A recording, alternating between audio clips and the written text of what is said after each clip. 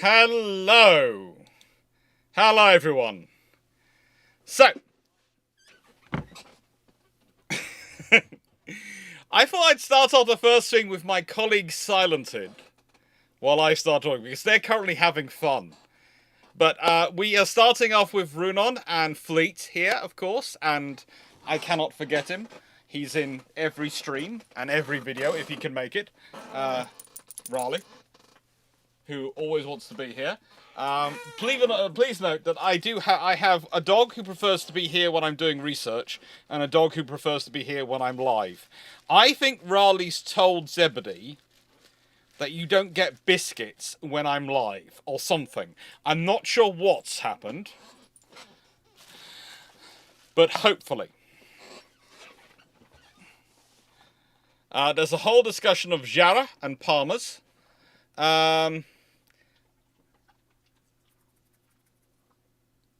It's a spelling thing. Sometimes I will pronounce it Yarrow if I want to wind people up, because that's how it's spelt. Sometimes I'll pronounce it Jara or Jarrow, depending on which particular part of Scotland I'm talking to and who I'm winding up. Because this is the problem with having family, like I do, who are from Scotland, and a large family like I do. Winding them up is its own reward. Now, if I make sure my colleagues now can be heard, and I say thank everyone for 5 years. Goodness gracious me, this channel's been going for 5 years. I started to keep my sanity during COVID, and it's just kept going. It's kept going. Oh, that's mildly scary. Well, It it's is. quite funny actually. I'll be coming up on 4 years of ramblings on May the 19th. Admittedly, only 1 year of that's been recorded, but still, 4 years of ramblings. That'll be a Yeah. heck of a moment. I'm not that far behind you. And it's all made possible thanks to all you. Your patron, Exactly. your subscribing, your supporting the channel. Everything is made possible thanks to you. A large chunk of this book collection behind me is thanks to you. My mum therefore considers you all responsible for the crack she's sure of developing in the concrete floor, but we'll leave that to one side.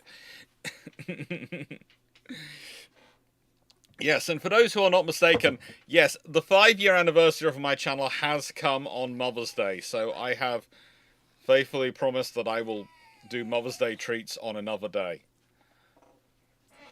so that we could have an abridged Mother's Day events today. I might be slightly in the doghouse. No, I'm not Yep. going to be sharing your bed. I say, I wouldn't be that lucky. You don't have to sleep in a doghouse. You're a good boy. He's a good poodle. How are we all doing today? How is everyone doing?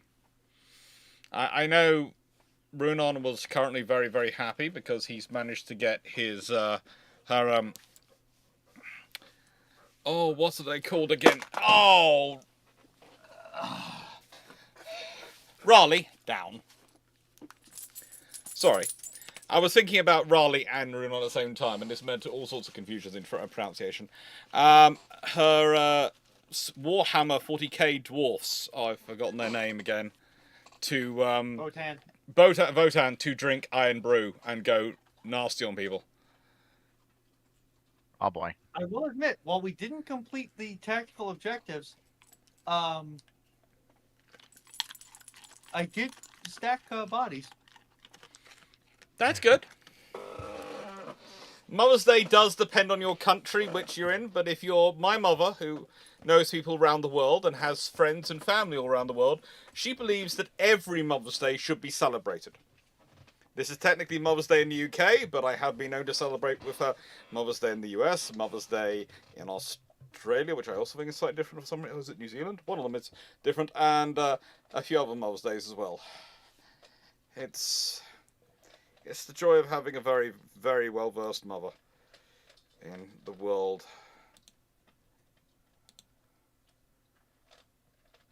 Let's do that. Oh.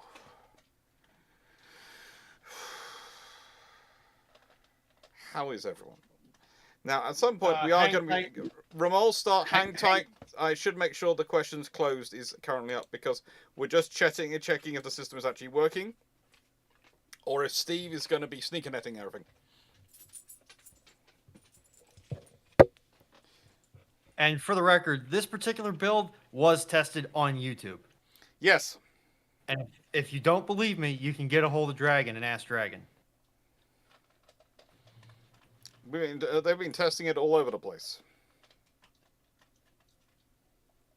Thank you, Vision. The only thing I have a question for, Doctor, is this will sound completely irrelevant, but what CPU does your computer run on? AMD. Okay. A Ryzen. Let me just remember it.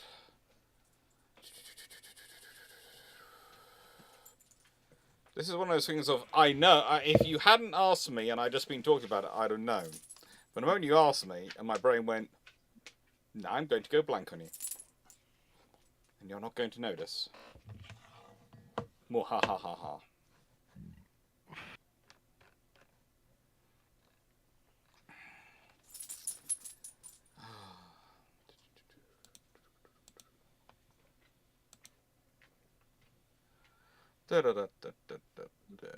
System.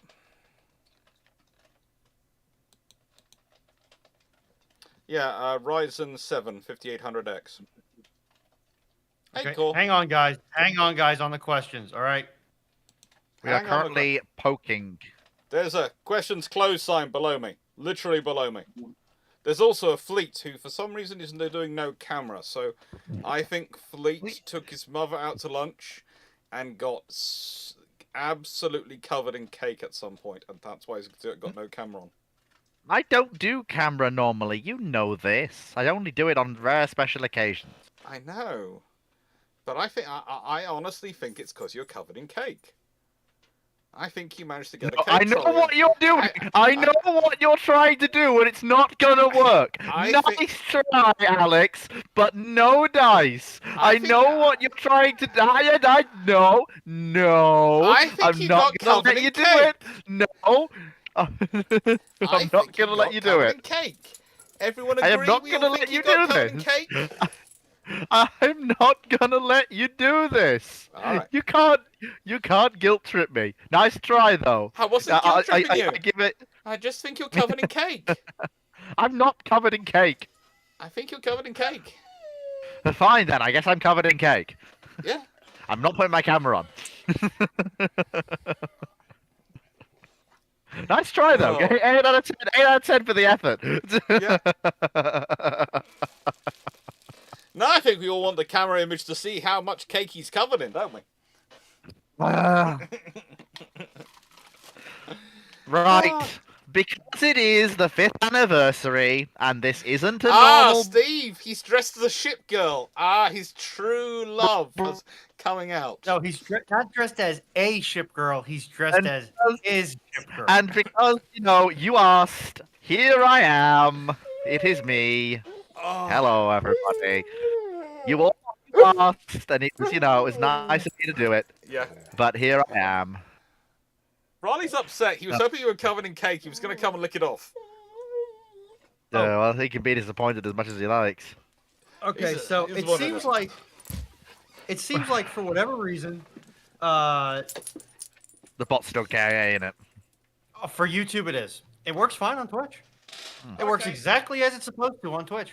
Works for me on YouTube. What do you mean it works for you? Oh, for your setup, yeah. Yeah. Yeah. And it works for me. I tested it extensively on YouTube and Twitch. Thank you, Dragon, and thank you, Team U. So why is it not working for me? Is it not liking OBS or something? It has nothing to do with I don't know. OBS. The only thing I can tell you to do, I'll get some screen caps to help illustrate the point. Yeah. But it's to make sure it's signed into YouTube. Everyone's upset at me for upsetting the dog. I have not upset the dog. You have. He's not... Look. Riley's gone You off wouldn't there give him- because of You you. wouldn't give him... He's you gone wouldn't off give him all the cake way over there anyway. because you He's don't have not cream on allowed you to for him to eat lick off. cake. You wouldn't let him eat cake anyway. It'd be bad for him. So don't try and guilt trip me into saying I've upset the dog. I'm wise to you now, Alex. You can't get it past me. I won't let him eat cake, but nicest way, I'm never going to stand between him and Cream. I'd always lose that argument. Oh I boy. know, I know. Before anyone says, I do know he shouldn't have it. You try telling Right. him that. Yes, it's the classic case with dogs of, you try telling him he shouldn't have it. But so that being said, while while we're waiting, I'm just going to check Steve and who else is going to volunteer for sneaker netting admin. Who else can I volunteer? Or rather, volunteer for them. Steve is here. I'll back Trevor Steve Thompson up. is here. Ruron is here. Paul's here. There are lots of people. Yeah, there are lots I'll of back admins. Steve up. My system, that's And So, Paul's here. very quick. Thanks, While Paul. we're waiting, You calm down. with this special 5-year anniversary, Yeah, if I may have the honor of asking the first question. of course. Asking the first question. Yeah. It's a two-parter, so if you'll give me. Out of the 5 years you've been doing this, does any particular video that you've done stand out to you as something you're proud of or enjoy doing? And the second part is, out of the year that we have worked together, it's been over a year now we've been working together. Do you have a particular favourite out of the collaborations that we've done? Uh-oh. Red Fleet timeline for the ladder. That was fun. Wow. Oh my god, it's Drac. Okay. Hello. How are you doing? I was gonna do this before Drac got here Yes. It's because Drac, you're making a habit of this. He drops it like a flashbang out of nowhere, and it just boom, that's it. Game over. Good night, Vienna. That's your lot. It's Drac with a steel chair. Oh, no. Yes, it is. with, It regularly is. without torturing our semi-resident, civil Out of engineer. interest, is it working switching on the camera, or Yes. should I just keep it off? Switch off the camera, on the camera. Yeah. That's fine. Okay, let me go and find out where my put the camera then. Look, he guilt tripped me into the camera, Drac. So it's you gotta come on. I think the video which stands out for me as the one I was really surprised at how well it did, and I will always be surprised at how well it did, is the Green Boy Shells one, back at Patron 74. Oh. Why does that surprise you? It seems like an interesting topic. Because I thought it was going to be really nerdy and I was going to get hardly any views, and for some reason that's picked up 28,000 views nearly.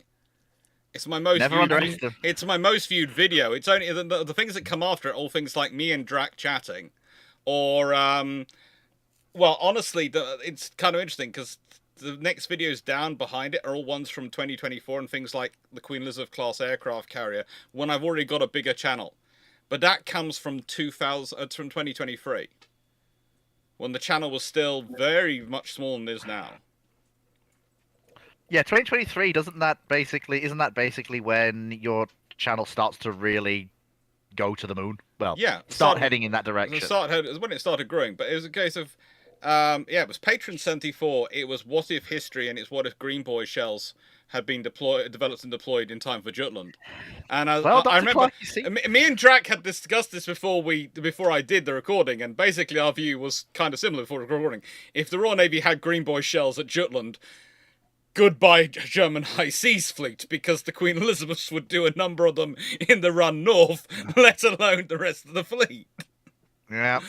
Which just becomes even scarier when you look at some of the post-war testing on Baden and Bayern, which I keep pointing at as one of the best examples of calculations are not always your friend, because the penetration and performance characteristics of the Green Boy 15-inch 42, if you look at most of the commonly used armor penetration formulas, are one thing, and then you look at how they performed against Bayern, and you're like, these things, at least by calculation methods, are overperforming by about 10 to 15%. Yeah. If not more. Well, the thing is, you always have to remember when you're designing shells, me and Drac will constantly try and drum into people. The salesman will oversell the capability of something. The engineers will always be conservative in their estimates on the performance of their systems. So the engineers will always undersell, overdeliver. The salesman will oversell, underdeliver. And the thing is, the engineers' report stuff is very rarely made public. So you don't actually, if you've got the two, what the salesmen are claiming, what the engineers are claiming, and you took a figure probably halfway between, you'd probably get an accurate performance of what the systems can do. Mm-hmm. But it's rare you get that. It's rare you get that. We have some questions coming in. Excellent. Although it's I don't happening know the what they are. old-fashioned way. They are coming in. I don't know what they are. So someone will have to see them. While we're waiting for questions, though, can I do a reveal? Yes, you can do a reveal. Oh, Drac reveal.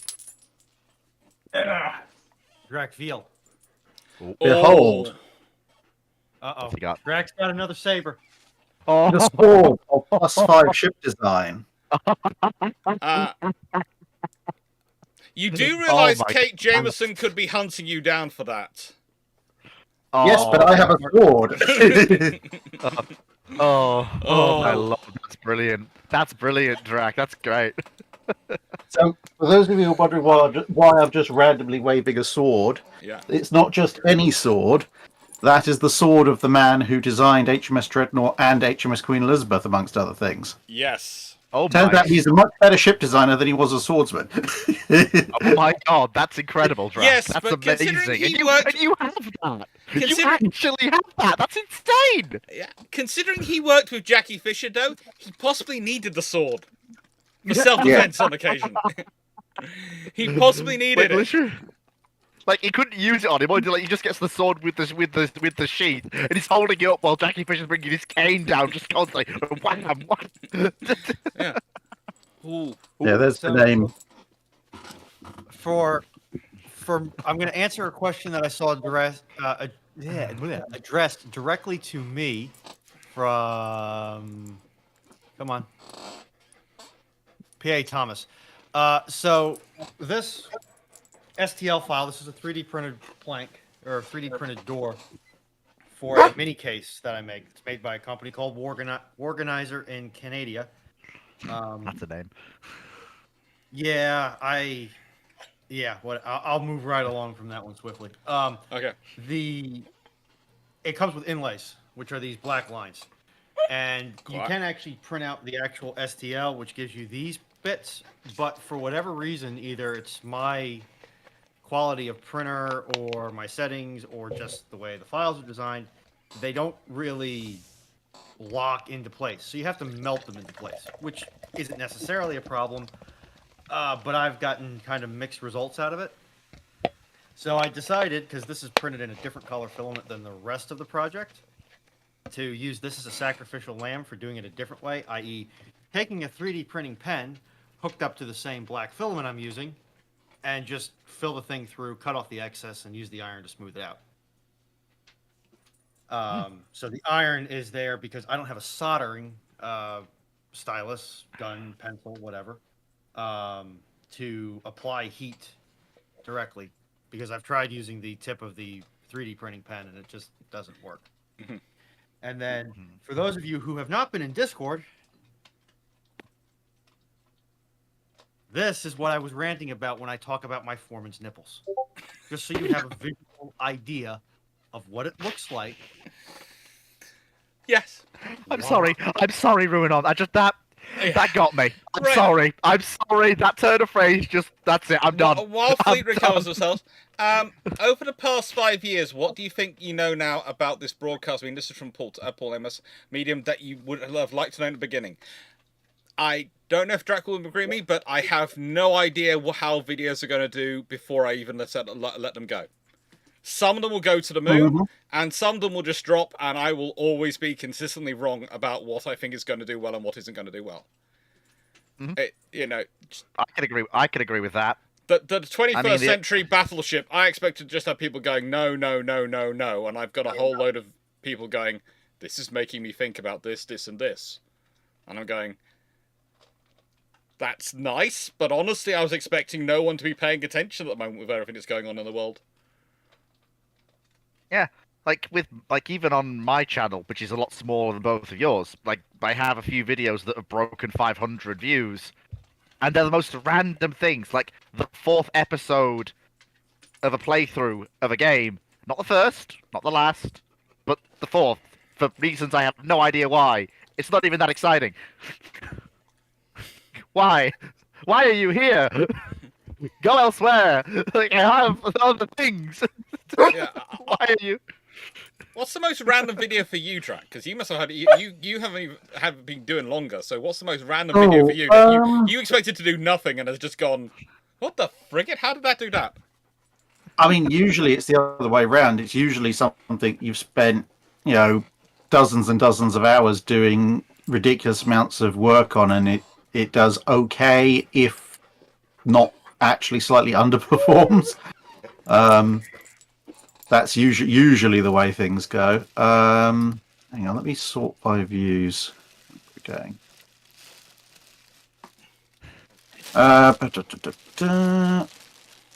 So, of the various... I mean, my old USS Texas one's still doing pretty well.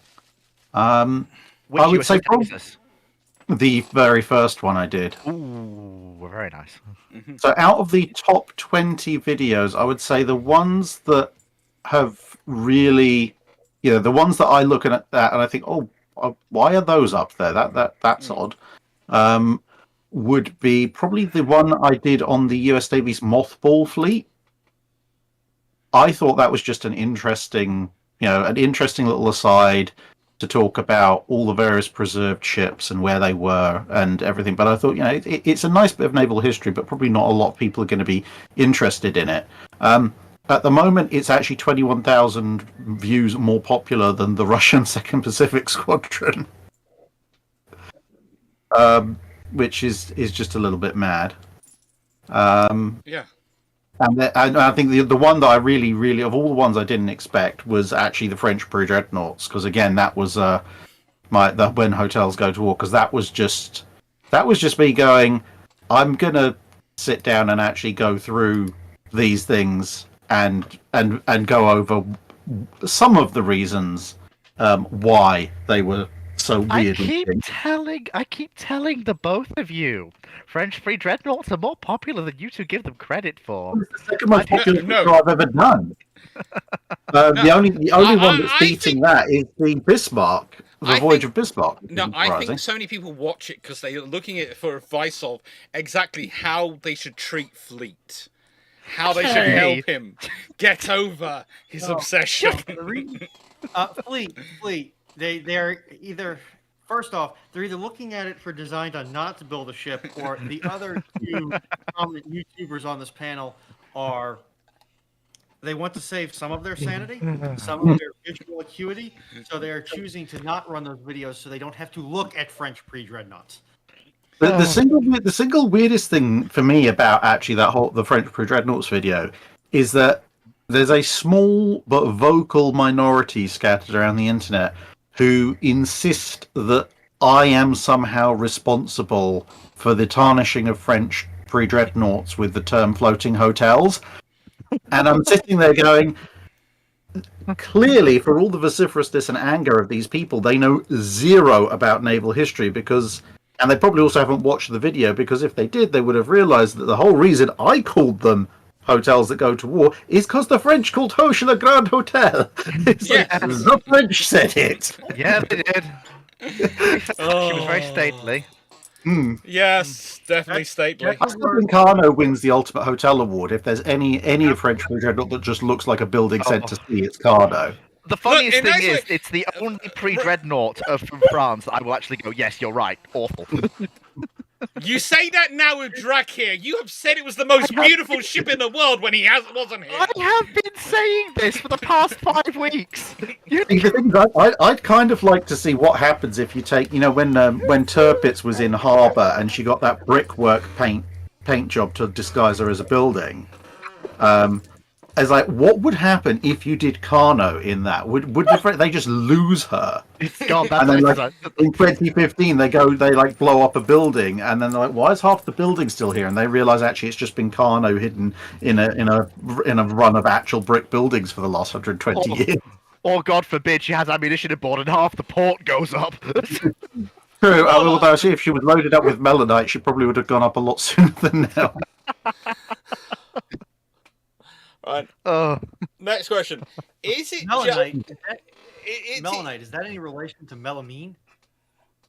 No, it's just French. It's just the French term for It's basically the French version of early cordite, with everything that implies. It's the French version of early cordite, which also had a desire to become liquid, which was even more than cordite regularly, and in its liquid form was how should I put this?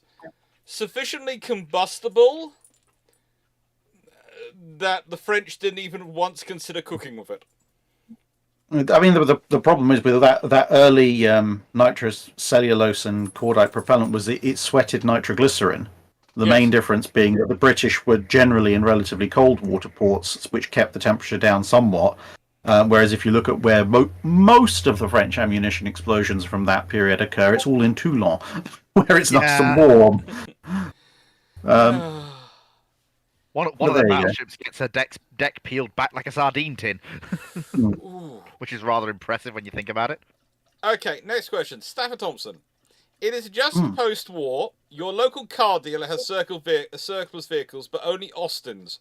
What do you buy, a Tilly or a Champ, and why? Tilly. Oh. I cannot resist the small van. I want the small van. Give me the small van. Drac is looking them up to check the performance figures, so he's going for the fastest. Yeah. I am going to plead to American to provide an intelligent answer to this question.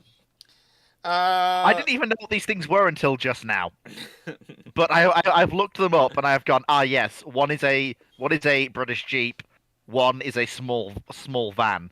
And I'm sorry, but I wish to have the small van because it actually had some interesting off-road performance, and I do mean interesting off-road performance. Interesting off-road performance.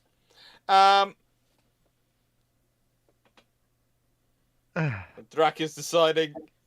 He's going. I don't want either.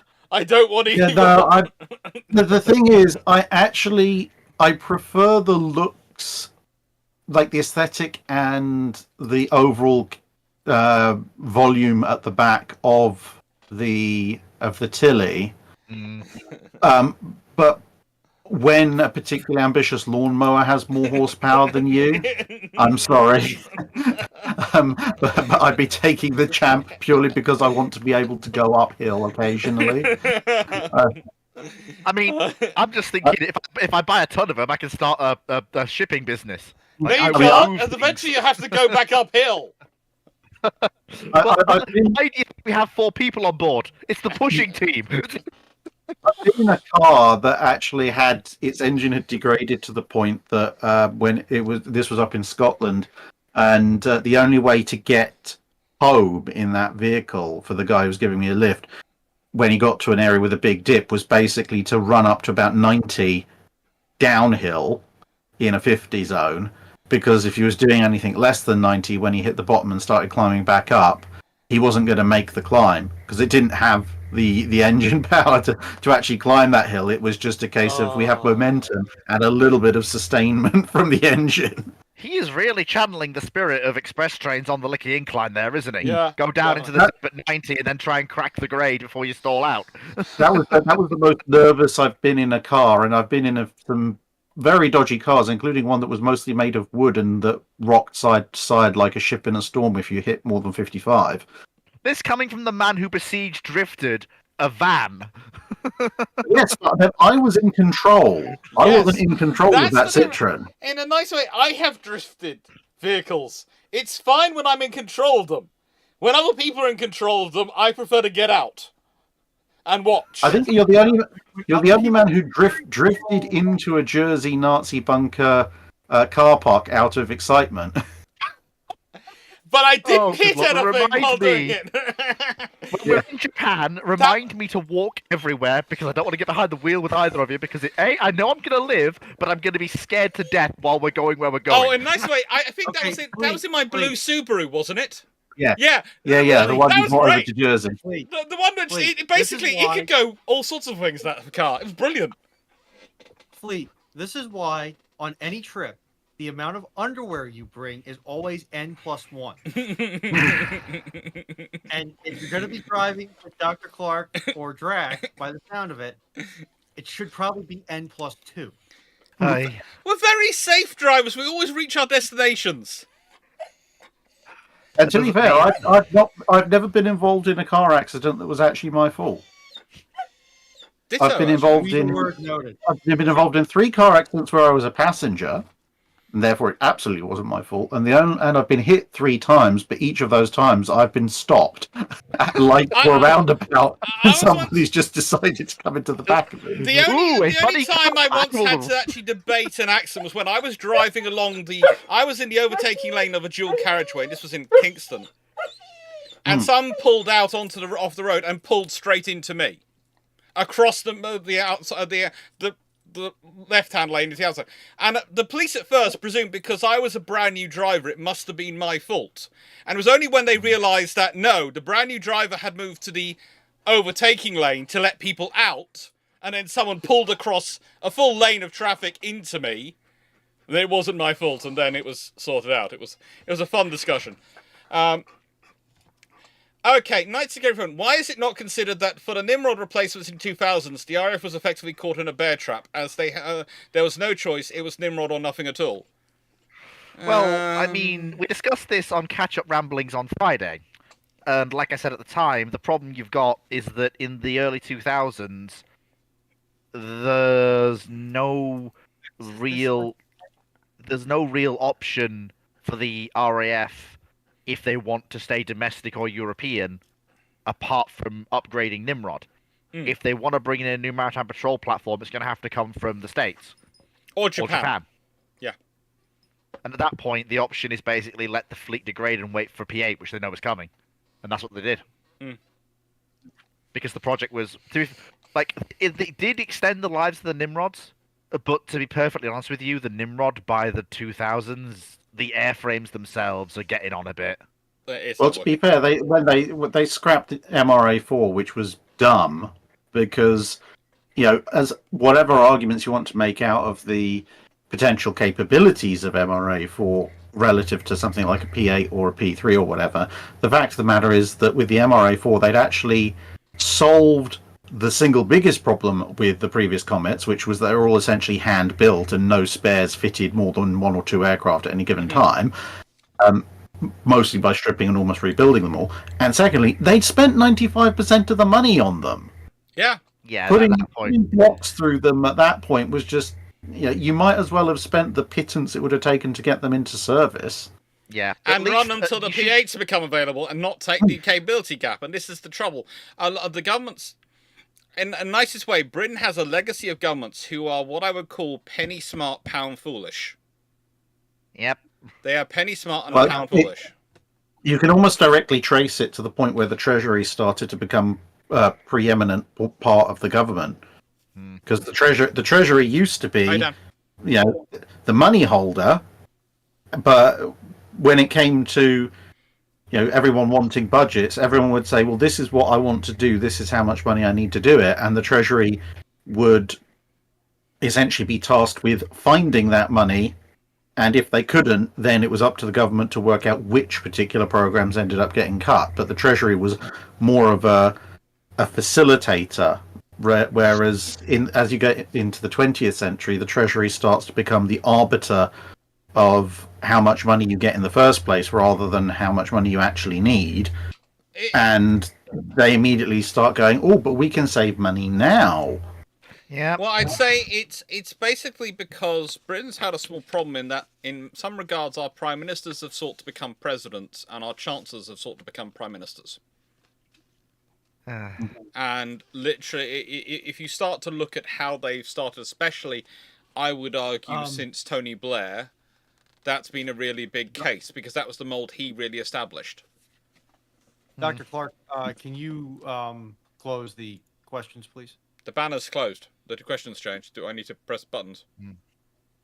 To make sure your banner... The banner does say closed. Okay. He's pulled the lever. Yeah, I pulled the lever. Wrong lever. And there goes Fleet off into the void. And we've been 5 years. We've been joined by Boom Boom Dan as well. Yes. So now not only do we have the individual who is trying to recreate Greek fire, we also have the individual who has the appropriate chemical mixture knowledge to assist in such an endeavor. Don't get me started on these two together. It's fun when we have them together. I remember once being sat in my grandparents' porch listening to Drac tell us all about how he had gun cotton under his bed. That was a weird conversation and a weird place to have it, to be fair. I don't know why I was on Discord in my granddad's porch, but hey-ho. Weird things have happened at For legal purposes, I no longer have suspiciously large amounts of gun cotton anywhere in the house. I also don't have any suspiciously large amounts of high-test hydrogen peroxide either, because I definitely didn't try and recreate a enclosed drive system. Good. That definitely didn't happen. No. Okay, Don't worry, right then. Jonathan. Black Horse, Fleet or Drac, what happens if the Royal Navy was able to board and capture the Bismarck and bring her into an Allied port? I had to answer this question the other day. I mean, singling out Drac, I understand, but why the heck do you want my opinion? Because we like you, and because this is the 5th anniversary stream of my channel. Well, my answer would be, I mean, the first thing is going to be the Luftwaffe is going to do their absolute level best to bomb her. I think and the U-boat arm is also going to do their level best to sink her, because let's face it, she ain't moving fast. They're going to be doing about as much pumping as they are going to be doing towing. But assuming by hook or by crook they manage to get her into an Allied controlled port, I mean, she's not going to be put back in service under Allied colours. The machinery and everything is far too different. I mean, theoretically, mechanically, you could do it, which might be very interesting if they patched her up just because they're not going to do it in a British yard. But bearing in mind, this is mid-1941, so America's not yet involved directly. You could get you could patch her up enough to get across the Atlantic and then say to the Americans, here, we'd like you to rebuild this, basically like they had to do with Richelieu, but more and earlier. And if you offer the Americans enough money, they might even go for it.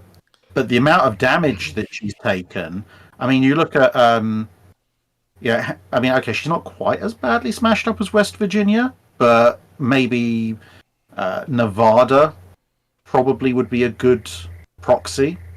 And you look at how long it took them to get Nevada back into service, and Nevada is a substantially smaller ship for which they already had the spares and the blueprints and the materials. Whereas with Bismarck, they're going to have to be first working out actually how much she displaces, because they don't know up until this point, because the Germans kept that all secret. So once they've actually worked out how big she is, what she displaces, and what all her systems are, they've then got to work out how the heck are we going to rip them all out, and what are we going to replace them with? Who's going to pay for all of this? You know, even a theoretical Americanized Bismarck isn't hitting the water until late 44, early 45. And more than likely would probably, given obviously Pearl Harbor and so forth, more than likely the Americans would probably, I think, shelve the project in mid-42. They'd just make her watertight and shove her off onto a pier somewhere while they do work on their own shipping. So I actually do have a variation on everything that you've said. I agree with pretty much 95% of it. But while you were talking, I was visited by Fleet's good idea fairy. Oh dear. So, you're quite correct. Bismarck's machinery is deeply flawed. Her hull, however, is sound. The French have no seaboard aviation apart from Bern. In theory, if the Free French can stump up the capital, aided by the British, and they take her to America, I see nothing wrong with cutting her down to the hull, ripping her old machinery out, and rebuilding her as France's only operable aircraft carrier for World War II. They did send several hundred tons of gold to Canada before France fell. So, if Vichy France is Vichy France is delegitimized and Free France is recognized by the Allies as the legitimate government of France, then technically they've got access to the funding. Because I know Bismarck's not great as a battleship, but if we replace her troublesome machinery, her hull form is fine enough for carrier conversion. She's got the length.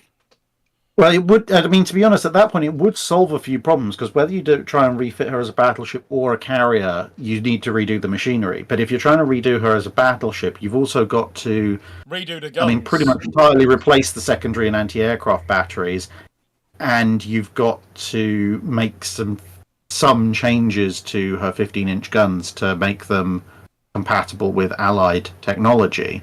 You can keep the guns. The guns themselves are fine, but then once you put it back together from the shelling and everything, but that's going to be a lot more involved than just rip everything above the main deck off, stick a big box on it, and call it a carrier.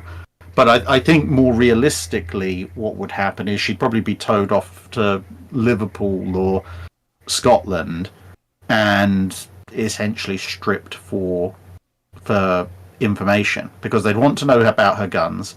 They'd want to know about her radar if any of it has still survived. They'd want to know about her fire control systems. They're not really going to care too much about a continuously short-circuiting 105mm installation. And at that point, once they've essentially torn her apart for intel, by that point, you've just got a Hulk, and at that point, it's probably far too late to start thinking about refitting her and bringing her up to spec or replacing machinery or anything like that. Because by the time they've done all that, it'll be. I just want to answer quickly a question in the chat, which is Walter British. Okay, and hi to Forces Smart, by the way, and Jonathan Moon. Hello, and thanks for the hype train on Twitch. Walter British. The reason it to extent Fleet's idea makes sense is if it's just prior to the Americans joining the war, where they couldn't really sell the French or anyone an Essex class without looking like they were being less Allied supporting than they were being even. Well, basically they were at that point. If you're selling them such a piece of equipment, you are being Allied supporting. But in terms of converting a Bismarck to a carrier, if technically it's been given by the British to the Free French, as it's their asset, and seeing as the Americans were already happy to take HMS Rodney turning up in the Brooklyn Naval Yard for work, they can basically get past. They can say they're not technically providing assistance; they're just helping with repair and recondition and refitting. You could stretch cash and carry to cover it. Yeah, you can stretch the things to cover what you're doing. But I think Drax's whole. I think the realistic version is what Drac has said. She gets torn apart, and then once all the useful information is gone, oh my, that's an awful lot of steel there. Be ashamed to waste it. The hilarious thing is she might end up being scrapped as a Mulberry breakwater for D-Day. That would be hilarious. It's like, here, you can have her back. Could be a good one for that. At that point, she'd still be there to this day, which would be even more interesting from a naval history perspective. Oh yeah. Ramon, what is your opinion of the Forrest Sherman class? Do you think it's just the 1950 to 60 Spruance? Do you think the 1915 Daring is better than the Shermans? Ooh. No, I'm sorry. The Forrest Shermans they're basically the US's last designed as and originally built as gun destroyers. Because some of the Farragut's come out as guided missile destroyers from the start. The Forrest Shermans, some of them get converted into missile destroyers. Yeah. But they don't start like that. And you're looking at 3 of the extremely excellent 5-inch 54 caliber guns. Yeah. Which obviously are fully auto-loading mounts. That means you spit out an incredible rate of fire. Darings have the 4.5 twins.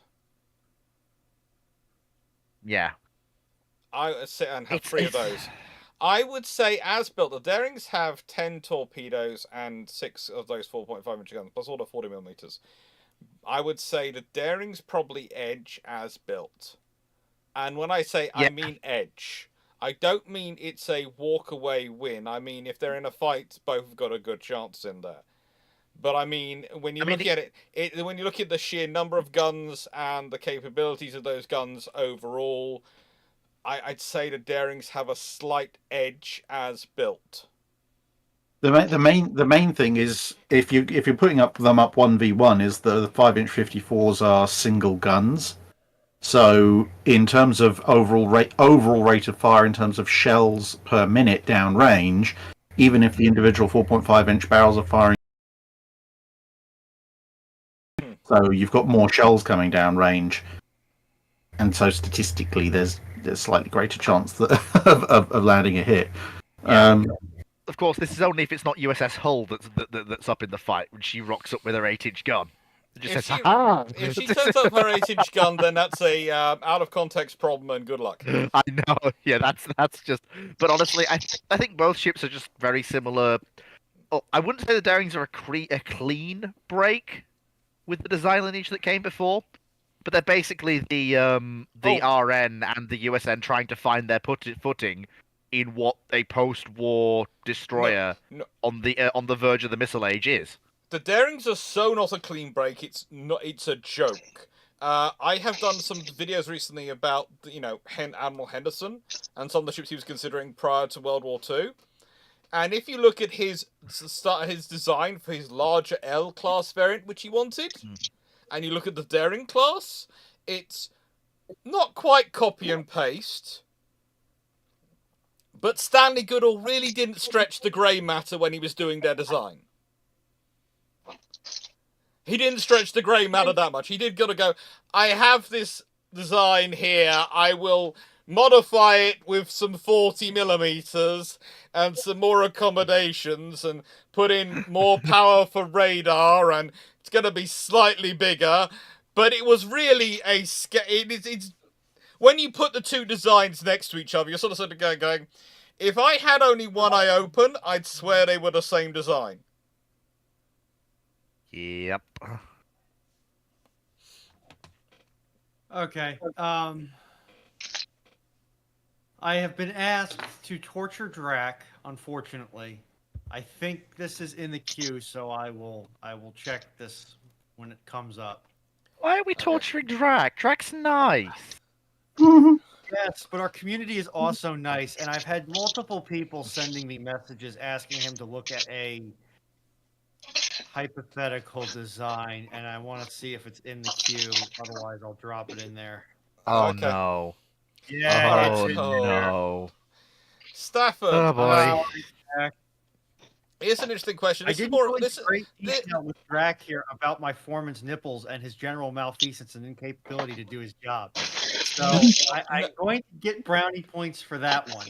we However, have if been over somebody that. wants me If you give Drac that level of information as a civil engineer with various standings and professional memberships, he is legally required to report that guy for being an umpty in charge of a building site.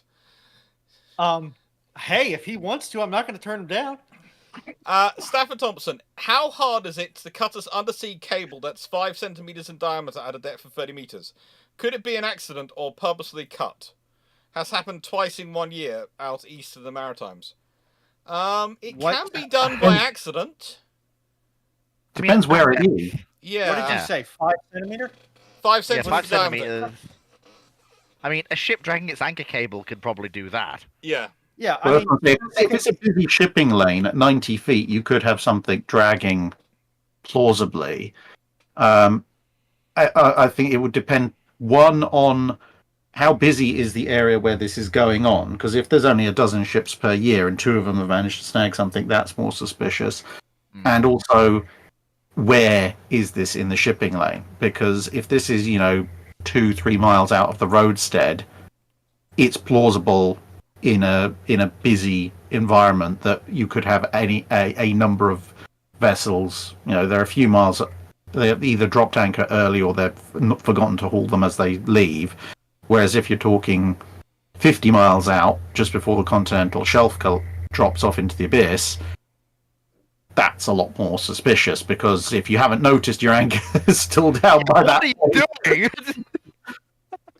That point you have to Sir? ask, you're not asleep at the wheel, you are just completely asleep. Yeah. Sir, should we bring in the anchor? What do you mean? Well, sir, we're about 100 miles from the nearest coast. Yeah, sure, go on, bring it in. That'd be fine. And next question from Black Horse. How important were the mothball fleets, and how long did it take for countries to get good at it when ship construction changed from wood and sail to go to steel and steam? Not that long, realistically. They had time. They had time to adapt, didn't they? Because it went wood and sail. Then you had the gradual introduction of iron framing and strapping. Then you had the improvements that were made to ship construction. Then you had steam, which came in, but the ships were still wooden. Then you had wooden ships with iron cladding. Then you had iron ships, but then the steam engines are now something you're used to. It was a gradual process, so I suppose it was. I mean, correct me if I'm wrong, folks, but I think that's the thing that always caused more trouble than people thought was actually the boilers on the steamships. Yeah, boilers are it's one of those fun things when you get into the amount of ships when they're brought out of just sitting there where they've been sitting, stored, needing new boilers. And they went in, they had perfectly fine boilers past the check, but the boilers really do seem to suffer the most of any part of the ship, even more than the hull. Because even some of the V&W destroyers, when they went in for their conversions to long-range escorts and things, they needed whole new... Yes, they were losing boilers as part of that conversion, but the boilers that remained were often had to be replaced. I mean, one of the things you always have to remember when it comes to mothball fleets is how the naval treaties changed everything. Because if you look at what you might call the mothball fleets or the reserve fleets prior to World War One, like the Third Fleet for the Royal Navy, it's a reserve fleet, but every year when there are exercises, sections of it get reactivated and hauled out to basically become, in the modern terms, the OPFOR. And occasionally you'll also have some of the newer ships in the reserve fleet actually cycled out and, doing duty instead of other ships of their approximate age. So sort of the first of the pre-dreadnoughts, the Majestics. Well, the Majestics are mostly in the reserves by that point, but like the Canopuses are still cycling in the late 1900s. So pre-World War One, what's in the reserves is still every 2 to 3 years at least getting fired back up and hauled back out and sent across to do something. Whereas post World War One, when you're looking at the interwar period, the treaty period, and then going into the Cold War period, suddenly ships' lifespans have got, in terms of practical combat usage, have gone from maybe the 10 to 20 years that everybody was expecting in the late 19th century back towards almost age of sail, ship of the line, where you're expecting to maybe use this ship for 30, 40, 50 years. And now you're facing a possibility of, okay, we might want to use this ship a decade or two down the line, but now we've got to store it static and pretty much not moving for that long, which hasn't been done since the age of sail. And machinery, as it turns out, does not like being left untouched for 10, 20 years at that kind of scale. So a lot of what you see is invented during the interwar period, especially, and then into the post World War II period. Because like you were saying, Dr. Clarke, about the Clemsons and the Wickses in World War II, they'd stuck, they'd covered everything in Cosmoline, and they'd stuck dehumidifier packs all over the place. But they discovered very quickly that that might have been suitable if you wanted to keep it for 5 years. It's not suitable if you want to keep something for 20 years. And that's where you get in the 1950s, you see pictures of the Iowas and so forth with all those domes over them, the little canvas igloos.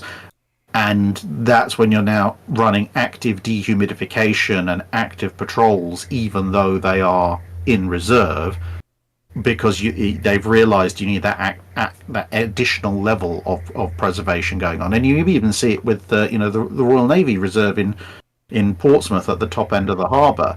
They've got a couple of reserve ships used as accommodation ships, and the people on there have to go out and about checking on everything every day just to make sure that it's vaguely within the realms of being reactivatable at some point if needs be.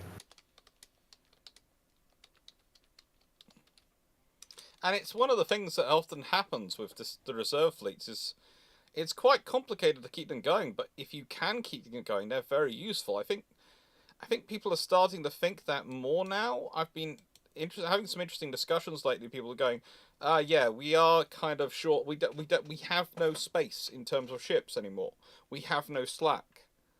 And the Type 23s, they've been run down so much by the debate over the successor frigates that they aren't going to be an option for keeping in the slack.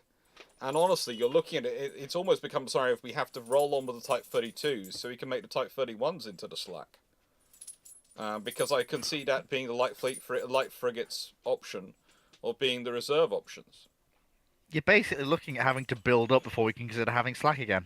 Yeah. Yeah. And that's a bad situation to be in because, the whole idea was that, during the Cold War, you didn't have the slack because it was going to go nuclear and the war was going to be over in 45 minutes. Or 3 or 4 days at most. And then after that, well, wars are only going to be wars of choice, so we don't need any slack now because wars are going to happen when we choose them. So we'll make sure we have the things available for us. And that's just the level of hubris. Yeah. The level of hubris. Although I will point out, you and I have discussed exactly why that hubris existed. Yes. It's understandable hubris. We don't have to like it, but we have to understand why.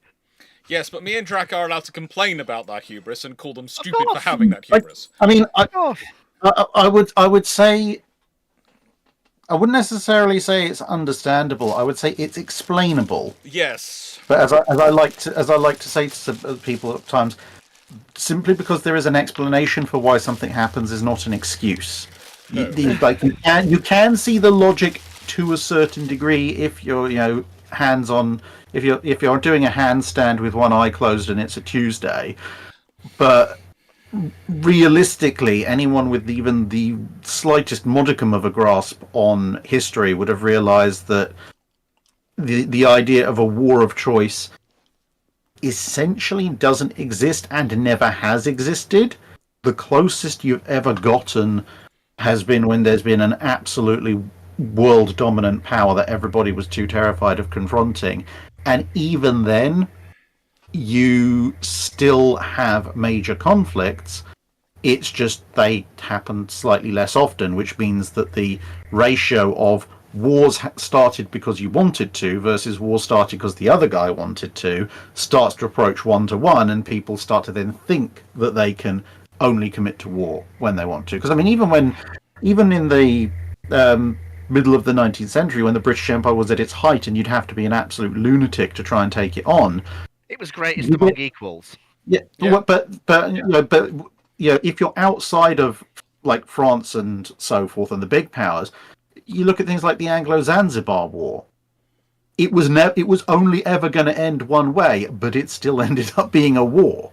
Yeah. The Boer War. Well, both Boer Wars at that point. There are a whole bunch of wars that end up being, to varying degrees, relatively costly for the British Empire. And if you sort of look at the force balance before the war on paper, you'd go, clearly this is never going to end well. Therefore, we won't go for it. But the war still happens. Yeah, the outcome is in the end predictable, but it wasn't something the British were expecting to have to fight. Yeah. Or as I like to call the Boer Wars, the wars of "you're too racist even for us, please stop." Yeah, this is something I get into trouble with occasionally with people because they don't understand. They go, "You're defending the British Empire by saying the Belgian Empire was bad." I'm going, "No, I'm not. I'm just saying that the Belgian Empire has a distinction of being such a corrupt and terrible empire that even the British Empire and the French Empire, which were not nice institutions, thought it was going too bad for them." That tells you how bad something is. If the villains in the group are going, "You're too villainous for me," you are really bad. Do not assume the absence of criticism to mean we will not criticize, basically. Yes. Yeah. Well, I mean, you get stuff like, my particular hobby horse, considering my ancestry, the Spanish Empire. What's the reason you don't have lots of descendants of Spanish slaves asking for compensation or reparations these days? Because the Spanish killed them all. They don't have really descendants. Yeah. It's. I mean, the population of, it's the population of some portions of South America to this day is still smaller than the population levels that as they were when the Inca Empire was around, because the Spanish managed to depopulate them to such a degree. Yeah. Yeah. You can't see it, but I'm holding up my invisible colonialism is bad banner. You can't see it because it's obvious. Therefore, I don't have to make it. Or like, what do we call the region where all the pirates classically from? The Caribbean. Why do we call it the Caribbean? Because it's named after the Caribindians that Columbus discovered. What is one feature that you cannot find in the Caribbean? Caribindians, because the Spanish killed them all. Yeah. Near enough. I think there may be like one or two, but they're pretty much essentially depopulated. I feel like we're getting a little bit off the wheelhouse here, gents. Well, it's so off the wheelhouse, Dr. Clarke has turned into a Calac shelf. Well, no, I went to get dog food because I apparently had his bowls were emptied. Oh. It's the amazing, whimsical, transformical Dr. Clarke. turning into a Calix bookshelf. Right. If the Germans, and this is from Bald Parakeet, if the Germans made their own HMS Unicorn, honestly not an aircraft carrier gun, would that have changed anything majorly, or just be one more capital ship to sit in harbour? The only real candidate you've got for that is basically they would have to recognise they need it, which removes it past the beginning of the conflict for the Germans. They have to have a hull they can use to convert into that. That basically only leaves one. It's Stadelitz that's going to get called up for that. When she's converted into a carrier, they're going to convert her into a unicorn-style carrier rather than a normal carrier. Because as far as I can tell, they can't afford to build a keel-up design, and if they do, they're not going to finish it. If for some reason we're changing the German mindset to the mindset that they want this, I personally, I don't see it going any other way than that. And at that point, if they have it, But B, which is Graf Zeppelin's sister ship, but they cancelled her pretty early in her construction because the German shipbuilding industry was just going, we can't do this, along with all the other stuff you're asking us to do. Yeah. Like, I mean, at this point, do we say they just build Graf as a totally not aircraft carrier? But at that point, you have no aircraft carriers other than her. Well, yeah. You've converted your only one into a repair carrier when you have no other carriers. It would help with Norway. I think honestly, if you with a forward aviation support ship, and if they have it, I think it's just going to be. It's probably going to sit in harbour. But if they do have anything like, again, HMS Unicorn, whilst it's not an aircraft carrier, it is a forward aviation support ship, as we all know, not an aircraft carrier. Okay. Honestly, not upon my honour, as a naval officer, as was the phrase you used, it is not an aircraft carrier, and it was not. It was a forward. Could quite easily be a light fleet carrier, and was actually used as a light fleet carrier for a goodly chunk of its World War II career, by just not fitting all the maintenance facilities. So if the Germans went with that, then they have an aircraft carrier, and as we've talked about before, if the Germans have an aircraft carrier, that becomes target number one that everything is going to try and kill. Oh. Intrusive thoughts. I know that look. Oh, Lord, help us all. I know that look. It's this Greek fire experiments. Yep. No, I've just thought, how could you actually make a ship which I hate, I really, really hate, actually useful? Königsberg class aircraft carrier. No! We've been over this before. They're only 30 feet shorter than a Cleveland, and the Clevelands were turned into Independences, and you ain't getting any other real practical use out of the blasted things. You might as well. I can't believe I'm picking a side between the two Alexes here, but Fleet's going to side with Drac. Because, I'm sorry, there is one way to fix the stability problems with the Königsbergs if you're doing this. If you're turning them into a relatively cheap support carriers, bulge. All of the bulge. So much bulge, you can't even unbulge it. All of the bulging. It might slow them down a bit, but...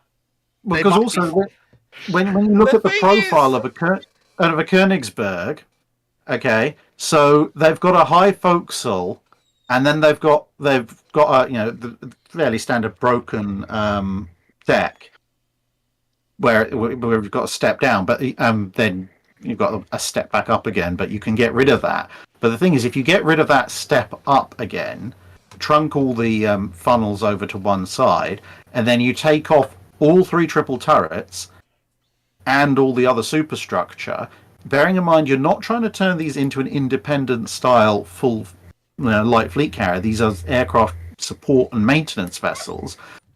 You could basically put a half deck over the bow, over the forecastle, back to where on the original ship the foremast is, which would basically just be for stores.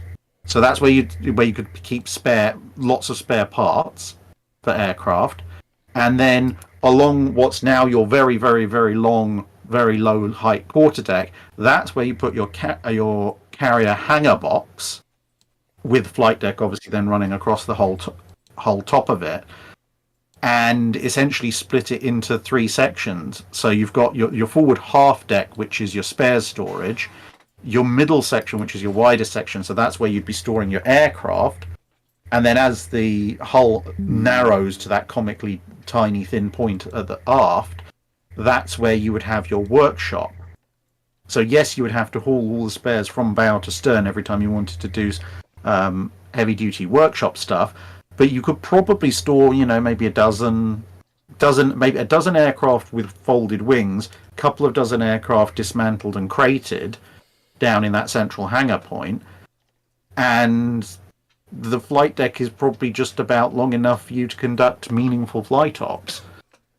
I would also point out that as these are German support carriers, I would be surprised in the extreme if they do not have the cranes and the facilities to support every kind of German seaplane short of a BV-238. Yes. But the thing is, that also means they've got the Graf Zeppelin working, and if they've got the Graf Zeppelin then working, they've still got their escort limitations, but that still represents an outsized threat combined with a Tirpitz or something like that for a possibility of problem for Britain. Well, more questions are currently closed. Once we reopen to them, we'll get your question too. The problem is you've put Dr. Clarke and Drac in a panel, which is normally enough to go off the rails and get long conversations. And then you've thrown me in with my penchant for insanity and occasional madness. Well, this is going to be an easy question from Black Horse for me and Drac and you to answer. Which navy has the biggest history of running their ships into the ground? Canadian! Yeah.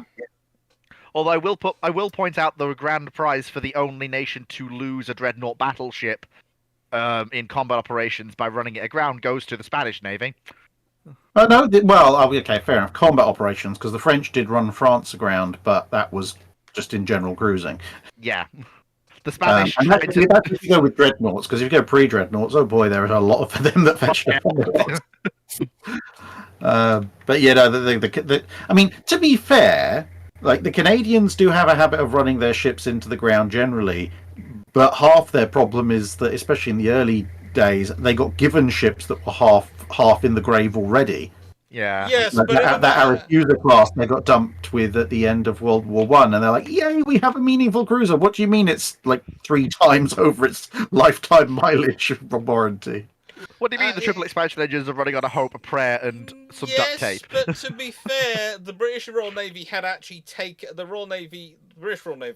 taken ships off them because they found the Canadian government had left them to just rust. So they reached the point where the Royal Navy no longer wanted to give them decent equipment because they didn't trust them. They would quite happily give the Royal Australian Navy the latest and greatest equipment because the Australian government could be trusted to look after it.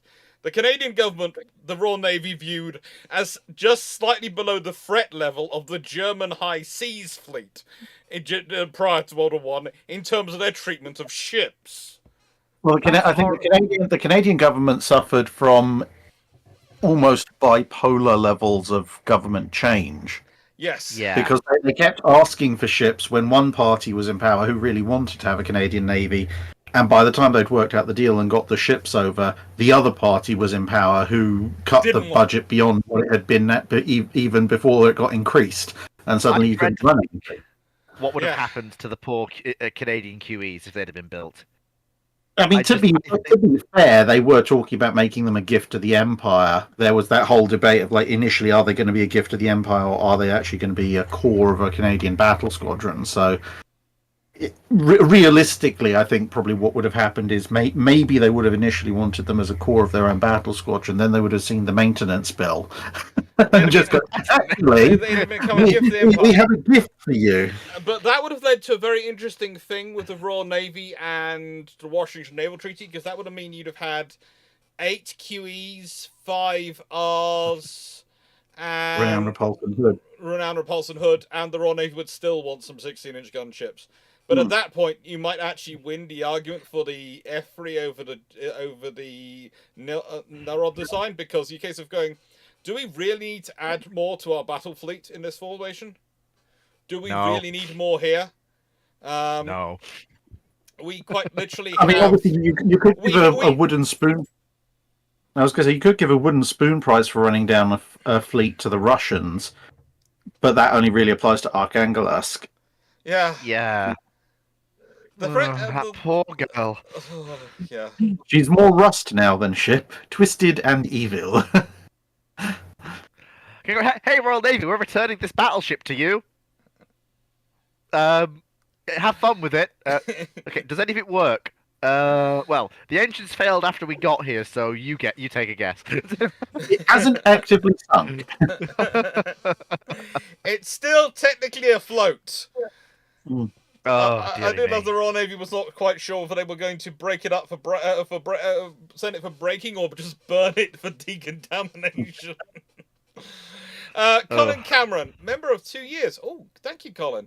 Question: Have you have mentioned the flow of sailors from the fishing fleet to the Navy, but was there some finishing with the Navy and using prize money to buy ships, and which fishing fleets benefited? Occasionally, fishermen would, especially, this is going to sound strange, the main fishermen you'd find who would end up in the Navy would usually be Cornish smugglers, who were fishermen, of course, but who knew the French coast beautifully. And for some reason, in the Age of Sail, Royal Navy captains would look at a Cornish fishing vessel and its sailing master, and would be very keen on hiring them to be their sailing master for their frigate when they're going to be hanging around off the French coast. Quote unquote hiring. Yes, you're being hired. You have a choice. You can come by force, or you can come because we're going to pay you a large amount of money. Is usually the choice. Either way, you're coming with us. You're either coming in irons because we're resting for what we know you've been doing, or money. I mean, to be honest, Royal Navy service is a good way of escaping almost anyone. It's like, do you have creditors? Do you have people closing in on you because of illegal activities? Do you have angry relatives because you haven't built the barn like you said you would? Join the Royal Navy. You'll be overseas for 3 years and we won't let them touch you. And by the time you get back, probably everyone who's come after you has died of the plague. And if they haven't, you'll have so much prize money from all the ships you're going to capture, you can pay them all off. Or 3 years of highly aggressive military training. It's just, they would usually go away. The amount of them who would go away, come back, go away, come back. And also, it's one of the things you find amongst officers who are very skilled Navy. I do remember there was one captain who got a letter from the Admiralty. You're allowed to take whichever lieutenants you want with you. And his response was, I don't care which lieutenants I can take with me. I'll take whichever ones they don't mind going with me. But I'm taking my navigator. I'm taking my sailing master with me. I'm taking my senior NCO. I'm taking my master's mates with me. Why? Because I recruited them. Because they're useful. And they're all from various, scenarios. Well, there are also situations like you mentioned with like the Cornish smugglers and stuff, where Smugglers signed up for the Royal Navy under suspicious circumstances and then magically seemed to know exactly where all the French smuggler coves were. And honestly, those smugglers didn't owe them money and hadn't shortchanged them on a deal. And there was absolutely no reason they were guiding, several frigates and mortar vessels in to completely blow the French smugglers off the face of the planet before shortly rejoining their old smuggling ways of life now that they've eliminated the competition. Oh. It's even worse when you start looking at my family history. That's going in the Drakism book, right there. That one's going in the Drakism book. Oh, yeah. But that was basically my entire family methodology. In peacetime, we're traders. In wartime, we're Royal Navy officers. Oh, dearie me. It's statements like that, which is why when you make certain jokes about getting me out of the United States by various means, I don't know if they're actually jokes. Why do you think the Queen Mary 2 is diverting you to exactly where you are? Look, I put treads on the thing yesterday. Look, I went down to Southampton and I had a wrench and I put some treads on the thing. It's fine. Coming to you directly. It's fine. All right. Now, this is from Steve, who's one of the admins. Panel, if you could choose a method of propulsion available in the 1920s, if there was no washing naval treaty, what would you choose? Geared steam turbines, oil-fired boilers. Oil-fired boilers, turbo electric for anything bigger than a light cruiser. Geared steam turbines for anything light cruiser and smaller. Turbo electric has a shelf life, though. The problem is in terms of space. What's the exact question again? Sorry. If you could choose a method of propulsion available in the 1920s, if there was no Washington Naval Treaty, what would you choose? Yeah. Okay, for what? Or was it just general? Just generally. You can pick what ships. Well, I mean, geared turbines are kind of the standard.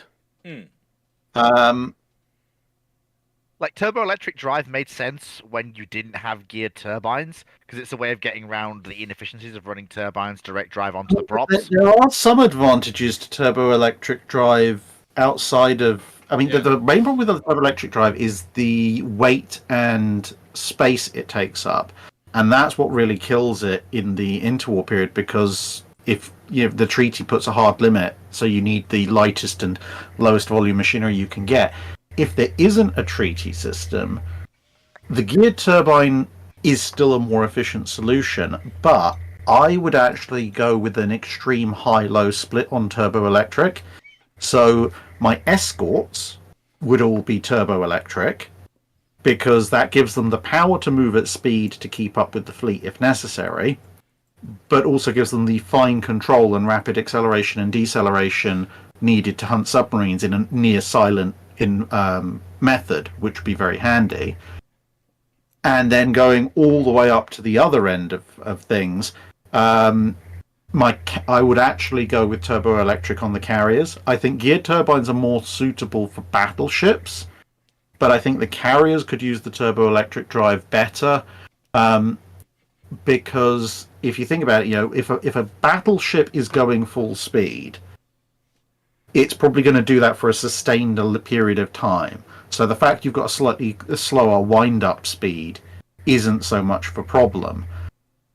Whereas if you are an aircraft carrier, if you're conducting flight operations, ideally you need to accelerate as fast as humanly possible to get up to the wind over the deck for the aircraft so they can take off as quickly as possible, because if you have to gradually wind up to that speed, that's taking you further and further and further away from the battle fleet, which is giving you cover, which means also a longer time to get back.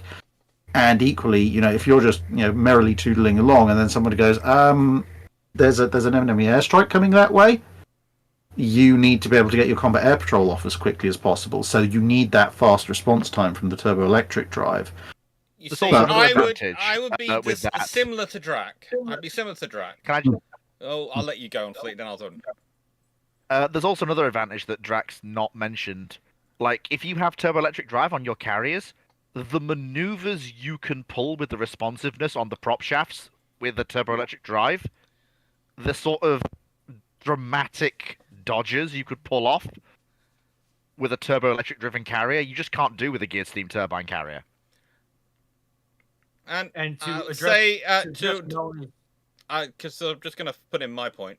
But why turbo electric? It's what the Americans were going with, and it was mainly their options they were going pushing because, to be fair, the British had a slight edge in geared steam turbines. The Americans had an edge in turbo electric, and the Americans were kind of rubbing in, especially the Lexington class. Both sides. This is what I often say: is with Britain and America, the technology, it's a tech race going on. This is what people often forget about the battleship race going between Britain and America, Italy, and Japan, etc. That they were engaged in a tech race, the four of them, and they were doing a really interesting one. But they're also nicking tech from each other shamelessly. Were doing it. I would be similar to Drac, but I would actually the battleships would also be turbo electric, and I have a reason for that. If I want to make them really survivable, then if I can set it up as turbo electric systems and I have a single main, then that means I can power any of the prop shafts off any of the engines, and that means I can, if I want to just cruise for a long time, I can run have one running, and I can have others down, and I can be refitting them and maintaining them. It for my battleships especially, which it's less likely I'm to have facilities for that I can readily repair them wide around the empire if I'm Britain or everyone else.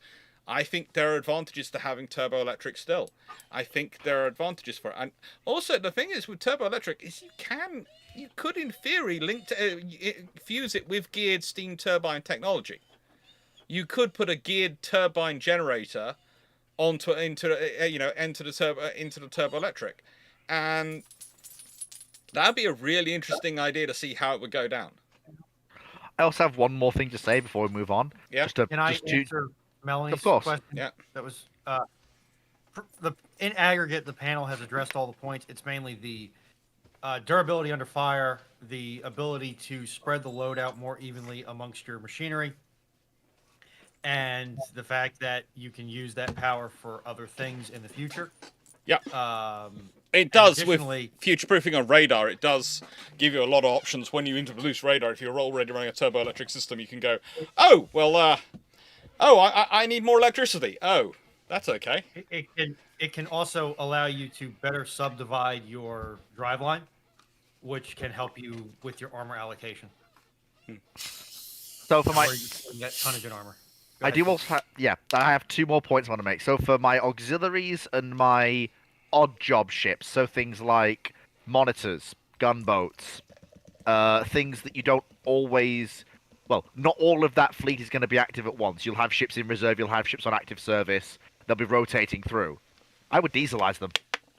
I'd embrace diesel engines, because it means when they're in reserve, you don't have to worry about boiler maintenance. They're very easy to flash up from cold. You don't have to worry as much about high speed, because gunboats and monitors are probably going to be moving around at mid-20s of knots if you're pushing it. So you're not straining the diesel engines at the time too much. You're being generous. I am. Mid-20s of knots. But for monitors, I think it works very well. Especially. Maybe not so much for the gunboats, but for monitors, especially new build monitors, you're not going to use them all the time, because you're going to activate them for certain key things you need them for. And it's far better to have a ship you can flash up from cold with no start time, basically, and no boiler maintenance to carry out. I know you have to maintain diesel as well, but it's a different kind of maintenance. The insect class could do 14 knots. But you have said that gunboats of the period had a speed they were capable of, and then their actual top speed. Yeah, but if the Royal Navy's claiming 14 knots, I don't think they're going to be achieving 20 knots. It's more once you're dealing with destroyers and cruisers and sloops that you start to realise that the Royal Navy was very much giving the peacetime speed of their ships whenever they're giving their official speeds. Yeah. It's very much the peacetime speed. Well, Castina, another over on YouTube, user Castina said, I believe a major reason trains went with diesel electric was the inability to build a clutch assembly with a useful service life usable by the engineer. Yet possibly I'll let Fleet, because he knows more about that than I do, comment on that specifically. But also, hang on, Fleet, with an electric motor, the torque rating of that motor the max torque rating is available immediately. There is no curve. It is a cliff. Yeah. So that is a huge bonus to any sort of electric drive system, especially on land, because you have it's the reason why, as much as I currently, I'll skip that a little bit. Like the reason why Teslas and other electric cars have such great off the line performance is because all of the torque that those drive units are able to produce is available instantly. Yeah. So the thing. And okay, Dragon 2000 on the rails. Oh, we got fleet started on railways. Carry on. I'll be quick.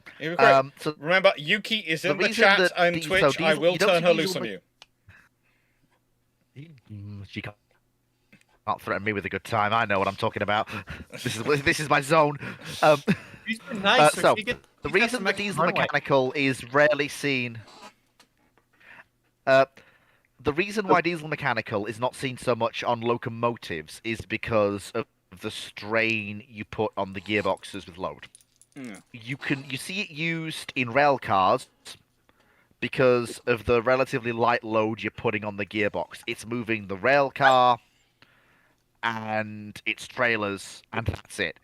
You're not asking it to deal with 1,000 tons worth of train and starting that from scratch, and then coming off the power shifted and moving that. You can't come off the power, shift gears, and come back on if you're trying to start 1,000 tons of freight train. You need a smooth power curve. It's one of the reasons why you see most diesel mechanical shunters can do it, because they basically just have 2 gears, slow and tough, and slightly less slower and tough. Okay. So you had to where you transmit the power through hydraulics, or diesel electric, where you just basically say, I am a mobile power. Okay. I'm done. Shebra, it really isn't that hard on your wiring if you have spec'd your wiring correctly. All right. And now Dragon's question. This is one which me and Drac will have been waiting for.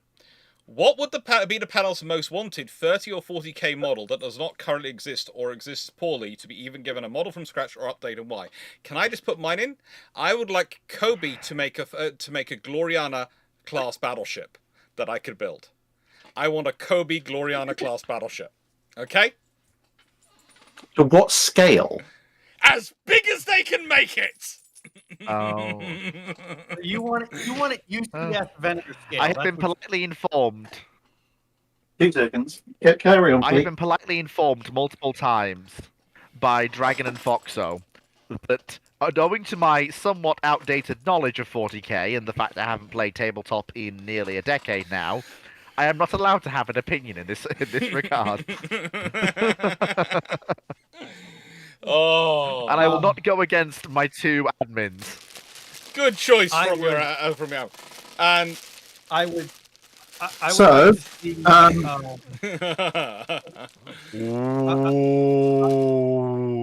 haven't put the engine block, all the fins, all the bridge, all the launch bays on yet, but this is a Mars class in 1 to 10,000. Ooh, Drac, that's pretty. That's very pretty. Oh, that is very. That is indeed a weapon to surpass Metal Gear. I would like to see the Raven Guard get some love, and Cherokee and some actual Vanguard veterans with lightning claws back, please, and thank you. Yes, definitely. That'd be.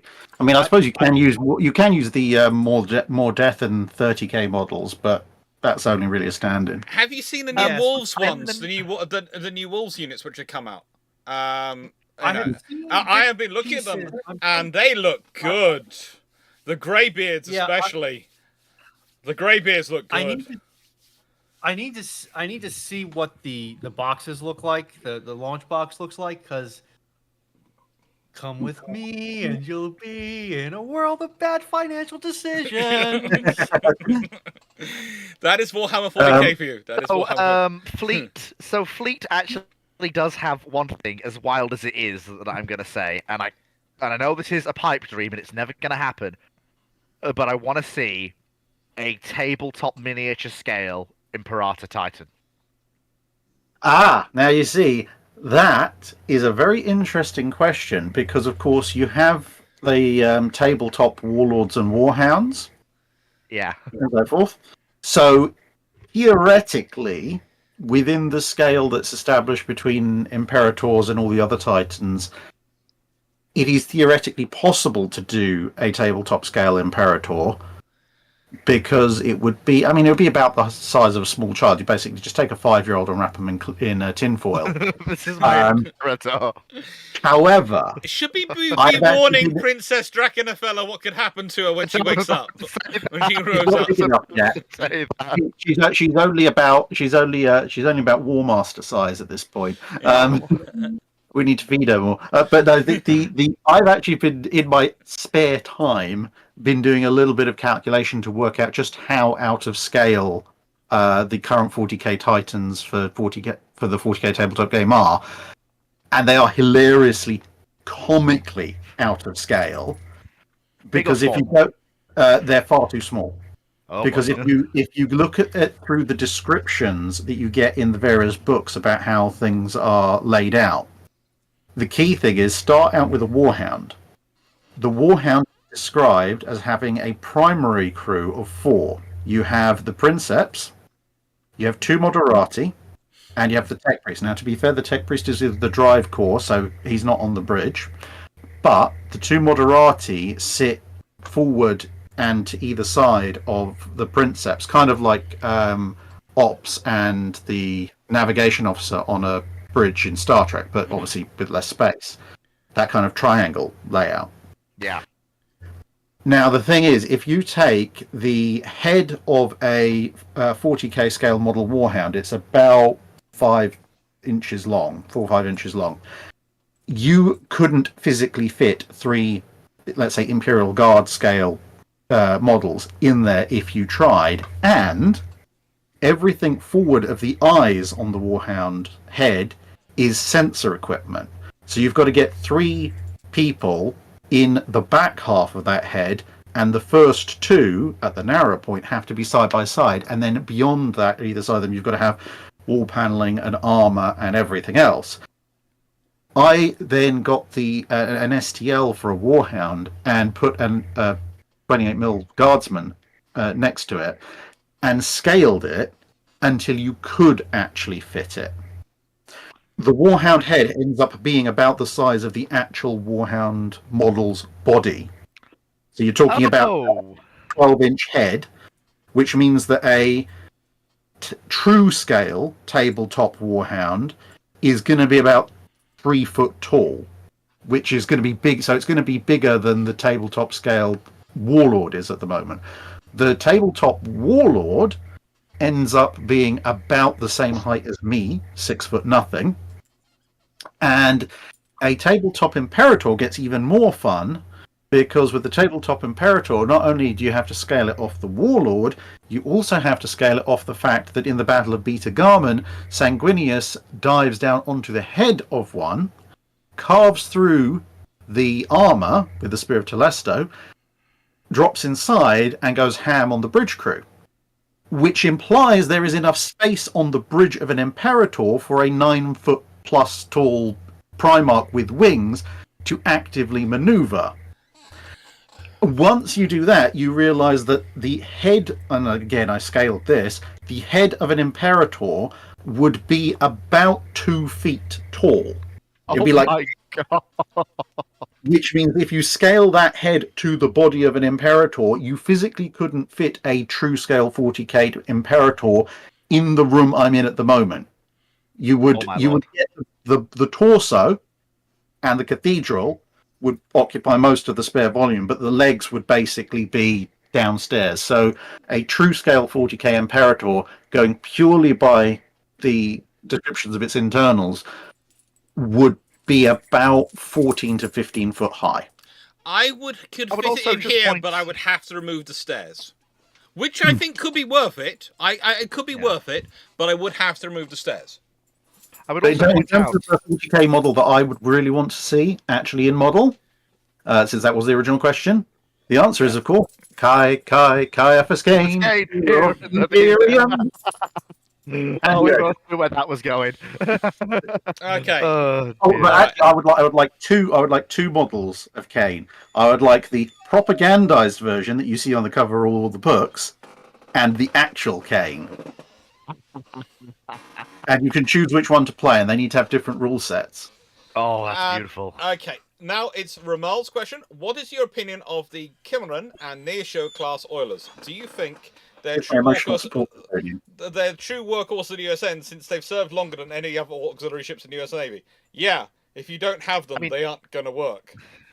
I mean, oilers, by definition, by the time you get to the 30s and the World War II period, are the workhorses of any fleet operation. Without them, fleets do not function. Yeah. And I mentioned this in an email to someone who emailed me because they served on one of the Cimarrons in the later part of the Cold War. And one of the things I find the most impressive is when you look at the pictures, some of the pictures that are around of the jumboized Cimarrons. Oh my! Because you see a Cimarron next to a World War II ship, and it's like, okay, the Cimarron class is very definitely a World War II era vessel. Like, if you just saw a picture of it, you go, yep, that's an early 20th century tanker. It doesn't look anything like what you'd think of as a modern resupply ship or anything. Then you look at the jumboized ones, and I mean, obviously they're a lot bigger to start with, but they've gone from, this is very clearly like last year's technology, to this actually looks remarkably modern, both in terms of size and scale and looks. So what? So forgive me, I've never heard of that. What is a jumbo Cimmerian? It basically they cut it in half and stick an extra section in the middle, to make it considerably larger, because the biggest problem with the Cimarrons by the middle of the Cold War was that they could hold a lot of oil if you were operating at a World War II sized fleet in terms of individual ships. But when you're talking about operating things like the conventional supercarriers, the Kitty Hawks and so forth, and all the other escorts that are now charging around, you're talking about escorts that displace as much as a small cruiser would in World War II, and they're all charging around merrily. And also actually aviation fuel and stuff for the hundreds upon hundreds of aircraft that you find all over the place. I've just looked one up. I see exactly what you mean. But also, if you told me fleet the same ships that were in the Second World War, I would say you're wrong. There's no way, but they are. Food. Yes. I would also can't add they're a good argument to when people tell you that cutting and shunting ships. And by the way, my sister is here for the 5th anniversary. Just quickly popped in. Hello. Yes, I'm still hiding. She's taking the poodle off to give him his painkillers because he needs his painkillers and he's not very happy about taking them. Still hiding though. Yeah, she's still hiding her face. Poor poodle. Poor poodle. Yeah, and and that's why I think I'm the only one in the house who's currently not taking painkillers actively. I kind of feel left out. I'm the only one not drugged up. There's a really good picture now she's swearing at me. This is just cruel. She's just doing rude gestures at her brother now. That's what siblings are for. Yes. Yeah. I wouldn't know. I wouldn't know. There's a really good picture of the Miss Gillian in colour,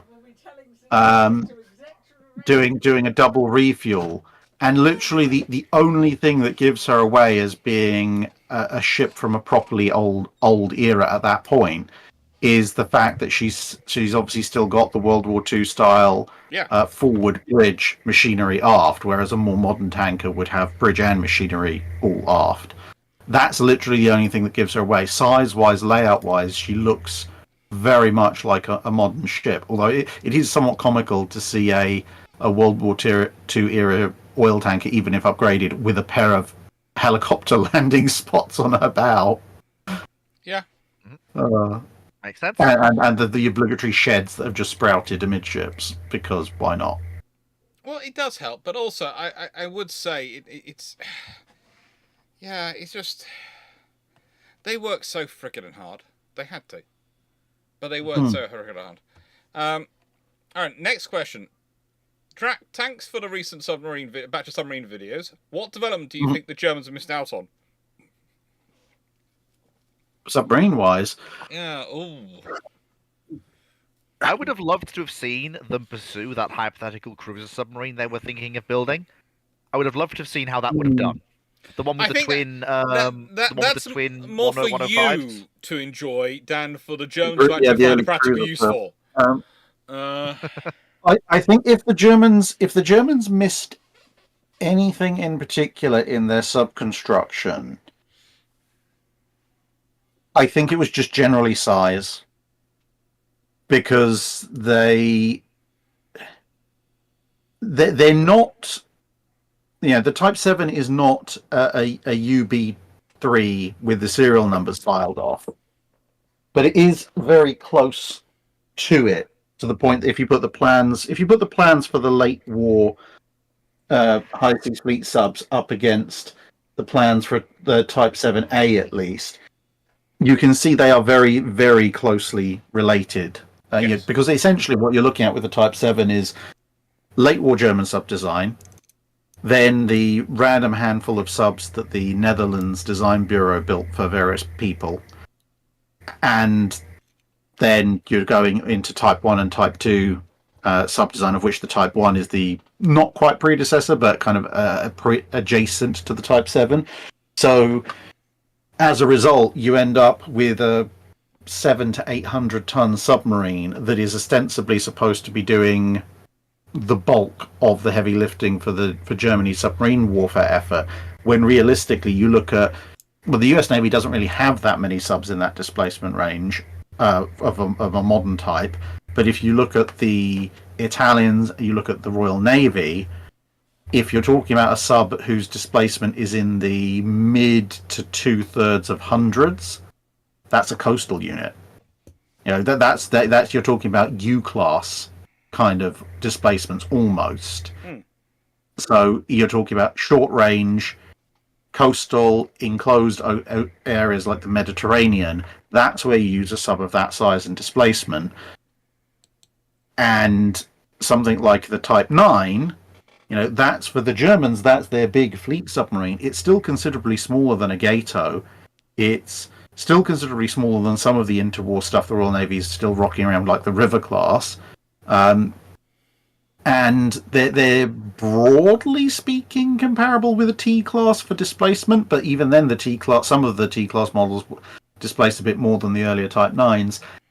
And the T-class, for all their size, are not supposed to be long-distance commerce raiders. They're supposed to be, sit off enemy coast, fight warship, ambush with 10 torpedoes, go home, reload, repeat. Something like the Gatos, the Tenches, the Rivers for the British, those are the subs that you're supposed to be using for long-distance commerce warfare, and they are a class, again, displacement wise, even above the Type 9s. But if you look at when the American fleet sub design really crystallizes, and when the British larger commerce raiding subs and so forth really crystallize, that's all happening in the basically early 30s, and then gets gradually developed through the 30s. That's what the Germans are missing.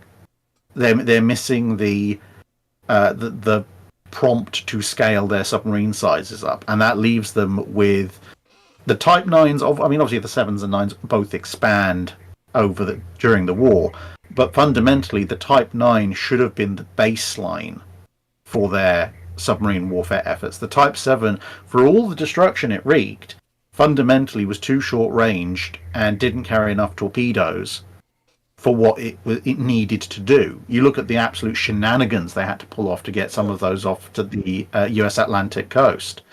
But if you imagine Type 9s instead of the Type 7s, and something else in place of the Type 9s that's maybe 1,300 ton displacement in 1940, it's not going to win them the war, but it certainly would have put them in a heck of a lot better position.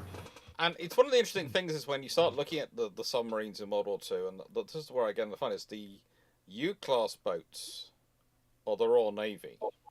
The thing is, the Royal Navy has all this global commitments, etc., but they basically realize they are inshore boats and they're Mediterranean predators, and that's where they get focused, and they end up being absolutely deadly there. But you look at them at the size compared to what others were deploying and what and it's. I think the thing for the Germans, and I often say this, they have two problems. One, they've taken a 20-year break from building this stuff, and two, when they're restarting it, they have people who like to run things by committee, not by putting someone in charge. And they do like to have a committee. Because if you look at the dimensions, the Type 7 is slightly heavier and slightly longer than a U-class, but not by much. Nope. No, it's not. And they've actually got the same. The U-class is slightly more heavily armed compared to and I think the Type 7 in terms of tubes. If I'm not mistaken, the submarine which is in what's it? The Lithuanian 995. The Lithuanian U-class submarine. That we found in Tallinn is actually bigger than the Type 7, isn't she? I don't know. I wasn't there. Remember? Yeah, in the nicest way.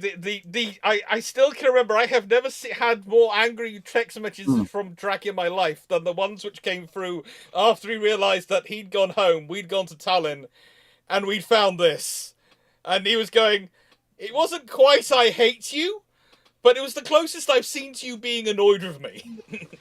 Yeah, because the U-class has slightly. At least the initial U-class has slightly more tubes, but slightly less torpedoes because they carry fewer reloads because they're fractionally shorter. Later on, they ditch the rear tubes, but the thing is, when your main ocean-going submarine is only a slight step above a U-class, which is basically built as the British baby sub. And the T-class, the T-class ambush launcher is bigger than the starting Type 9s. You really know you've missed a trick or two.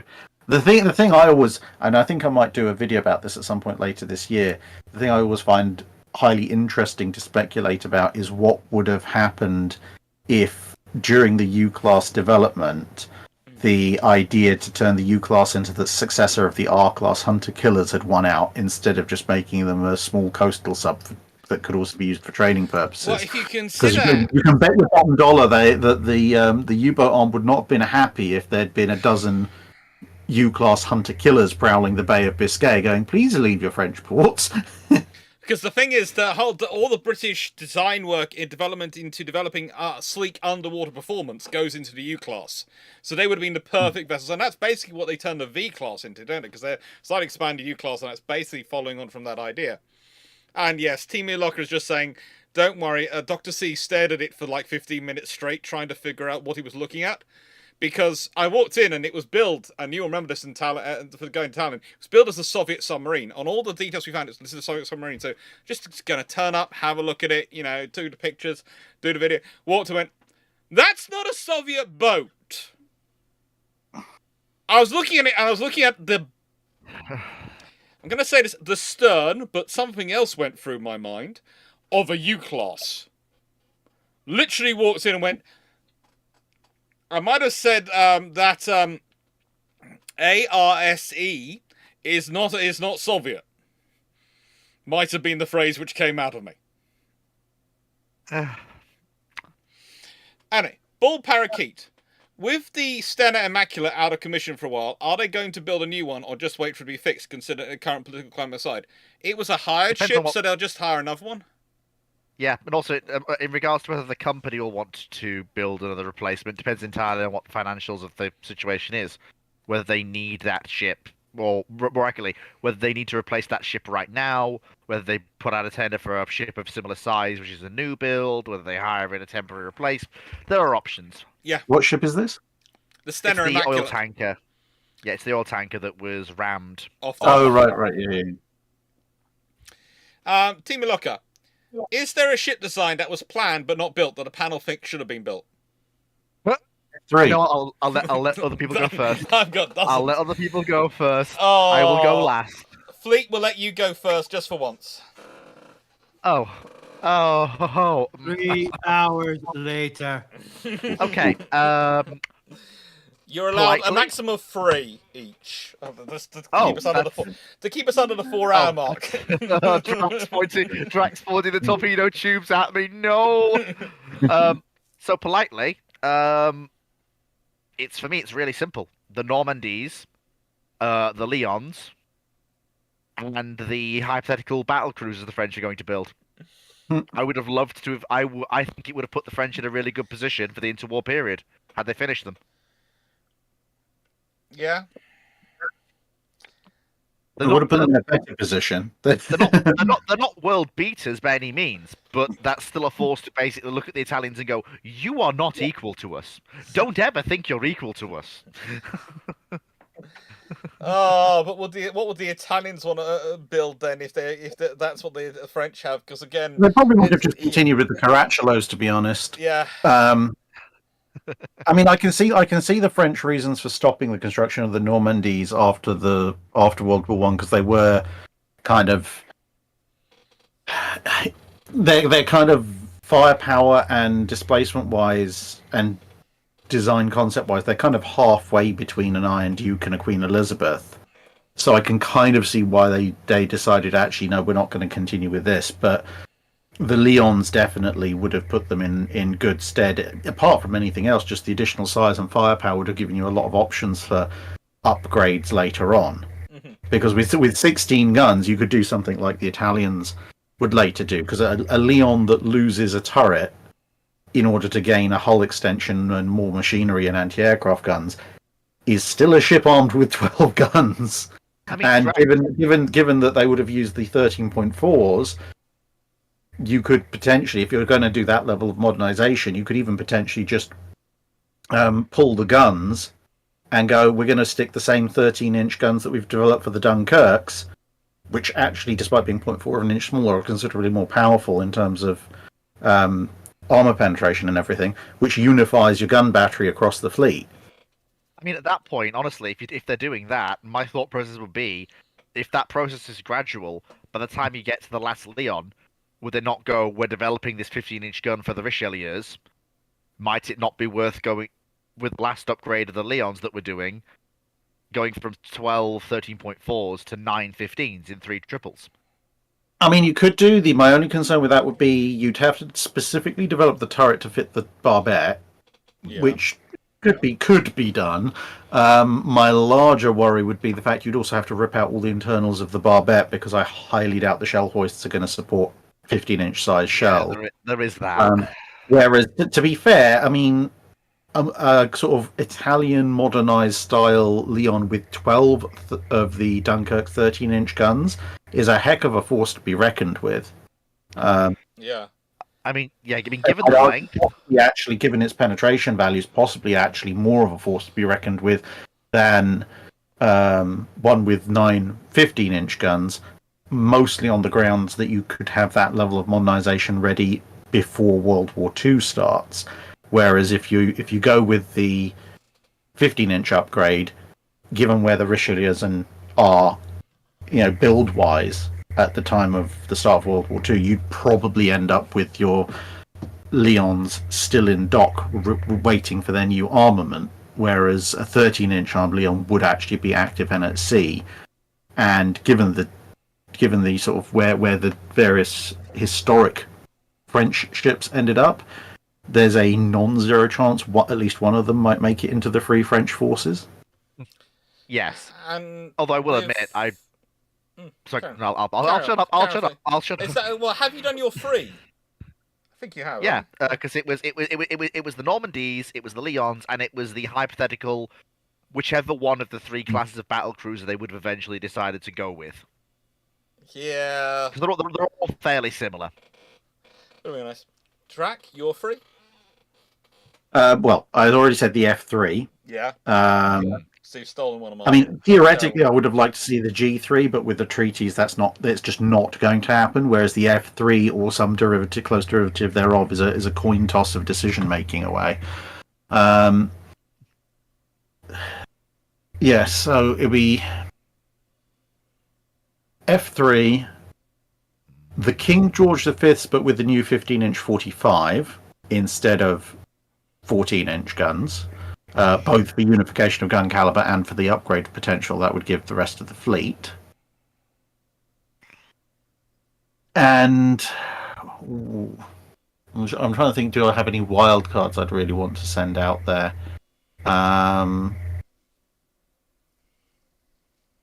Was there anything other than Hoche on the table for the Marine Nationale's other capital ships? Is there any way to avoid that fate?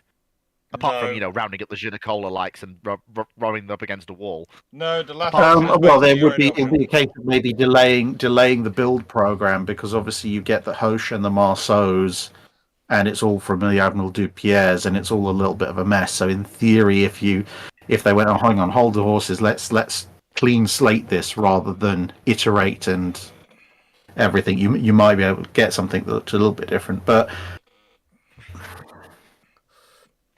I'd see the problem is all the ones I'm thinking that I would really like to see built are also ones that are extremely unlikely to ever get built. Things like Incomparable or the 9.2-inch heavy cruisers. It's that they theoretically could exist, but realistically, there's no real way of pulling that off. I can think of a wild card for you, Drac. The 30.5-inch armed Spanish battleships. If there's a little bit more money lying around in Spain, you could theoretically cobble together one of them. If. That's a very big if. Sorry, Bolivia's not sending you mucho oro anymore. I would say for my three. It's interesting. Yeah. God. Well, I think there's one that you could be a joint one between you and me, Drac. Mm-hmm. If HMS Agincourt, the Queen Elizabeth class, as Shibra has suggested, HMS Agincourt, the Queen Elizabeth class, actually is built, so you and I can have could have actually had a solution for it was going to be triple 15s or 18-inch guns, or twin 18, or twin, or whatever. Yeah, because that needs to be sorted out, because otherwise we're never. It's never going to end. you and I can argue that one until Kingdom Come. My two would be Joffre and the Maltas. I'd like to see where the French were going, and I really would have liked to see the Maltas finished off and built. I think they would have been the most sensible. I completely agree with you, and I had the same idea before you did your videos on it, but yeah. If the Maltas I think if I was going to go with... Yeah, I think if I was going, my third one, I think would actually either be similar to you, the Malta class, because as we discussed in your carrier video, it would massively simplify the Royal Navy's carrier section going forward. The other thing that I would actually potentially have liked to have seen, which kind of was on the books but got rejected in the final design selection rounds, would be an armoured flight deck Essex. Because I made this point in the dry docks, although I don't think because I haven't done a full Essex design and development video yet, I don't think. But it is very interesting that in terms of the protection level, although the Essex class is a significant step up in carrier design in most respects, it still has an anti-cruiser armoured deck and belt, which makes up the vast majority of all the weight assigned to protection to an Essex class. And they were looking not at British-style armoured hangars, but they were looking at armoured flight deck variants of the Essex. But because the Navy was insisting we must have this armoured 4.5-inch armoured belt, is it 4.5 inch? I can't remember, one of the two. But you've got to have an anti-cruiser grade armour belt and an anti-cruiser grade armour deck, and you've got to have the armour on the hangar deck as well. Adding a third armoured deck on the flight deck, there wasn't the stability or the weight left in the design, so they didn't go for it.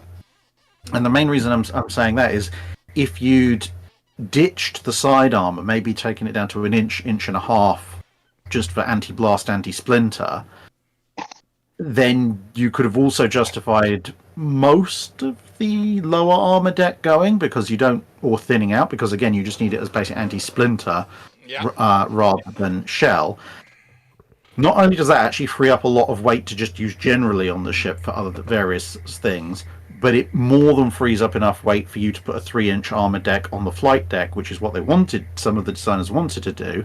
And if you think of, how many men died on the Franklin, how many men died on Bunker Hill, and those are just the two headline examples, but how many other carriers got sent home after being hit by a single bomb or a single kamikaze? All the casualties, or almost all the casualties on those ships, plus Bunker Hill and Franklin, plus the casualties that were incurred by the US fleet because of those carriers, all those various carriers being knocked out short-term and long-term and being sent back so they're not there to provide air cover, that would save a huge number of lives. You're probably talking 10,000 plus lives directly or very closely indirectly saved if you just had armored flight decks on the Essexes. Yeah, more than likely. I would agree with that one. I'd also say that, You wouldn't have to sacrifice air group for it. No. The main reason I put the Agincourt is a good one because it's all. The other thing is the other one I'd like to see built, and this is the design which, as I've said before on this channel, I know must have existed, but I cannot provide the proof existed because of the things that reference around it. The Admiral class carrier, the Admiral class hull converted to a carrier by Camel Lairs. I think that would have been a really interesting vessel, especially when you consider how many times Camel Lairs, when they were talking about Ark Royal, were trying to advocate for something deck-edge lifts, or a variation of that, and you must have seen those in the papers as well. They have this idea, if they had built it, and if it had been built with deck-edge lifts, how does that change the world? If you have a carrier which is big enough to have deck-edge lifts at the beginning and everything, built HMS Eagle style. In terms of its hangar height, one massive long hangar the whole way along, Eagle height, that's going to be a colossal hangar. Deck edge lifts as well, and suddenly... Congratulations, we have the most powerful carrier in the world, and it will ever be so. Praise be the eternal carrier. Well, the thing Although, is... spoiler alert, if you want to put a real wild card out, you could always, and also shameless self-promotion, you could always watch tomorrow's video on the career of the SS Great Eastern, aka HMS Leviathan, as it goes on its 90-year spell in Royal Navy service. Oh, you finally done it! You've finally done it! Isn't that Tuesday's video? Because that's April the 1st, isn't it? Tomorrow's video, yes. Tomorrow's the 31st of March. Is it? Monday. Yes, it's Monday. It's Tuesday. It's Ramblings Day. Tuesday's video then. I know, because it's going out the same day my SDSR 2025 video is going out. Because I thought that's suitable for an April Fool's. Yeah. Luckily, I get to avoid April Fools by running Ramblings the day before. But I don't really have a plan for an April Fool's video. I don't have a plan for an April Fool's video. I'm not there yet. Okay. Coward. What could I do? Coward. You could put out a video which is just you tearing the Hosh a new one because it is the complete antithesis of yourself. Oh, my submissions for the answer to this question are: I'd like to see. I think it was the all forward North Carolina. Oh yeah. I'd like to see Lion built as the entire class. And I'd like to see whichever the first actual 4-ship or more class of Soviet battleships built, because I am mildly obsessed with the knock-on effects of the Soviets actually getting a, on paper and to the politicians, threatening-looking squadron of battleships in the water and in service. I'm the Red Fleet timeline guy. Why didn't I suggest that? I missed the trick there. Next question because is you keep seeing visions of Hosh everywhere you go. Oh, good Lord. Hey, I'm not that obsessed with her. Moving swiftly on. The next question from BugGuy8829 is: was the Royal Navy dead set on Stovall for the Queen Elizabeth class aircraft carriers? I covered this in my video where I talked about them. And I basically said, look, the Royal Navy was in a situation where they knew if they went for something other than Stovall, it was going to turn into a political war with the Royal Air Force. And last time they'd done that, they didn't get a carrier at all. So this time they went for a Stovall design because that was actually going to complement and get the support of the Royal Air Force, because that would help them keeping the F-35B project, which allowed them to keep 2 jet fleets, which is an important thing for the Royal Air Force. You have 2 jet fleets, so you have one. Basically, your fleet's design tech life is basically, so every aircraft tech fleet goes up and down in terms of its utility. It's a balance of how useful it is versus the age of technology. And so, it also helps 2 aircraft types, what you do is they are crossing over each other timeline. And that's why you want the second aircraft type. By the Royal Navy going Stovall, that justifies the second aircraft type, which for the Royal Air Force makes their life a lot easier. It also helps with future advocacy. One second. We did not miss Ramal's question. We've answered that previously. It was in twice. Yeah. Yeah. You want to go first, call, Clarke? well, I was going to say, you could also call it was an easier political sell, because the Royal Navy had previously operated Sea Harrier. The Royal Air Force still had the GR7, so you could call the F-35B a Harrier replacement. Yeah. Whereas if you'd gone for, is it the C that's the carrier capable one? Yes, that's the Cannibal one. Yeah. So if the Royal Navy had gone, no, we're going to wind back the clock to the 70s and have conventional takeoff F-35Cs, then either you would have been left with the Royal Air Force having to buy Bs, and everyone would be asking, why do we have 2 models at low numbers, or the RAF would be forced to buy Cs, which wouldn't necessarily be the worst thing in the world objectively, but you'd end up with, what do you call the C? Because the Typhoon is ostensibly the Tornado replacement aircraft. So what is the C replacing? Because if you call it the Jaguar's gone, the Buccaneer is long gone. The only other significant combat aircraft you've got at that point is the Harrier, and the minute you call it a Harrier replacement, even if your plan is to use it more as a bomber and closer air support aircraft, everyone's going to go, well, it can't take off vertically, therefore it's not really a Harrier replacement. And the other complication you run into is if you're going Catabar, you probably are going to go for Hawkeye, which means the E7 Wedgetail is probably not going to be procured, because for the RAF, they're probably going to have to get Hawkeyes as well. And as I've said before, Hawkeye's a very good aircraft. It's brilliant for carrier operations. It's not what I want for running a European-style air defence theatre or the kind of operations which the Royal Air Force wants to use their Wedgetails to run. And so this is the problem for Britain. The way our funding system works, especially as Drax already alluded to with the Treasury, it's a Treasury representative.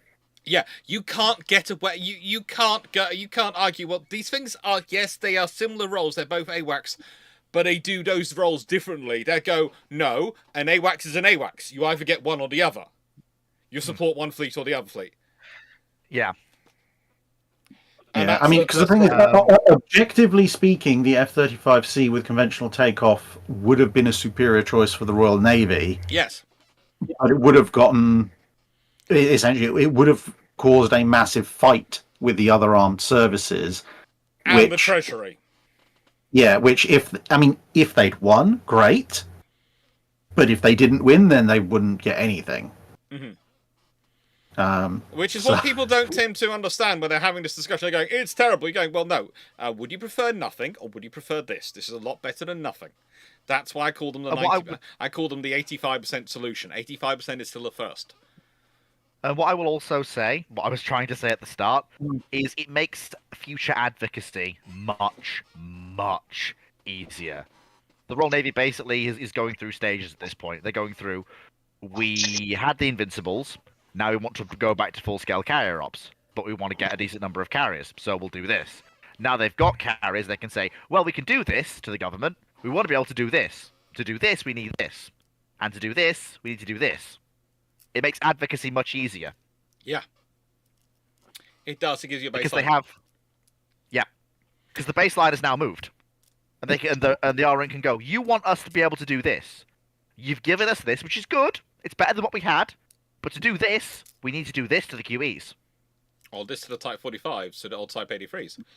Now, Ball Yeah. Parakeet, question. A new thorium reactor makes iron brew. Does the panel rejoice? I don't As long drink as iron I brew. can have one in my backyard with a tap on it, yes. Because at $2 a can, this gets quite expensive. I don't drink iron brew. I think I'm one of the only shipstate members who doesn't. Heretic.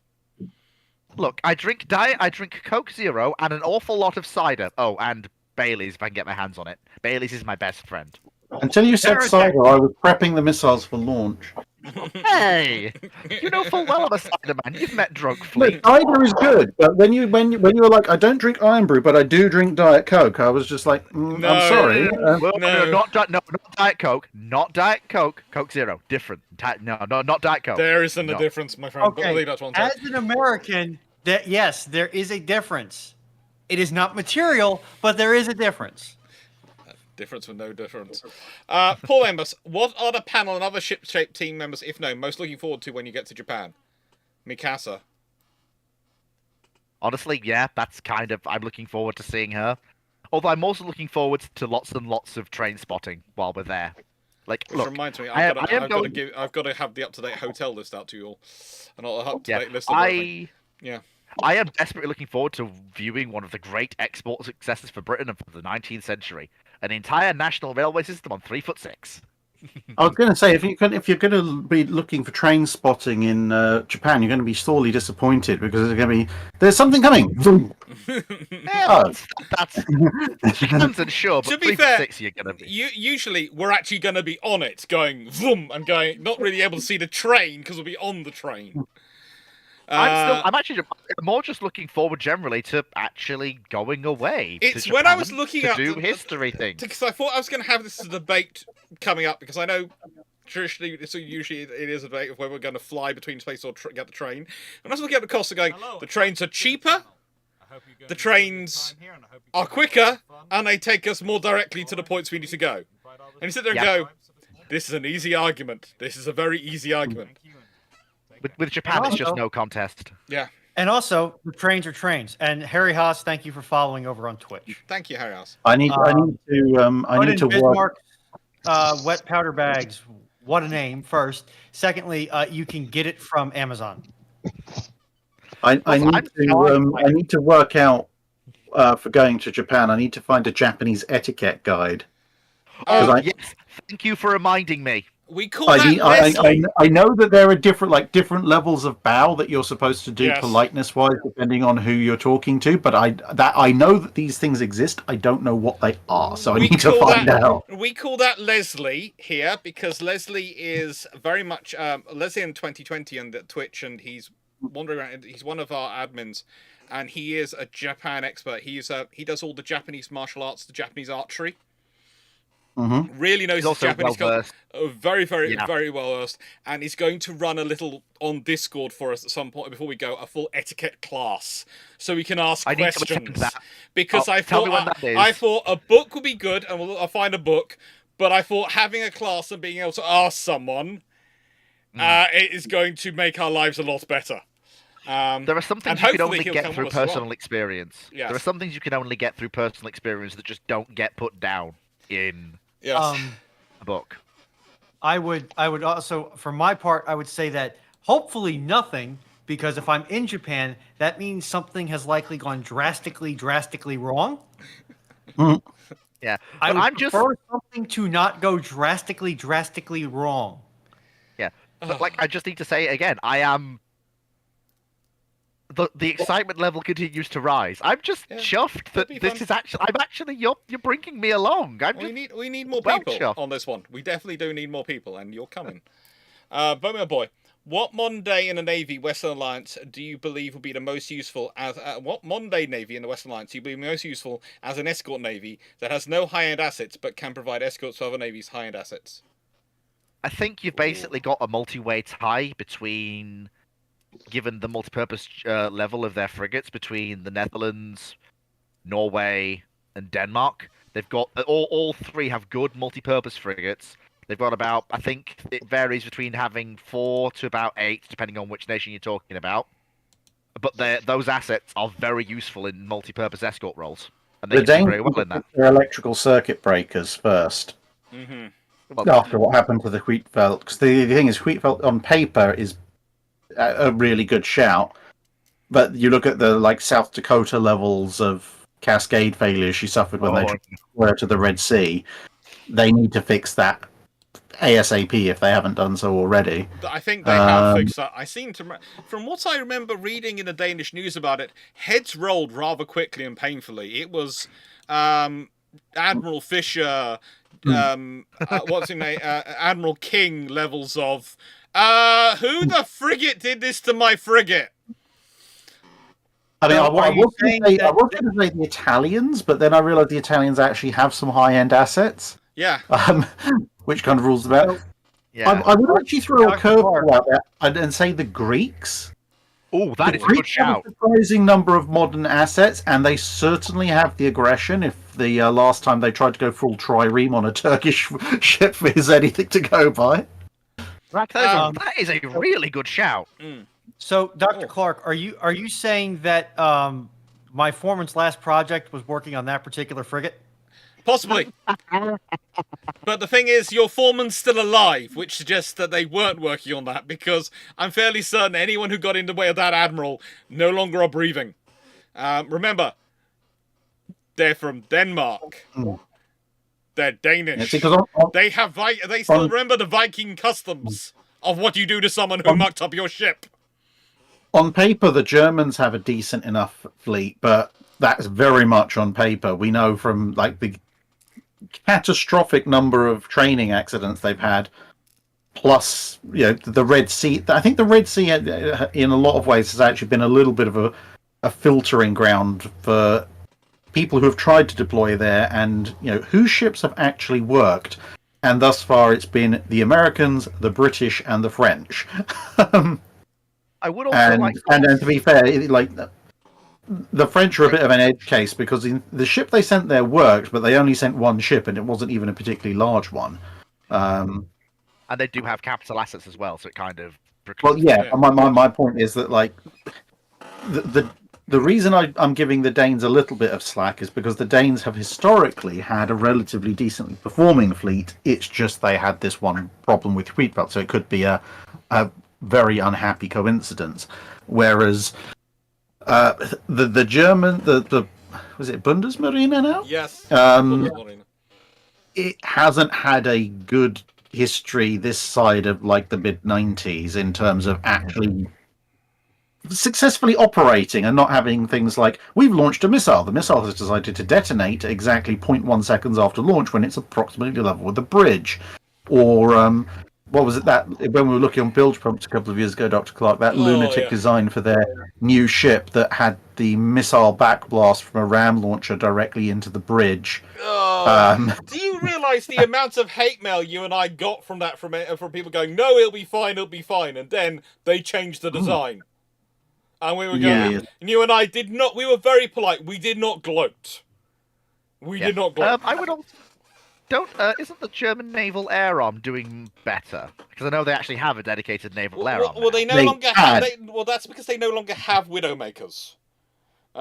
Yeah. Well, no, I was going to say the Marineflieger, technically speaking, they had the Marineflieger. It's gone. Well, the their Tornado anti-shipping assets have been folded into the General Luftwaffe. Yeah. I think the Marineflieger still exists in a technical format, but in terms of actual meaningful strike capacity, they've essentially done a fleet air arm in the early 1920s to them. Yeah. So now the Luftwaffe has it. All right, Bull Barrakeet. Since the new constellations are being run by, since the construction of the new constellations is being run by the same people that managed the LCS, is there really any hope? I mean, yeah. The thing with the connies is that this is more what the US is used to doing. It's the size of the LCS was almost something kind of new. It was a concept that. For a new Never type of ship. Seen the light of day. Yes, there is. Yes, there is that. Drac is quite correct. But the US has experience constructing frigates. They know what they want. The alterations they're making are to make it fit with what they want it to do. Because yes, they took Frem as the base, but Frem is not really what the US wants in a frigate. No, it's the Constellation is not a Frem. It's not. I get people telling me it's a Frem all the time, and I go, it's not. They took Frem as the base. They took That's Frem See, as the base. the way I can see the Constellation program going is one of two ways, because if you look at its development cycle and the issues they've had so far, there are two ship classes that are very comparable in terms of development cycle at shenanigans in the 30s, but have two very different outcomes.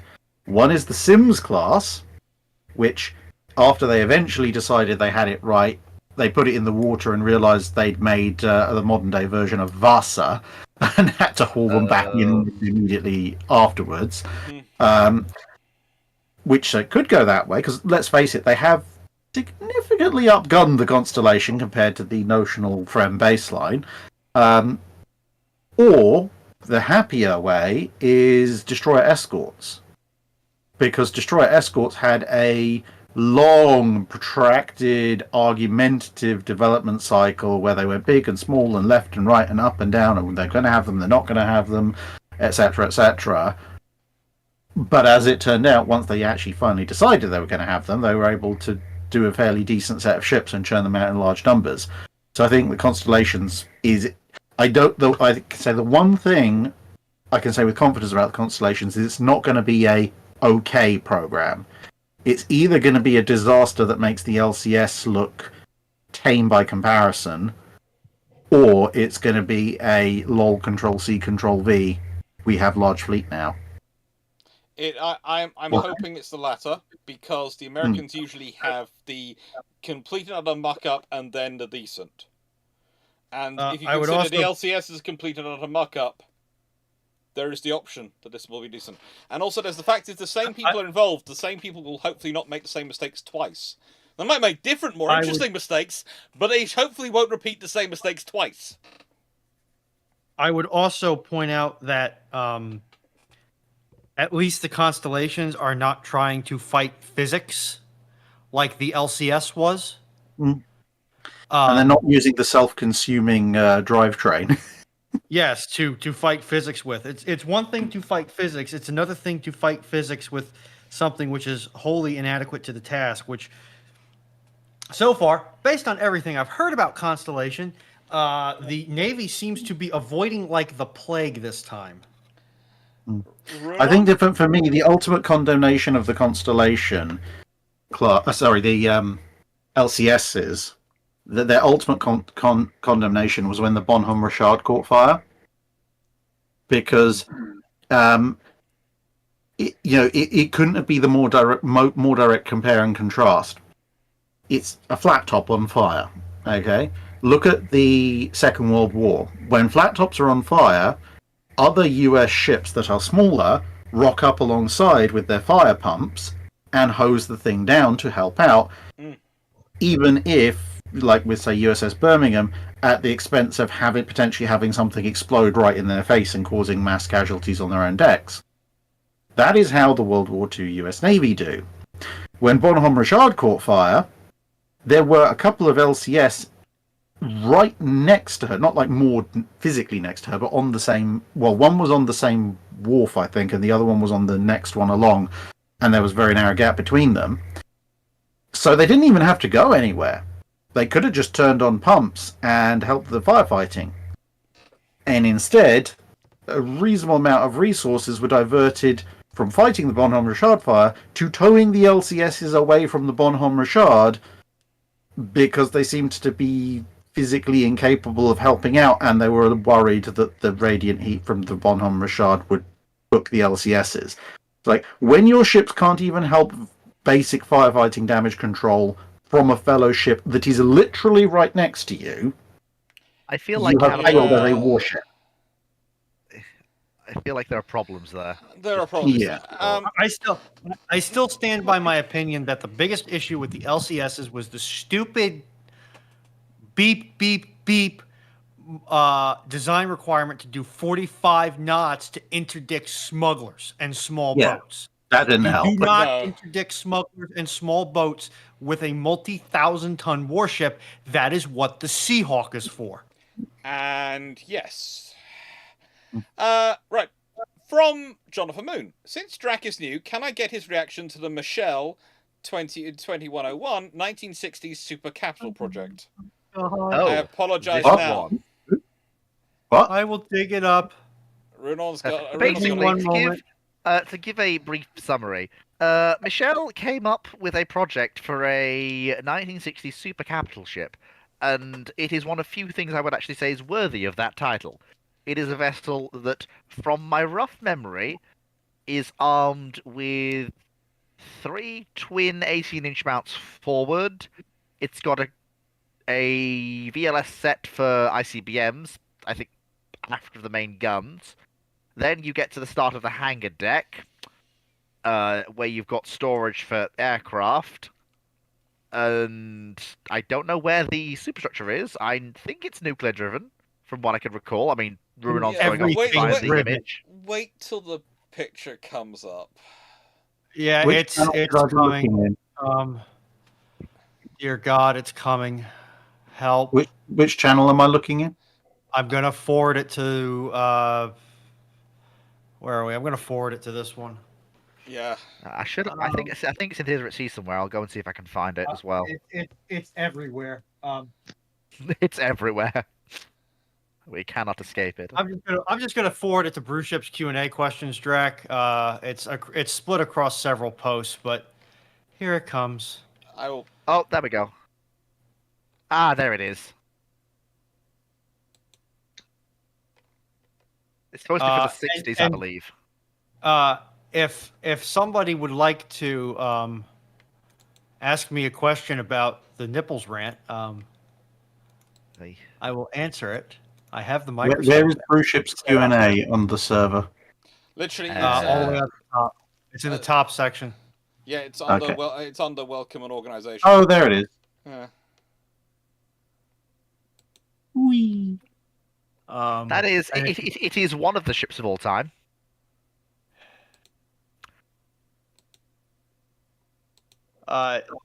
They did get Dale to pull up a drawing, but given that they have an angry emoji after it, I presume that artificial intelligence succeeded on the artificial, failed on the intelligence. One of the things we That did say happens. about it is that we did say that it's the sort of prestige ship you'd see from a large-scale fascist regime that has survived into the 60s. It's the sort of thing you could see them building.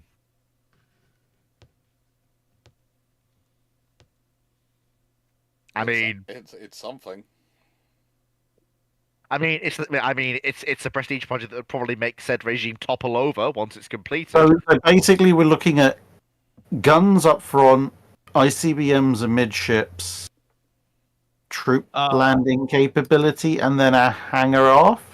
Yeah. Keeping Like eyeballs on chat, they are saying 2 superstructures, so a split superstructure, 1 fore, 1 aft. So we've got a hangar. Okay. It's definitely a ship. Oh, it's a ship, all right. It is. It's a ship. Yeah, I would be yeah. very interested in not being in whichever of the superstructures is aft of the ICBM tubes when they start cooking. Knight, if Yeah. you I would would like know the what it- rant, you can ask for it, but you're going to have to put it in line, and somebody needs to make sure that we are recording Drac's face, so I can have it for posterity, because I'm not going to be able to look at the screen when I do it. Right, Jonathan Moon. Drac, with Dr. Control C's it. fluffy assistant making himself known, how is the Flopatron 9000? Flopatron 9000 is doing very well. He has just passed his second year. Hey! And he's all, as I posted, I think on Twitter a little while ago. He's almost reached. Well, he's reached full adult height. He has not reached full adult breadth because deerhounds grow up and then broaden, which, believe it or not, actually makes them faster because it gives them more leverage for their forelegs. And he's already ridiculously fast, which is not too surprising, considering his dad is the only courser world champion courser who is a deerhound. Bearing in mind that coursing is usually done with whippets and greyhounds and other small, incredibly fast dogs known for their agility, which deerhounds are not. His dad beats all of the regular coursers quite regularly on the same kind of basis as that Spitfire they put in the Red Bull Air races on the Isle of Wight. It's like, I may not be able to corner as well as the rest of you, but I can sure as heck outpace you on the straights. He must And be he fun. does. And he does. He must be fun when he gets. He must be fun when he gets the zoomies. Oh yeah, I've got some videos of him having the zoomies. It's quite scary when he can accelerate, come across what was it? It was about a 12 to 14 foot long puddle of mud because he doesn't particularly like water, and without breaking stride, he just launches himself from about 6 foot behind the mud and lands 4 foot past it and keeps running like nothing has happened. May the Floppatron 9000 live as long as Fleet Dog has. She's like 17 now and she's still going. Bless her. That's good. Deerhounds have an average life expectancy of around 8 to 9, but the deerhounds from his line, we know generally live somewhat longer than that because they're actually very well bred. The deerhound, unfortunately, like wolfhounds, the deerhound average age gets dragged down by people irresponsibly breeding them and ending up with like 7 to 8 year olds, having reached the end of their natural lifespan. Yeah. But well-bred ones can last considerably longer than that. Nightwolf 112, did the Japanese build anything to the equivalent of the PT boats in US service or the MLS in the British service or the I think that's supposed to be S-boats. I think that's supposed to be the R boats and the Schnell boats in the German service. Yeah. Yes. Michelle. No. I know they had. They have some. Just sorry to interrupt, but just for the panel's sanity, Michelle is saying that the super capital ship is in the early stages of a starting project. Major reforms are incoming. And to the couple of people who have asked, this is a 3D printable case for carrying miniatures. I have printed this out once before. The second time around has been a pain in the butt, although the finished quality has been better. I'm doing the inlays on it before I finish assembling it. Dr. Clarke, if you can please close the banner per Steve Clarke, and I'll close up Twitch. Okay. Yeah. But very quickly, I know the Japanese had a lot of coastal patrol craft, and I know that they were armed variously. Some had torpedoes, some had naval guns, some had automatic cannons, some had machine guns. But I don't think there was ever a push for what we would call a proper tranche of MBTs or motor gunboats, as far as I'm aware. But I could be wrong on that. They have the first vessels in similar roles, but they're not really what we would call them as those sort of things. Yeah. There's a basically, again, what they're often running against is the limitations of their own infrastructure. Not their ambition or their desires, their own infrastructure. I mean, the Japanese use the ones they've got quite well. They get up to some shenanigans. Ethan McKinney has reminded me, a German starfighter managed one of only 4 successful underwater ejections. I would say the odds are in your favor when you have that many end up underwater. Yeah. But that sounds a bit cruel. Right. Yeah. Super pilot chats. or the aircraft? The aircraft has been under. Michael Cooch, thank you. How do I think the channel has evolved over the period? Oh, good lord, it's just become more and more like me in my approach to naval history. It's just become more and more. I will include everything I can and enjoy it, basically. I don't know what Drac feels about his channel, but that's what I feel about my channel. It's just started to reflect, as time goes on, it's just reflected more and more of my approach to naval history, but also to extent the communities, I suppose, as well. So your approach to naval history is to take turtles and put them up on posts? No, I take fleet and put them up on a post. Hey, I don't want to be on a post. I like being on the ground. I don't want my vertigo to get any worse. Thanks, Bisharan. Atreus So what Verdant. you're saying is that when you go on a ship-shaped trip, you're going to be the one going up on the superstructures? No, that'll probably still be Well, me. it depends how heavily built the superstructures are, because I'm not afraid of heights, but I have vertigo. If the stuff below me is heavily built, I'm fine.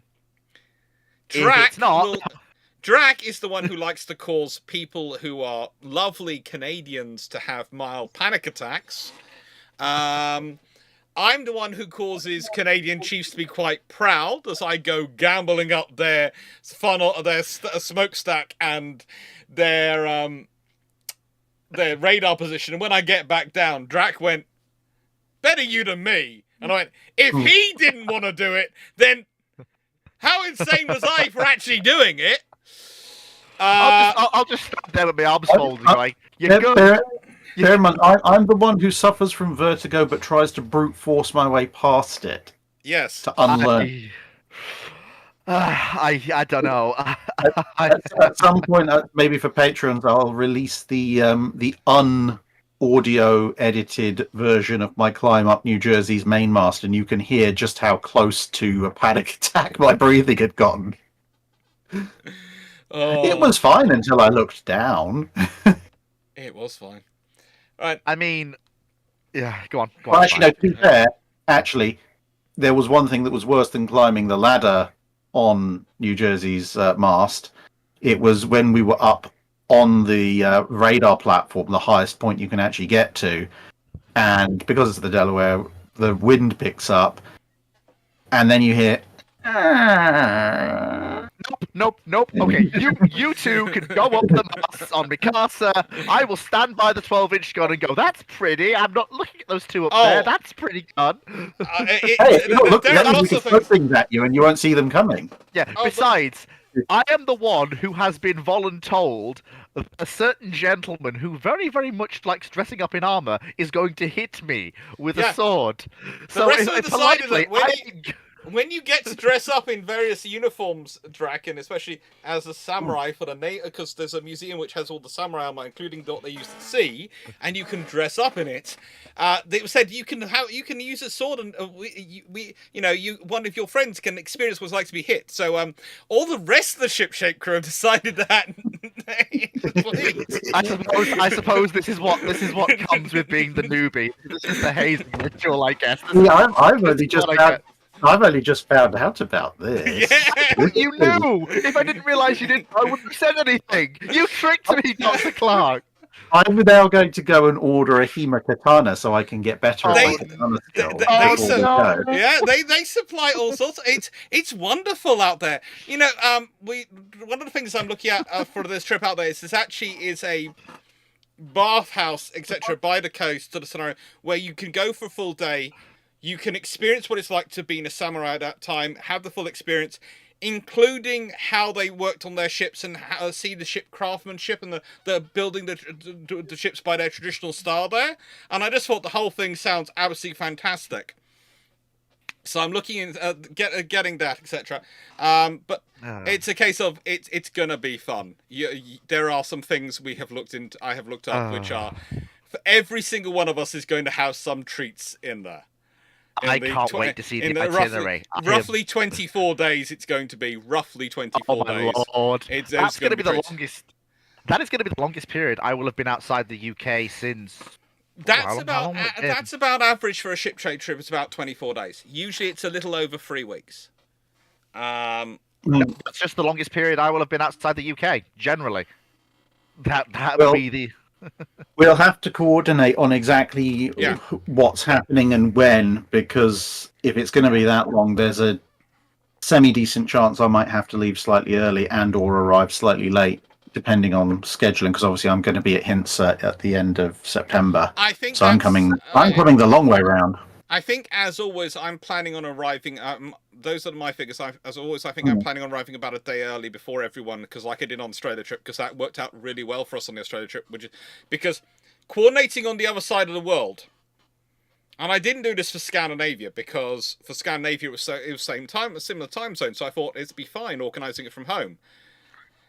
But doing the final checks in Australia did make our life a lot easier in than the trips in Australia, because I arrived there a day earlier. I've been in the same time zone, and I literally used those 2 days, the extra day I got and the day you guys were resting up a bit after your flight, because they came and Dan F's not here, but Drac, I hope will agree with me.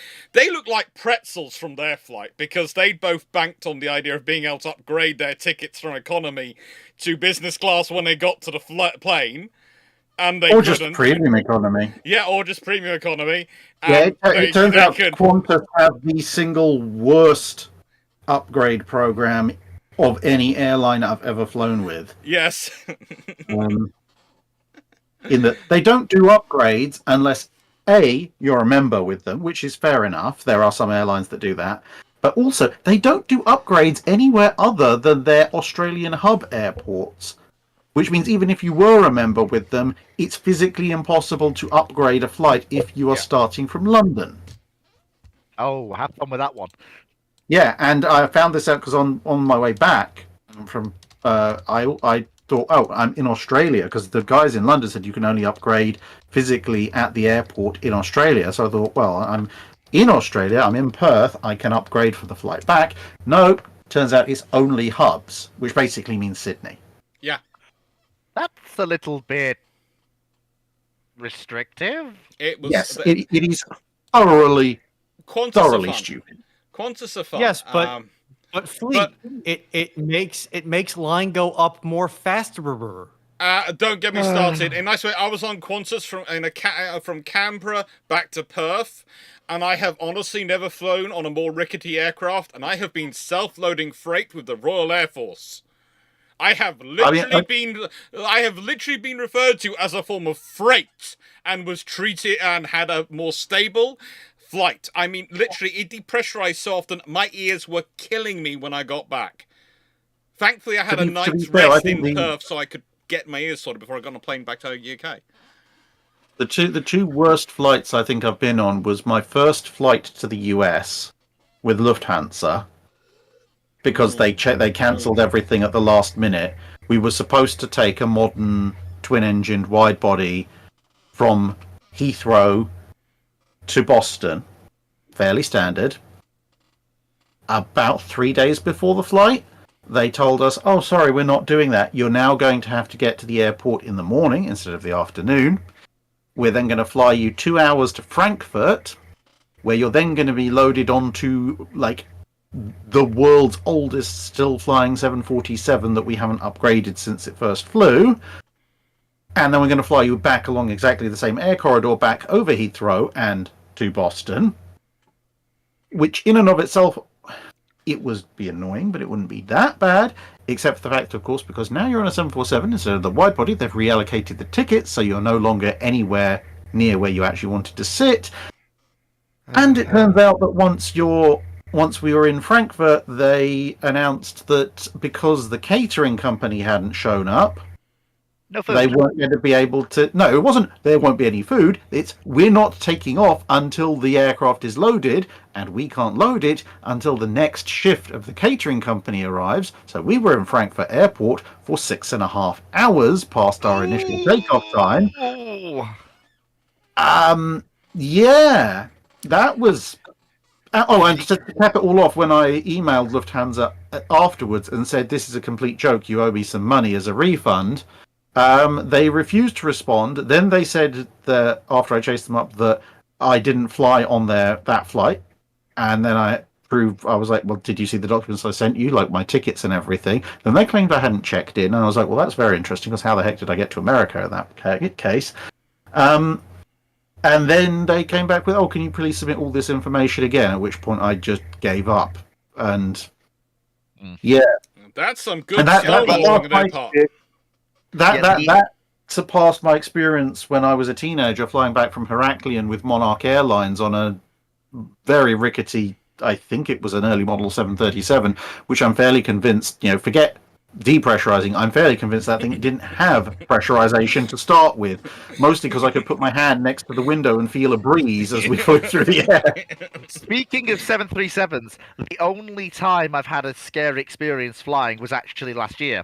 I was on my way back from Finland with my mother flying Ryanair, and the flight had been normal. It was fine. First mistake. And then we came down into Stansted.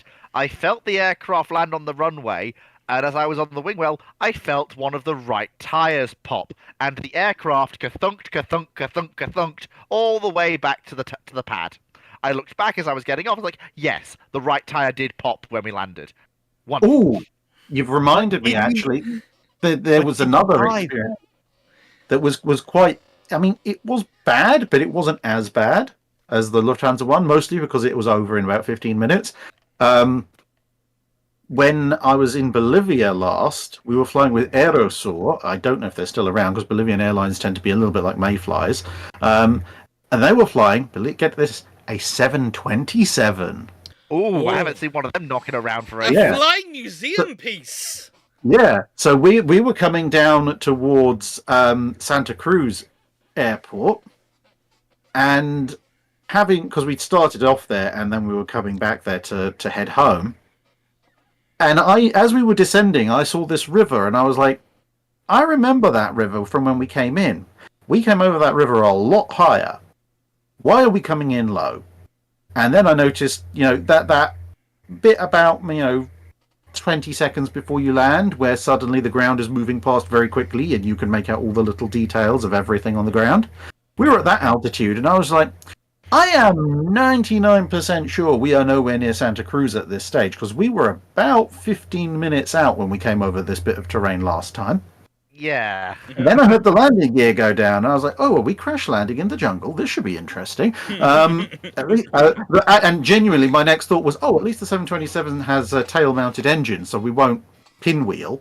And then we heard the landing gear go back up again, and then we heard the engine's firewall, and it turns out for some reason the pilot decided to try to land at what was actually an emergency airfield for light aircraft, like, little twin-engine prop planes. That was barely longer than an actual 727. Oh. Recognized at the last moment that a hard-pressed, dirt-packed airfield was not Santa Cruz International Airport. And but had lost so much airspeed that he couldn't actually climb.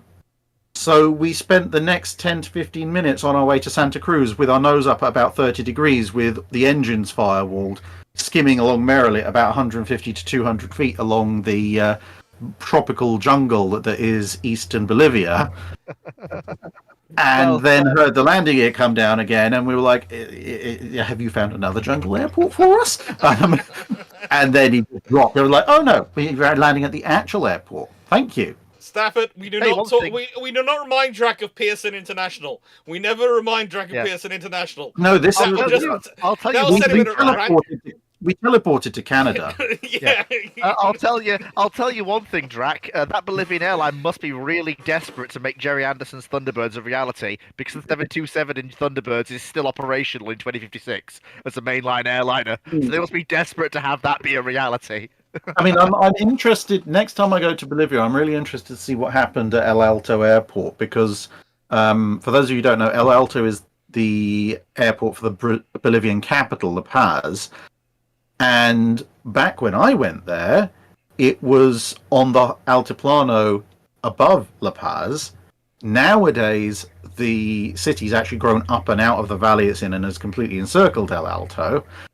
But back when I was there, it was probably the single least known but excellent museum for old school aircraft post World War II, because anything that flew, because it's El Alto, like a lot of places, it doubles up as an Air Force base for what counts as the Bolivian Air Force.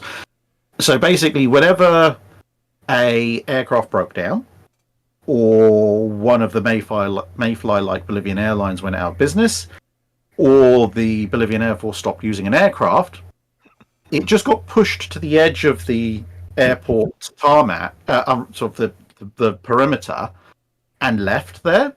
So when your plane was winding up ready for takeoff, you were treated to a fine view of DC-3s, DC-4s, DC-6s, Constellations, Super Constellations, F-86 Sabres. I'm pretty sure I saw a P-80 Shooting Star at one point, and a variety of early jet airliners that had all just been pushed to one side and left to be preserved in the virtually no oxygen atmosphere of El Alto.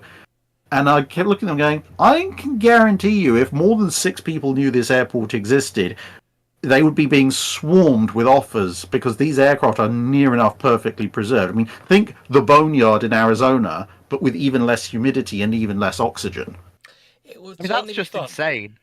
I mean, it's funny. You land in airports in random places, and if you're anything of an aviation history buff, you just see there's something like, is that what I think it is? It's like when I went to Greece like a decade ago.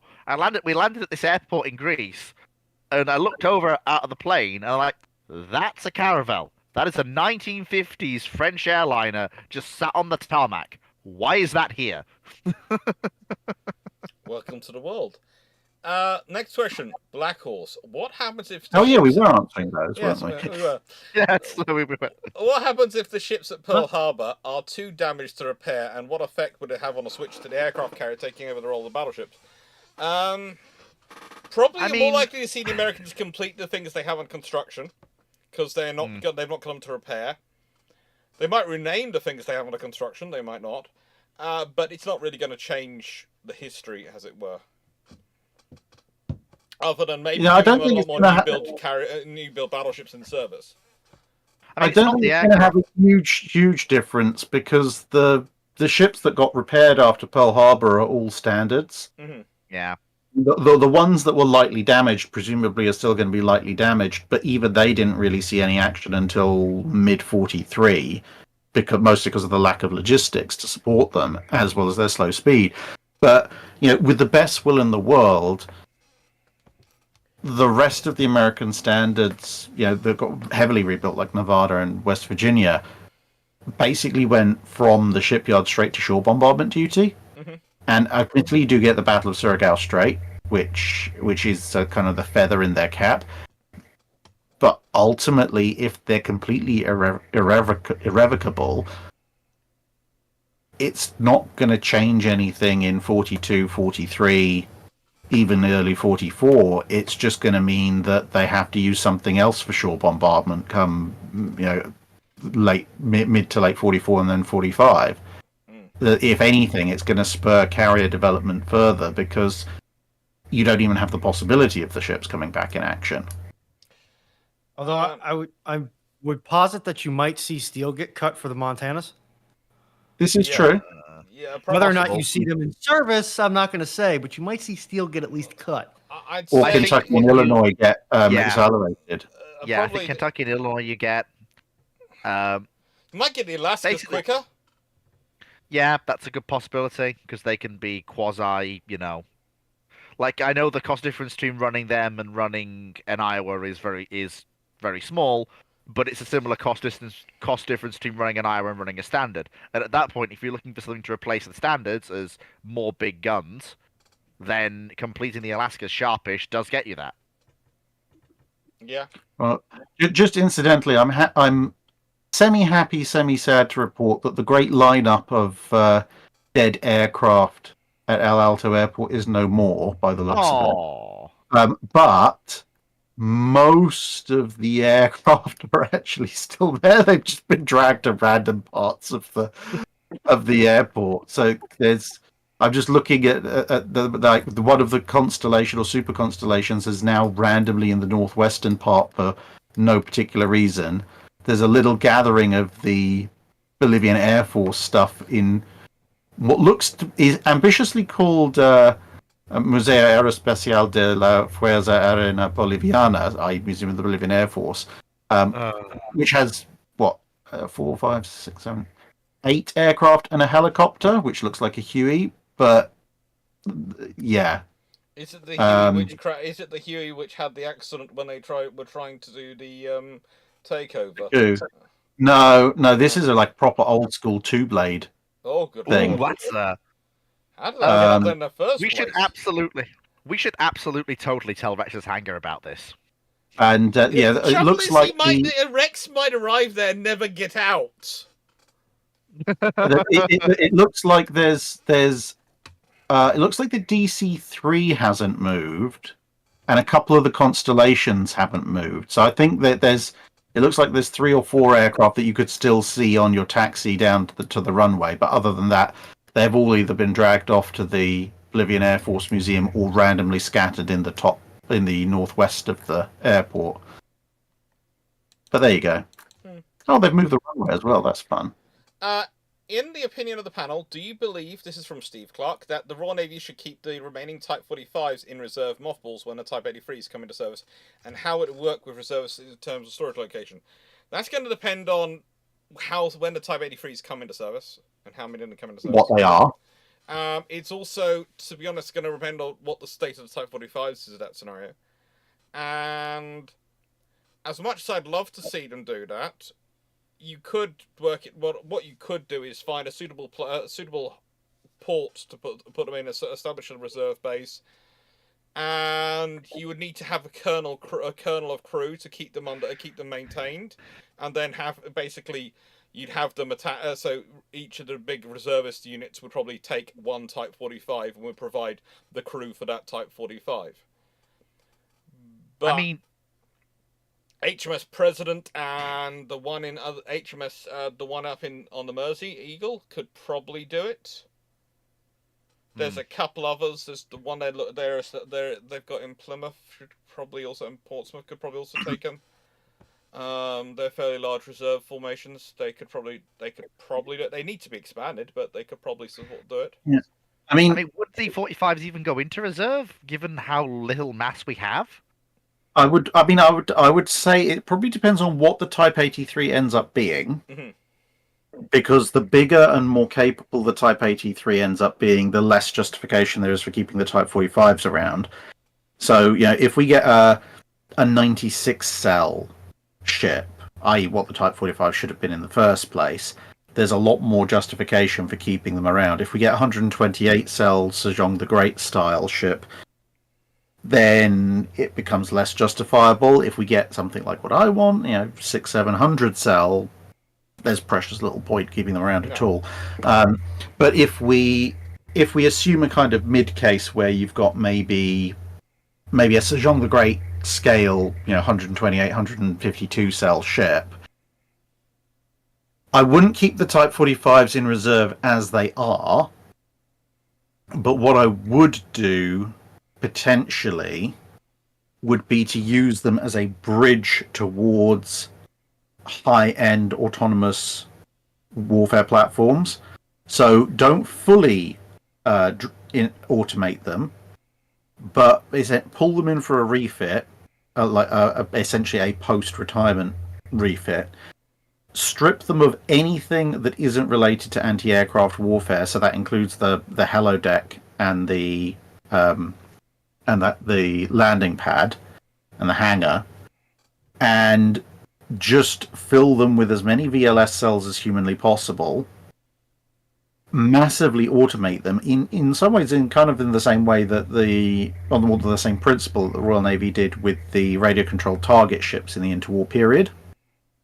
And that works on two grounds. Well, firstly, if you're minimizing the crew and essentially just putting them in the superstructure amidships, then by inference your reserve crew also massively decreases, so your manpower requirements go down quite significantly.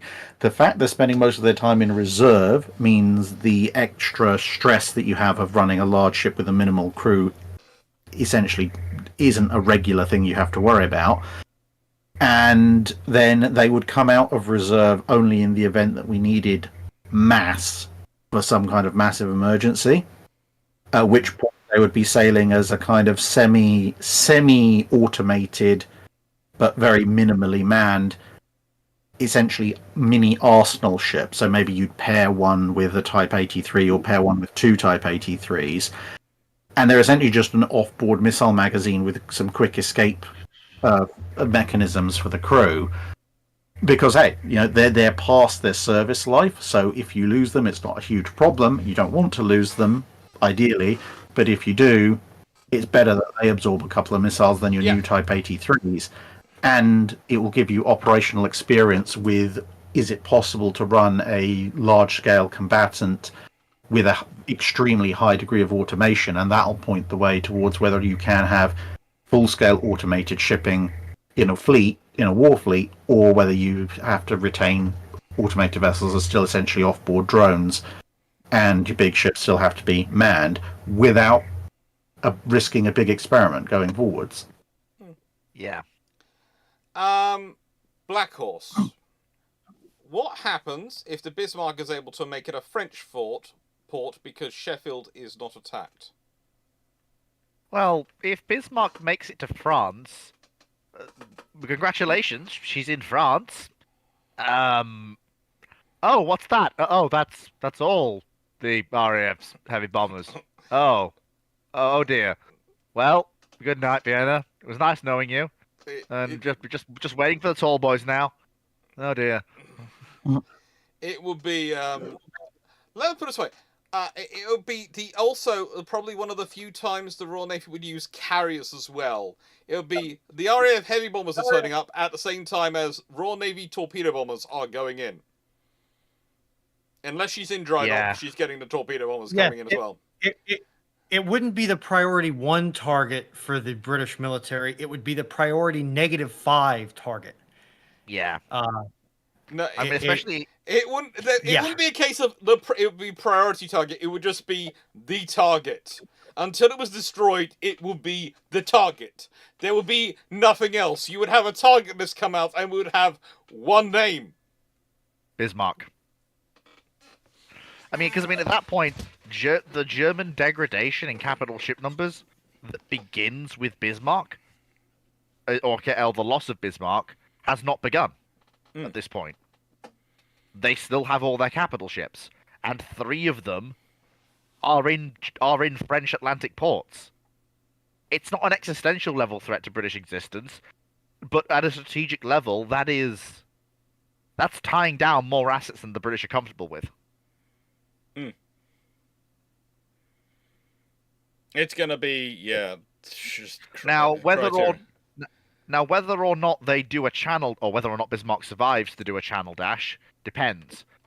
But if if Bismarck has survived and is going to do a channel dash, then I think the scenario, as me and Draco often point out, the series of cook-ups. Cavalcade of errors. We're going to use that phrase, cook-ups. That lead to them get the issues. That's not going to happen because the scenario, the Royal Navy's not going to leave it to the RAF to secure Bismarck as well as the sisters, the twins. It's just not under that scenario. And one of the reasons why the Royal Navy does do that is because of the impact of basically wrecking their fort, or basically running everything to get Bismarck and in the Great Hunt for Bismarck. Without a satisfying into that conclusion that the Royal Navy is just going to keep running hot until the Royal Navy gets its kills. So there's going to be submarines waiting, and there's going to be, as well as aircraft watching, and there's the Royal Navy is going to have to split the home fleet to an extent because, well, do they have something? What do they keep up north to watch for turpits getting out that way? But also, then they're going to have to keep stuff south. Do they have to bring Warspite back from the Mediterranean? The fact that Drac is silent on this is making me worried. They would be in a real conundrum with that kind of level of force structure around them. Yeah. I mean, given how they almost got Gneisenau, I think if you've got Bismarck, Scharnhorst, and Gneisenau all there, I think you could potentially make an argument, because at this point Ark Royal's still going to be around. Mm-hmm.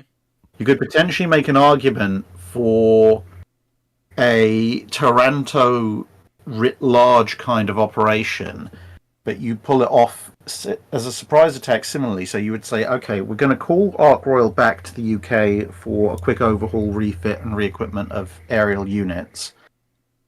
And then we're going to send it back to Force H. That's what you say publicly. That's what the Germans will believe. But what you do instead is, yes, she comes back, she gets refitted. You load her up with, let's say, a single squadron of martlets and every single swordfish and or albacore you can possibly find. You load up Victorious the same and Furious as well. Mm-hmm. You then sail them south, ostensibly staying outside of Luftwaffe air cover, heading for Gibraltar. And then the minute it goes dark or is approaching darkness, and you know there's not any German patrol aircraft nearby, everybody does a sharp 90 degrees to port and starts pelting at full speed towards the harbour, the French harbour. Launch as many torpedo bombers as humanly possible, and you time the entire thing to be timed with a nighttime RAF strategic bombing attack. And you ask the RAF to include a handful of flares with each bomber. So they're dropping a bunch of bombs, bunch of incendiaries, and a few flares. Which means that, kind of like when they sent an R-class to shoot up the landing barges in Cherbourg, every single German eye is going to be looking very much to the skies at high altitude, and probably not notice the 2 to 3 dozen swordfish and albacores coming in at wave top height from the sea. If you've got the 3 carriers involved, you've possibly got as many as 2 dozen, plus another 2 dozen from Furious, plus, because it's about 4 squadrons, and you could get at least another 3 squadrons. You're probably talking about 7 squadrons worth of strike aircraft, so some region of 84. I mean, if we're talking this level of operation here, gents, why not throw in a raid at the same time? Why not throw in something like the Sun Nazaire raid itself? Campbelltown? Yeah. No, because Campbelltown. The problem is you'd run too much of a risk of giving something away. Yeah. The point is to make the Germans believe it's just another night of the RAF coming to visit, and then you hit them out of nowhere. And as I say, given that one Bofor almost did in Eisenhower, if you've got complete surprise on your side, the AA guns pointing in entirely the wrong direction, and between the fires and the flares, everything lovely lit up and silhouetted for you. If you're dropping 50 plus torpedoes into the water, you're bearing in mind that's more torpedoes than the Japanese threw at Pearl Harbor. Against less targets. Yeah. Against fewer targets. They're going down. And the Germans can't salvage them. They're gone. They're done. That's it. And at that point, it's, mission accomplished. And just as a backup, just in case, in the extremely unlikely event that one of the ships maybe gets underway and manages to evade the incoming torpedo strikes, kind of Strasbourg at Mers El Kabir kind of scenario, then as an extra Plan C backup, have whichever one of the Thames class mine layers is still available, load it and or as many of them as possible to the gunnels with mines, and maybe 3 or 4 T class, and send them all in as part of the operation as well. So as the swordfish go in, that's the mine layers queue to just saturate the harbour entrance with as many mines as they possibly can, and then the T class at periscope depth just outside of that. So if anything comes hightailing it out because there's torpedoes everywhere, there's a very good chance they hit mines, sink and block the channel, and if they don't, they have 40 plus Mark 8 torpedoes. Yeah. So basically, if you stay still, you're dead. If you move, you're dead. Make it at harbour, you're also dead. You die. Yeah. It's not, the thing is, it's it's perfectly possible for the Royal Navy to pull off this kind of operation, but when it was just the Scharnhorst, the risks and the resources weren't worth it. Yeah. The minute you've got both the Scharnhorst and Bismarck sitting there, that and potentially Prince Eugen as well, that changes the equation. That becomes then a scenario where, frankly, it's an existential threat, so it requires an existential response. And that's there's a few people in the chat going, this sounds, fantastical, basically. No, it's an existential threat, so it gets an existential response. It's what happens when it justifies you drawing in the full resources of the Royal Navy and Royal Air Force and literally pulling everything out. And free And there's half a dozen plans that the Royal Navy drew up both before the war and during the war for exactly this kind of plan. Yeah. It's just much like their ambitions to build a fleet in the Indian Ocean. They had the plans, they had the resources, but they never quite managed to get the two to align. So it's like it's not something that I'm making up out of whole cloth. This is basically me just slightly editing a pre-existing Royal Navy plan. And Taranto plan was supposed to be a multi-carrier operation. That's the whole thing people forget. Taranto was supposed to be. The Royal Navy spends the entire of World War II, the interwar years, 1920s, 30s, planning and working out multi-carrier operations, how they need to work together, how you can best set them out to operate aircraft alongside each other, to not interfere with each other, how to deconflict the operation flight plans and all these things. And then come World War II, they have so many commitments they rarely get to operate multiple carriers together because someone paused the carrier construction at the beginning of the war. Whoops. Someone had a bright idea. But very quickly, just to hammer this home, doing as I do, being the layman of the group, think about it this way. I think that's my title more so than yours because you know more about the history of stuff than I do. Compared to the two gentlemen opposite me, I am very much the layman. But very quickly, think about it this way: you have three full-scale capital ships in Brest. Any one of those sailing is already a problem. If all three sail and make a break in different directions, you have three targets you now have to chase. That cannot be allowed to happen. Yeah. It just God forbid, they all sail at once. With escorts, the Germans have moved down the channel, and you actually have the potential for a fleet engagement if you don't have the assets in place to deal with it right there and then. Yeah. You have... So neither... It's such a big threat that it becomes justifies a big response. Next question is, if the incomparable class carrier hull was converted, this is from 681, to, in the style of 1918 HMS Eagle, with a probable air wing of 100 to 150 planes, what would the air wing layout be? It wouldn't be 100 to 150 planes for long. Honestly, very quickly you find that you're going to be operating roughly 90 to 100 aircraft maximum.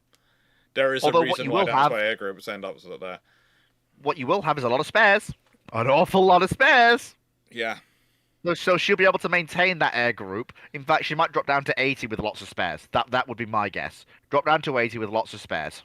Well, it'd be similar to what me and Dr. Clarke have hypothesized about the Admiral class carriers. Yeah. In that because you've hit the operational limit of air group before you've hit the capacity for your air group, you'll probably then see a number of twin-engined aircraft developed. Because at that point, why not? You've got the space, and if you're doing long-range recon and strike, especially with 1920s aircraft, having a bunch of twin-engined strike aircraft makes a lot more sense than a big twin-engine, well-defended, high, especially for the 20s and early 30s, extremely high-speed twin-engine strike aircraft that fills up your hangar deck makes a lot of sense. Which potentially, if it's very successful, might then influence both the choice of how you build Ark Royal and also what the negotiating strategy at Second London is when they drop the carrier displacement down to 23,000 tons. And make no mistake, the other powers will be watching.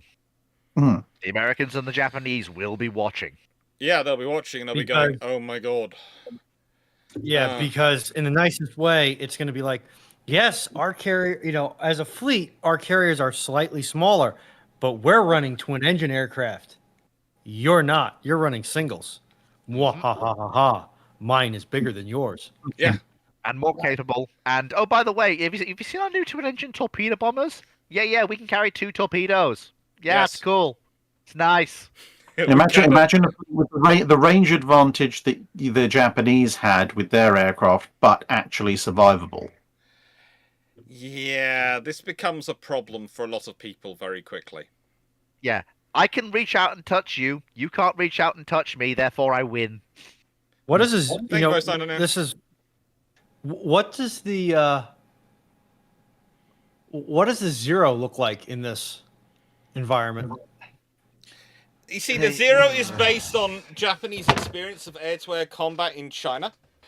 It's heavily influenced by that. It's also influenced by their own ideas and other things. So it's going to depend on what they go through. If they're still going down the single seat fighter route, it probably doesn't look too dissimilar. If they decided to go for a twin engined, especially if the British have gone for, and my suspicion with me and Draken had the discussion before is that you could end up with the British going, well, hang on, can we build with a twin engined aircraft? Can we make something which is a zoom boom fighter, heavy fighter style aircraft that also can drop torpedoes, provide a carrier bomb load, and act as a reconnaissance aircraft? Because if you can build one airframe which will do all of them, then that's the key thing you want to do, because then you have 90 odd aircraft. And whilst it might not be perfect in every role, in fact, it's probably going to be an 75 to 80% solution.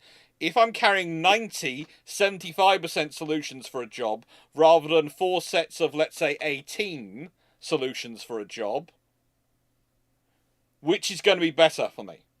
Which is going to be better operationally? And that's the thing the British are probably going to be in. Because that was the whole reason the British went for the torpedo spotter reconnaissance for the Swordfish, as it's called, and why, they're pushing for these things, because they're trying to have multi-role aircraft so they can have more of their aircraft, a larger pool of aircraft for these missions when they need to do them. The one plane to rule the ball strategy. Oh boy. The Brock. Does the Okay, Runon?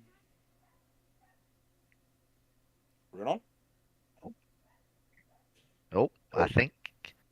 Have we lost him? Did we? Oh, Ruinon has gone robotic status there for a second. Discord went Discord. Am I back? You are now back. You're back. Okay. Yeah, it's Discord's doing its usual thing of getting grumbly, connecting me across the Atlantic. Yeah. Do you still get a swordfish in this iteration? It could well of still be life? called the Swordfish, but it would be probably not a swordfish as we remember it. Yeah, probably not. The Brock. It's gonna be interesting though. I mean, the thing is, the Royal Navy is still going to have smaller aircraft carriers, so there will be a need for a single-engine torpedo bomber. It's probably going to be developed in parallel with the larger twin-engine aircraft. They might try. They're probably not going to succeed in this, given it is the interwar period. They might try for commonality of engines and components. I don't think they'll succeed, but they might try. They were always trying for it. It's just the pace of engine development meant that they kept failing at that. De Brock, when reading about Convoy PQ-17, it was stated that the escort was not allowed to go past the 25 degrees east. Why was that?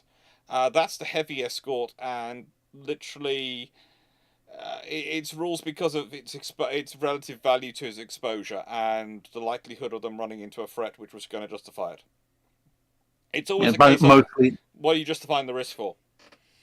It's mostly that the Luftwaffe air cover gets heavier and heavier, combined with the further north and east you go, the sea conditions and the general weather conditions get rougher and rougher, which means you end up with, basically the further along you go, if you're an aircraft carrier, the less chance there is of you being able to successfully operate your air group, whilst simultaneously the enemy air threat is gaining.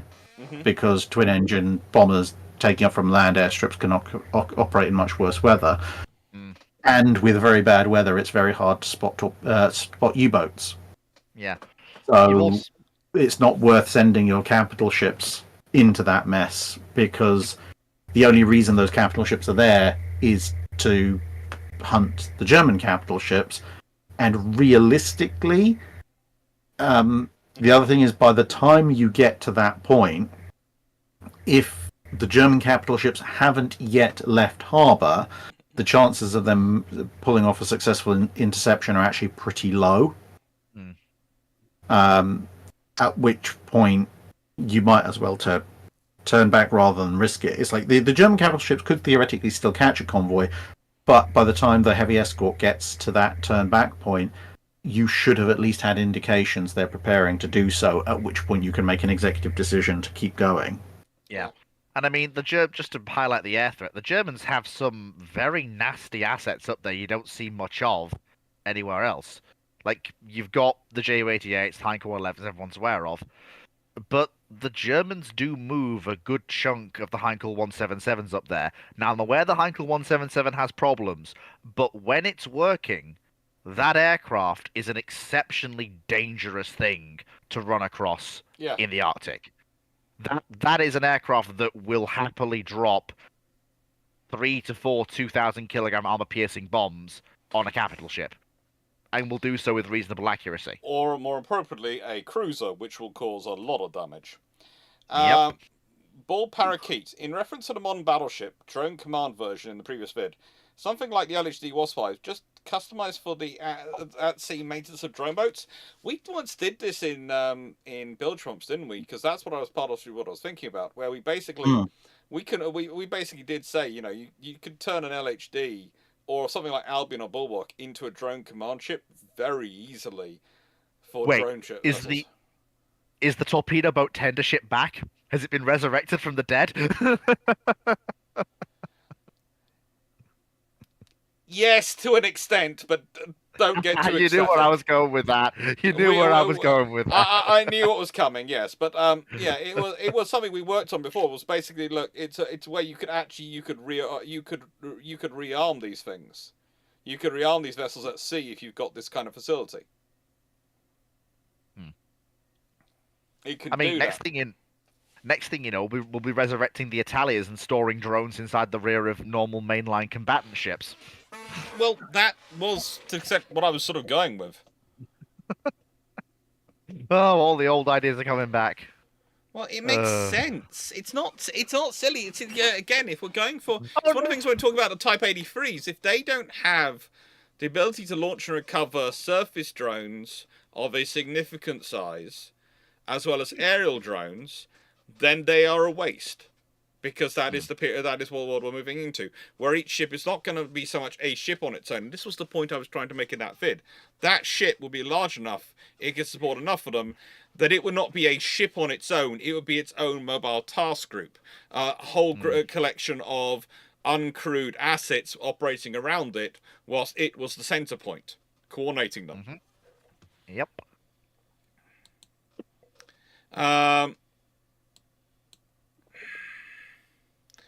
Now, Steve, from the thanks Steve putting us all up, and Paul.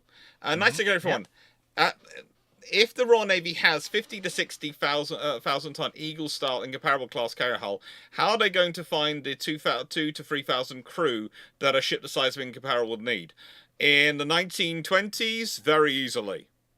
Yeah, I was going to say, they can just not do some of the trimming down in crew sizes that take place during the Washington Naval Treaty. We're talking about a naval force which is hundreds of thousands strong in this period. Yeah. They can find the crew. They can absolutely find the crew. When is Bill Trump going to come back? When we get some free time? Yes. No,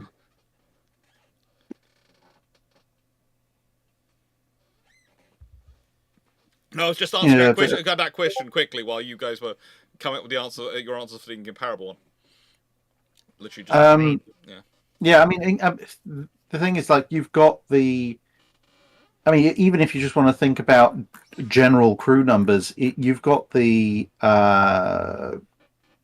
King George V, the World War One era ones, and they're coming out of service as soon as Nelson and Rodney are complete for tonnage reasons for the fleet.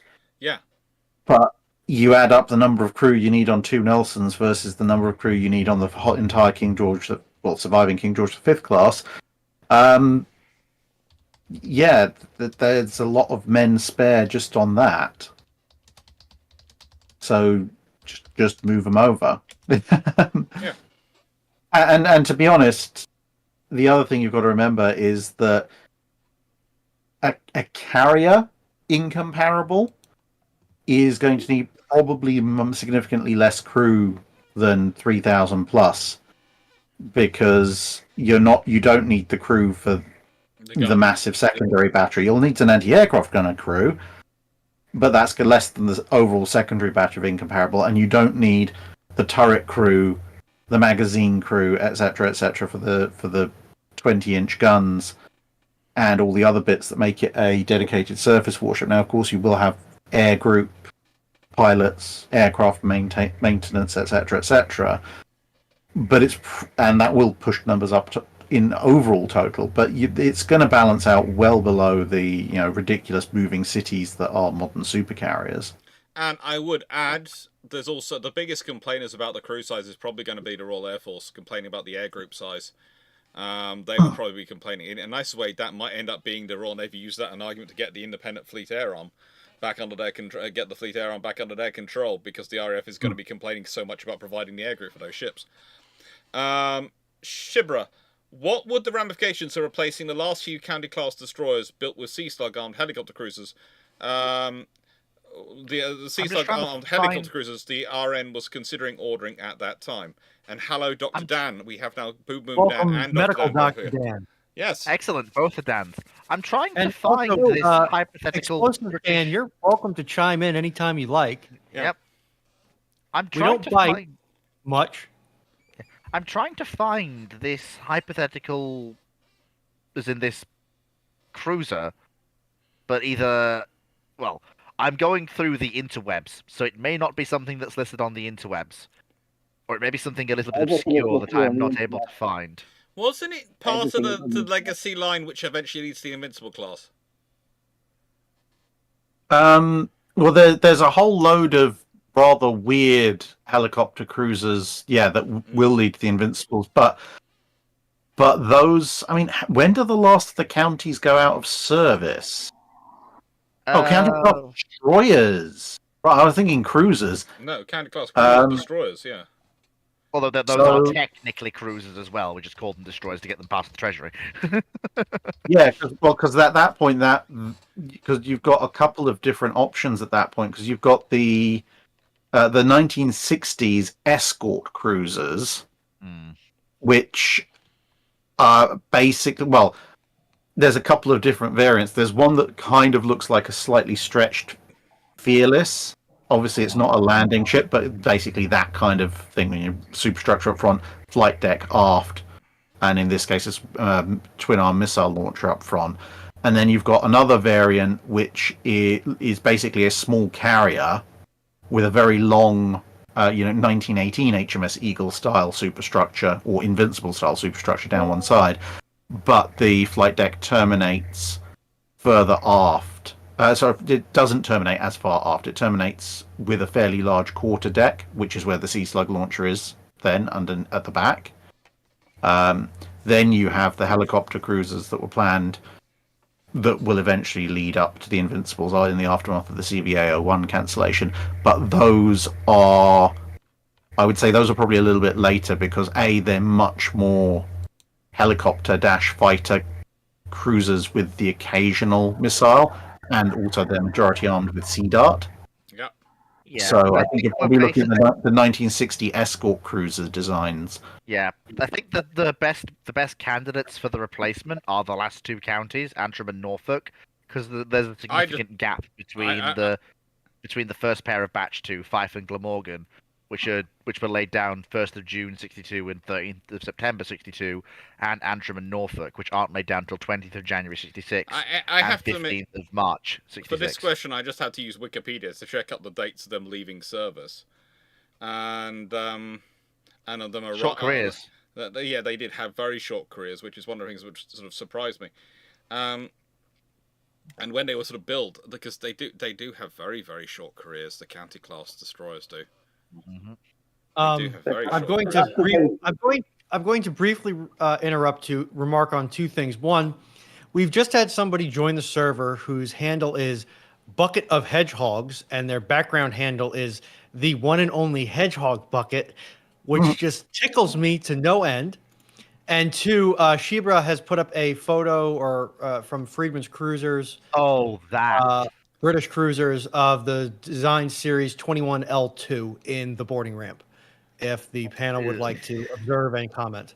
I will go to the boarding ramp. I'm looking at it. Yes. And to be perfectly honest with you, I don't want that instead of a county. I would absolutely much rather have a Batch 2 county. You might as well build an Invincible class. Why are you building that instead of an Invincible? Yeah. Smaller. Yeah, but That's basically it. It's a baby Um, invincible, which is honestly something I didn't think you could achieve without having oars. You also don't have, and look, I know Exocet is not the greatest thing in the world, but that's one of the things the Batch 2 counties brought to the RN. They brought Exocet into the RN. you could fit Exocet on that. Why do you have the forward space? There's no way you're using a full-length flight deck. If you've got a boat stay, you might as well move that the deflector back aft in front of the boats and stick the Exocet up above the Sea Slug launcher.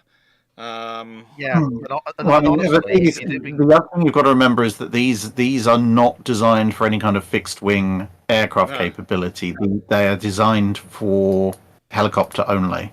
Yeah. honestly, Just look at those twin 4.5 sitting looking over the aft helicopter flight. That's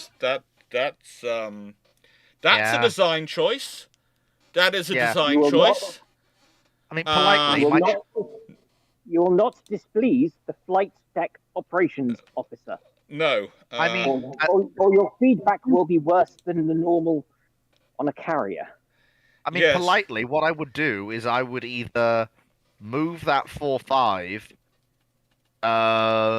So I'd actually cut the rear flight deck back and put the 4.5 there, or cut the rear flight deck back and add another Sea Slug launcher, or to give full round coverage. If you're building something like this, and you've got the helicopters working the way they work, you can afford, I'm sure, to cut back that rear flight deck and put something else there. Yeah, there are some options you could. Plug launcher is never the answer you want to be giving. No. I mean, also, the other thing is that... Can we just say that the Sea Slug is the ultimate example of the Royal Navy really can't always hit it out of the park with naming things? Because who names their air defense missile a Sea Slug? Does that give you the idea of a fast-moving, capable surface-to-air missile?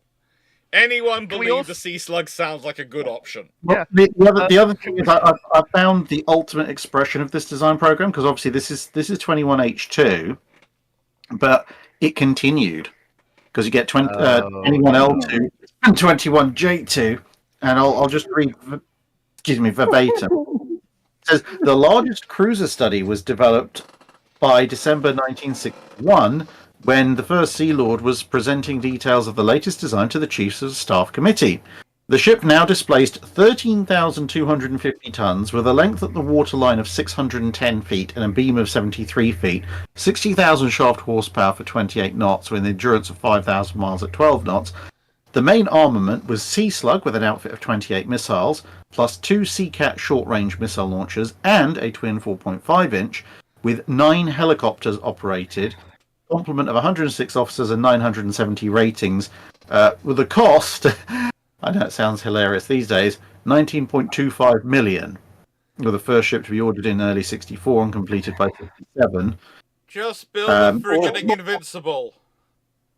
Yeah. Or better yet, give me resurrect CVO1 from the dead. You can probably get one CVO1 for the cost of 2 of these things. It's everything and nothing, isn't it? Hmm. It's missiles, helicopters, guns, but not enough of any of them to actually do a really good job. No. Well, they were then redesigned, because that design was what was supposed to be done instead of the last 2 counties. But then it says in 62 the design was redesigned with capability of carrying Chinooks, so presumably a bigger lift. The Sea Slug and Sea Cat launchers were replaced by a pair of Sea Dart launchers. Okay, can we use and an Ikara, and an Ikara anti-submarine rocket launcher. Okay. Less useful. Displacement was reduced to 10,000 tons and cost to 16.5 million. But the decision to purchase the 4 Polaris subs resulted in the deferment of escort cruisers, but not the deletion from long-term plans, which is presumably why they resurrected the idea for what would eventually become the Invincibles. And I will point out, for all the flaws of the Invincibles, they did enable the fleet to retain fixed-wing capability through one of the roughest periods for the RN. Yes, they did. And let's be honest, all these designs, as Shibra has just pointed out, were supposed to allow them to take helicopters off the CVA-1s so they could concentrate on fixed-wing aircraft. I'm not sure how successful that idea would have been, but it's an idea. Right, and from Poseidon 7307, and this is a good one to have down here for as well, the Britain starts World War II with between 15 and 20 X-1 cruiser submarines. How might this change the war, and what funny things might they get up to? I'll be back in a second. Well, I've just heard a knock on my door. Well, I think we found the counter to all the Hilfskreuzers. I mean, that's just the perfect. Oh, you're a German Hilfskreuzer, are you? You're dead. I don't even have to use torpedoes on you. I've been stalking you for days. I know what you are. Yeah, pretty much. It's the it kind of gives you the opportunity. Sorry, I'm taking the opportunity not to get run down crossing the road. Gives you the opportunity to kind of go, hello, where are you in the world? Oh, you shouldn't be there, should you? Because you're on the naughty side. Why don't you go to the bottom of the sea? Yeah. I mean, although there wouldn't be X1s, would they, Drac? They'd be X2s or X3s. But, well, it'll be probably X2 class. Although at that point they're large enough, and if they're a class, they're probably actually getting names. But the interesting thing is, given xylophone. I run out of X's.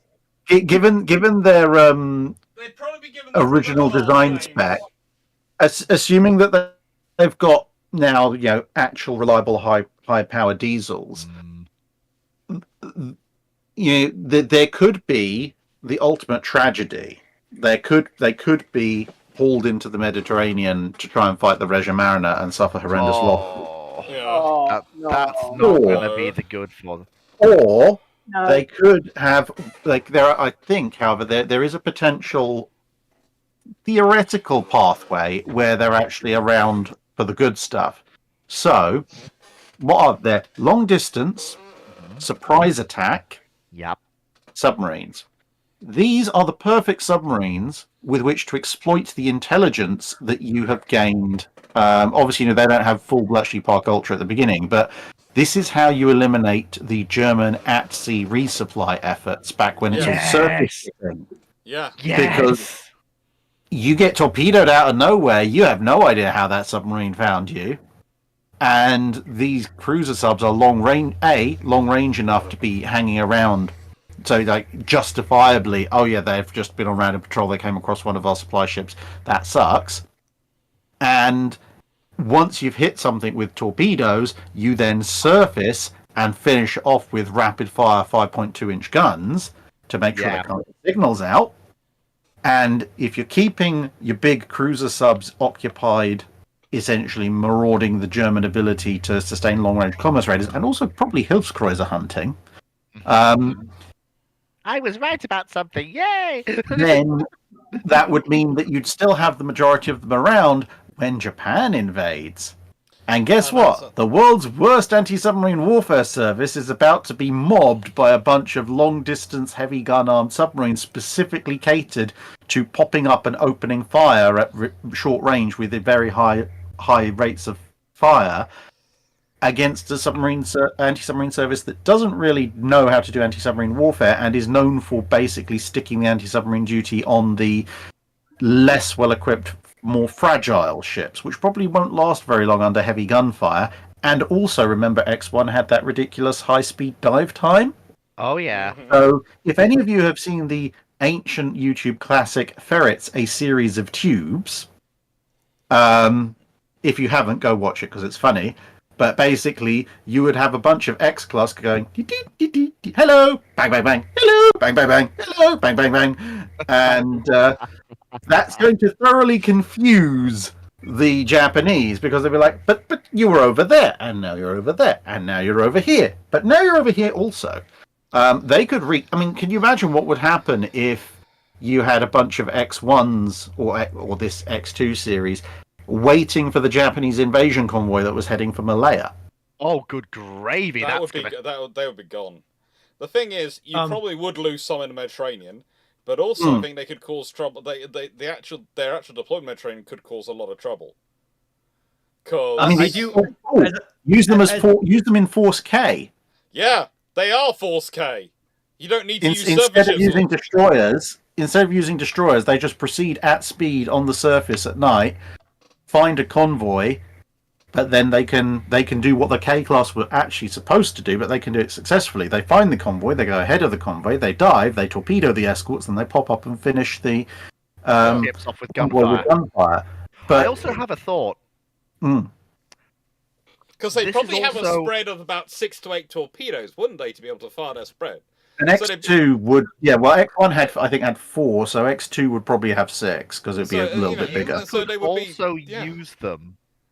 You could, depending on how the war goes and what the RN wants to do, you could also use them in times of capital ship shortage as heavy escort for convoys. Because they might not deter Bismarck, Hipper, or Scharnhorst, but I don't think the German capital asset is going to be very happy when 3 torpedoes explode on its port side. Well, they did that with submarines anyway, so they would quite happily carry on. They'd use some submarines for escorts. But I was thinking actually more for some of the things, for resupplying Malta, etc. That's another load of submarines you can use for that duty. There's another, there's lots of operations you could use them for. They would be very useful. But they're also, the most important thing probably for them, and I could see them being used for this a lot, would be special operations. Because not only can they surface and insert the commandos, but the commandos can go, we need help. With fire support, give us target, put in flare, pop flare. Oh, good lord, hello, welcome to 5.25. Hope you enjoy the Christmas presents. They could do that. They could also it's the ideal submarine for engaging targets with gunfire that you otherwise can't get an asset in to engage. The one problem is if they do too good a job during World War II, some will eventually want to try and build a nuclear-powered equivalent version of them. Yep.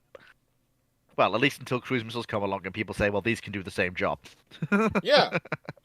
But that just imagine the Cold War submarines if they've been used well and they've done the job correctly. I'm sorry, I'm looking at the Russians over there. I can see that gentleman standing there with the plans. No, Igor, put the plans down. No, Igor, no, put the plans down. I don't care what Stalin has said. No, no. Then we have from Tanef Velika. Hello. Question, including both parts of today's dry dock, how long has Drac been on YouTube today? We're probably going for double-digit hours. Well, speaking of that, I have just been informed via WhatsApp that I need to go and ensure that Mini Drac has awakened and now needs comforting. Oh, so I'm going to have to sign off. Go to the princess. Don't worry. Well, Drac. Fair enough. Toodles. Take care. Give my best to Thank you for being here. Thank you. And Mrs. Drac. Will do. She's had a nice mummy's day. Been treated properly. Take care. I'm sure she has. Goodbye, Drac. Okay, here's a fun question. What is the oldest still in service and used ship in a navy? That's the Brazilian monitor, Parambaya or Parimba. I think it is. The Russian floating dock is pretty darn old, isn't it? But it's been damaged, hasn't it? Yes, I think it's in damage. I think it's been damaged, sadly. What have you shifted your microphone to? I've done nothing. That's better. Are you sure? When your hands above your head, you sound like you're underwater. When your hands are down here, you're fine. Is your watch perhaps interfering with your headphones? I have no idea. No, my luck problem. What I find with my phone setup, my phone automatically goes to the clearest microphone, which will either be my watch, my earbuds, or my phone. So if my watch is behind my head or in a otherwise obscured position, it will try and go to the phone, which is usually worse. Oh, yeah, that could be it. Mm-hmm. Yeah. These devices are smart. They are. Allegedly. Black Horse. Yeah, like smart bomb. And we're about the Also- same level of survival. We Okay, do have somebody who has explicitly requested a Runon rant. If I could get one of the shipshape members to send that to Drac, to clip it and send it to Drac, so that I may understand the response back, as he has had to go and deal with other personnel, thus avoiding the direct exposure to the stupidity that I've been dealing with for the last 2 months. Oh, we can do that. We'll do this question from Black Horse first, just so I can tick it off. Who needed to be replaced in order to get the Mark 14 torpedoes working in the early 1940s? Well, you know how Fleet likes to talk about how to get rid of the tuna coal? Politely, I suggest getting them up against a wall and introducing them to a bullet to the face. Yes, basically you need to do pretty much the same to most of the Bureau of Ordnance, okay? Just saying that. Yes. Well, okay. We don't need to summarily execute them. We just need to put them in a room with a sufficiently, I would say sufficiently enraged, which implies that King was never not enraged to one degree or another. But I believe chat knows generally what I mean when I say a sufficiently enraged King, and possibly a sufficiently enraged Mush Morton, and just we'll put them in the room en masse so they have a chance. Not much of one, but they have one, and then lock the door and let them out after about 30 minutes, or what's left of them out. Yeah, can we give King Knuckle Dusters? I think it's only fair. I think what you'll find is not only will there be Mush Morton and King, there will also be a Royal Canadian Navy officer in there taking notes. There'll be Chester Nimitz in there, and Chester Nimitz in there cheerleading them. Yeah. Poseidon says Buord behind the shed for some pictures. Yeah. Right, so, Runon, rant. We've got some more questions. I mean, we can wait at this point. We've got a few questions. Also, you need to send me the music that you want for your rant section on tomorrow's Ramblings. Because apparently there is supposed to now be theme music for the Ruinon rant. They haven't sent me what it is yet. And here's the problem, Fleet. My ego is not that great. Mm-hmm. Electric also, Avenue. we can wait until it is a night question. It needs to be. It needs to be something that's not going to get my channel slapped with a copyright strike. So me singing Electric Avenue? Yeah, probably. It's YouTube. People's channels have been claimed for less. You'd be okay. We can wait until it comes through the rotation, because I doubt Drac is going to be asleep in the next hour. So, yeah. Stafford Thompson, are you tasked with You are tasked with building the ultimate anti-air destroyer that is gun-based. What do you put forward as your design? A modern battle class or a new take on the Fletchers? I take the Darings, honestly, with their twin 4.5s, the sheer rate of fire with their hold on. basics. But I probably want to go for something which was even bigger, which had at least 4 twin 4.5s. Hold on. It says ultimate air and anti-air destroyer that is gun-based. Modern. Wait a minute. Are we talking about building a ship for the modern era? If it's a modern era, then I'm basically a nice way. If I'm buying something today, I am taking a lot of 73-inch guns from Otto Malera, and I'm basically just stocking them up. I'm just going to go to the Italians and say, you know what you were doing in the 60s, do that again, please, and I'll buy whatever you build. Yeah, I'm going to walk up to that Otto Malera Bofors conglomerate, and I'm going to cut them a rather large check. And then I'm going to walk away until they give me a call back. Bofors is owned by BAE, so they're separate conglomerates. Yeah, but they do work together quite often. Doesn't Bofors and Otto Malera have a handshake agreement right now? Oh, they do. They do have many. They have many. Yeah. They're lovely. I'm gonna want at least 2, ideally 3 5-inch for further reach out and touch range. Yeah. Then I'm gonna want at least 6 3-inch, ideally 8 to 10, although with at least 6 available for each broadside. And then I'm going to round it out with as many close-in weapon systems of whatever type is most effective as I physically can. Yeah. And is I'm there a space on this ship? Yes. Why is there not a Seawiz there? Fleet, you've frozen again. In a very interesting facial expression. This is why I need a new computer.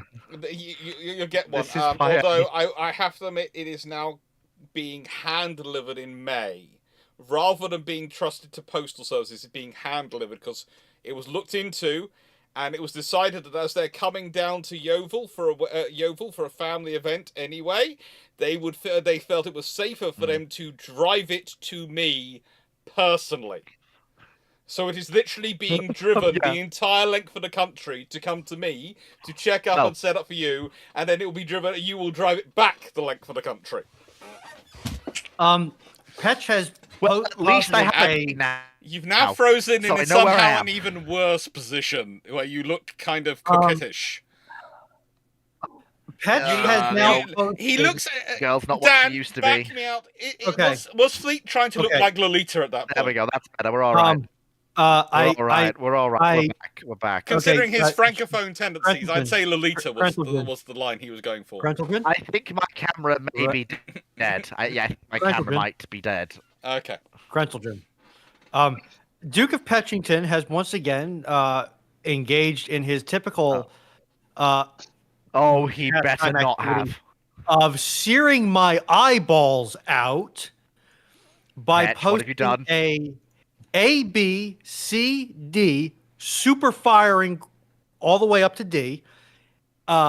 Q. What's it be? Y, Z, X. This is the boarding ramp. W, X, Y. Oh, my Lord Lubberduck. And then a T, W, X, Y, and Z super firing abomination. Have you heard of stability? Oh no, he's not. Has he? Stability Please tell me stability happens to other people. Yes. Please tell me he's not resurrected that particular monstrosity. Yeah. I've told him about that ship. I've told him about that ship numerous times. Oh, come on, Pet, buddy chief. We've had buddy chief, my friend. We've had discussions. People have said that the Atlantas had stability issues. Let's move on. Well, the Dido's every one of these things. No. Look, it's very nice. It needs probably 2 more gun mounts, so then you can have the 12 apostles. 10 doesn't really work because you can have, you've got HMS Agincourt had 7. They were named for the days of the week. 10 commandments. Yeah, you could do that. Though thou shalt not kill could be a bad name for a gun. Yeah. We've got a few questions more. It fires the star shells. I'm trying to think about the Navy and what the gun crews would be doing to try and live down to their names. We have about 5 questions more. I'll try and keep myself going. I know, both you and Dan here, Dr. Dan, are looking like you're tired. So I'm not going to keep you up for too long. That'll be 4 glasses of wine. Yeah. What kind of fleet did Richard III take on Crusade? I mean Richard I, not the third. It was Richard I. He didn't take me anywhere. He didn't take me anywhere. I wanted to go on a holiday to the Holy Land. He didn't take me anywhere. Cogs. Lots of cogs. Having just been listening to the story, to a podcast about his sister, who had married the King of Sicily around that time, and then her husband died and Tancred IV took over, who wasn't as friendly to her. Yeah, lots and lots of cogs, but more importantly, they were not very good in storms. No. Should Britain go back to naval shipyards with builders bidding for work and maintaining the yards? Yes. That would possibly be an idea, but it's also do you have enough work to make that a viable economic system? That's the problem. That's the scenario. You need to have enough work going through to make it viable for that to work. Steve, if the navies of the interwar period had the 2,000 horsepower engines for aircraft in 1935, or basic jet turbines, what sort of carrier do we see built? Not fundamentally that much different, but probably going to be... it's going to depend on how the treaties work out. In 1935, But honestly, you're probably seeing the Royal Navy try and get things which are more implacable-esque earlier on, if that makes sense. You've not got you've not changed the paradigm in aircraft enough to change what makes the carrier a carrier. Yeah.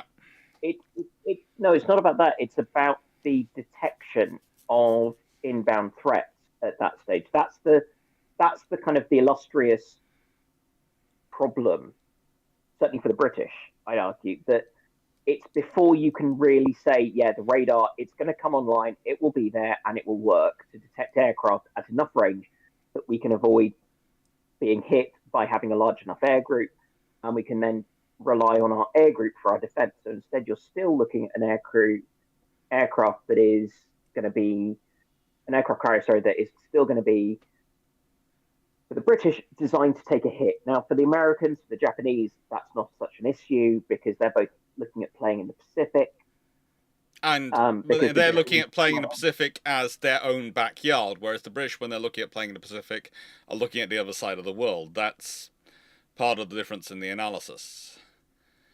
Well, it's also, I think, the Japanese like to forget that the British will be coming for them from the South China Sea, because the British will be coming for their trade and being nasty, and that's not fun to war game and doesn't help you with arguments for I want an even bigger battleship, whereas going up against the Americans does.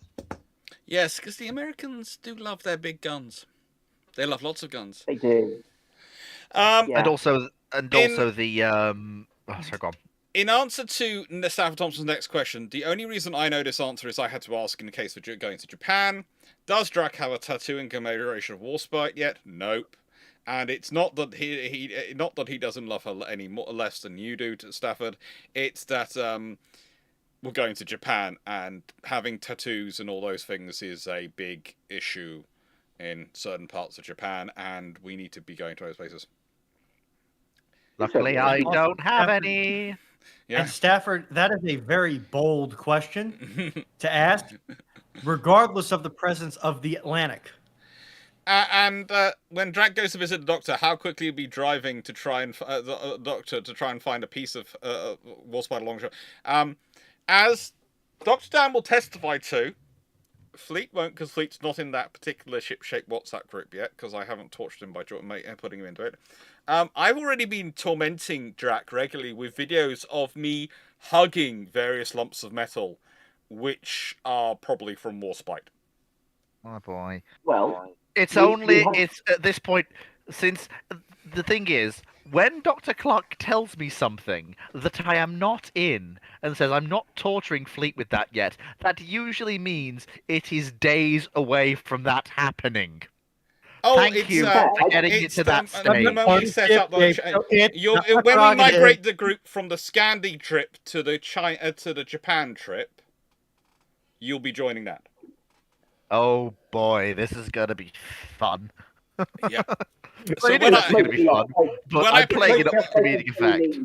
When I produce the video messages. Yeah, I am just at the moment. I'm at the stage of the planning where I am triple checking all the hotels involved are the right hotel chain, because there's a hotel chain in Japan which will literally take your bags from one hotel to the next hotel if you're staying in the same chain. And I really want us to be staying in that chain. So I am triple checking we are in that chain the whole way along. So so when we're going to the train station, all we have to do is take our standard day luggage with us and just walk. And all of our big bags will arrive in our hotel for us.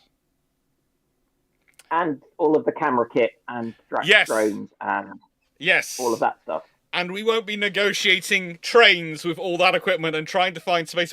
And making one of our colleagues really likes to sit in the ticket he's assigned, and I completely understand this one. But the trouble is, the ticket you're assigned, if you're assigned tickets, is often never close enough to where you can store lots of large luggage. No matter how, whenever you try and book it, all those tickets all seem to.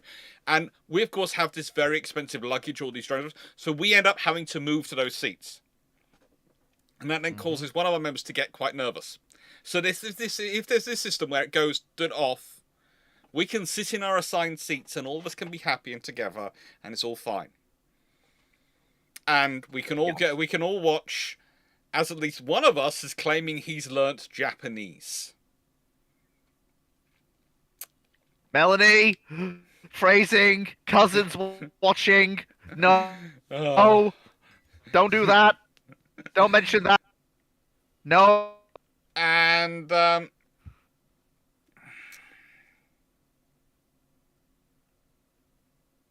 thank you, Colin Cameron, and Bob Fry. And the last question is from Knights of One is, can we get a Runon rant? Okay, so Batten for down those the of you hatches. who have not been caught up on this, in January, I suddenly found myself, after a certain political event in the United States, in need of a new job. I found a new job rather quickly. Thank you, local union.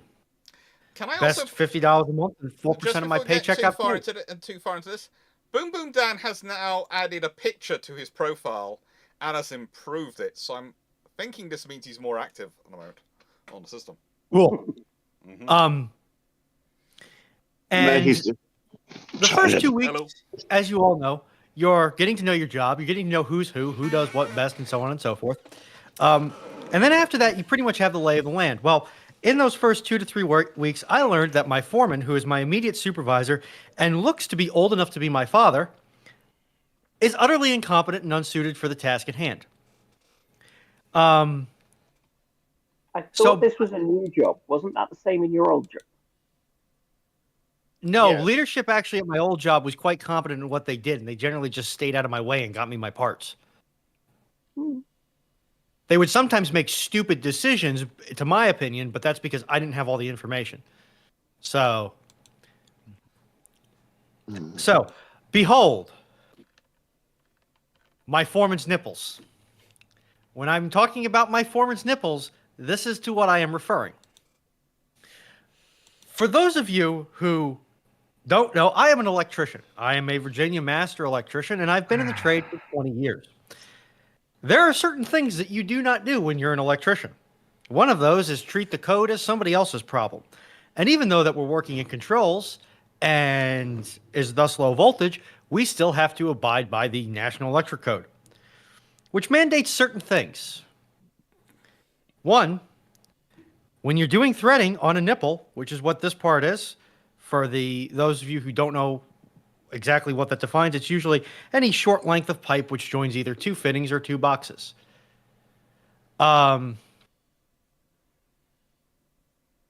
Apologies, Jonathan. You cannot have a continuous running thread. That is illegal.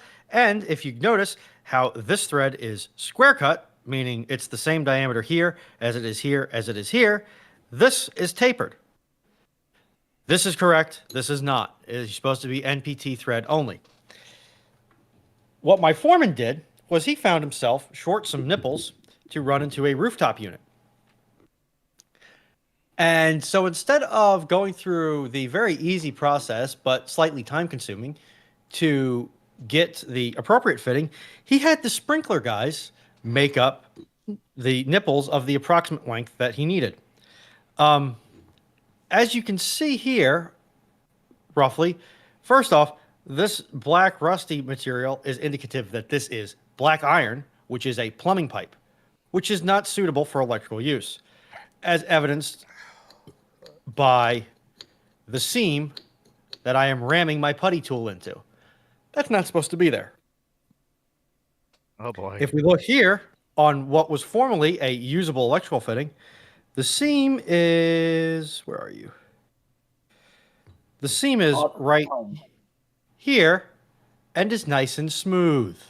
This is so you don't provide a burr with which to abrase the wires and cause problems.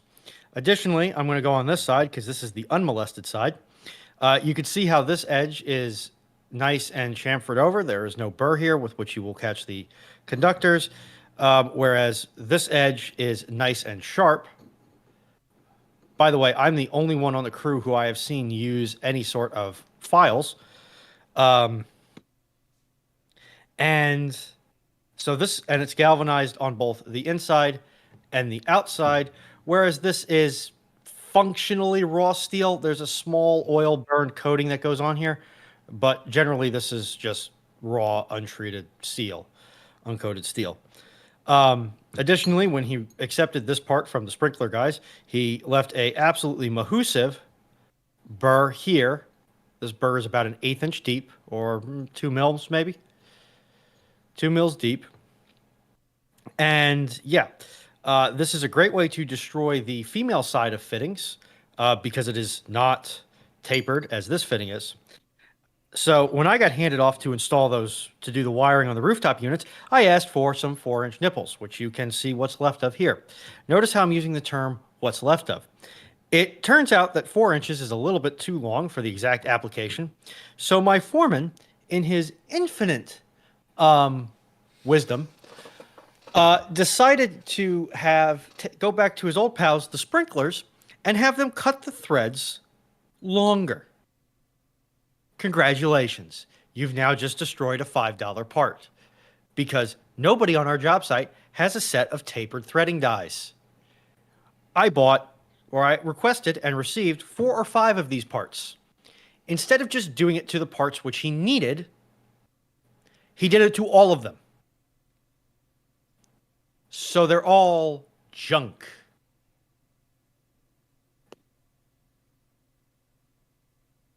Do you now see why on Fleet's ramblings, both on the Monday and on the Friday, as well as after the live Discord meetings that we have here on Thursdays, I usually have about 30 minutes of stuff where I can cook off and rant and rave about.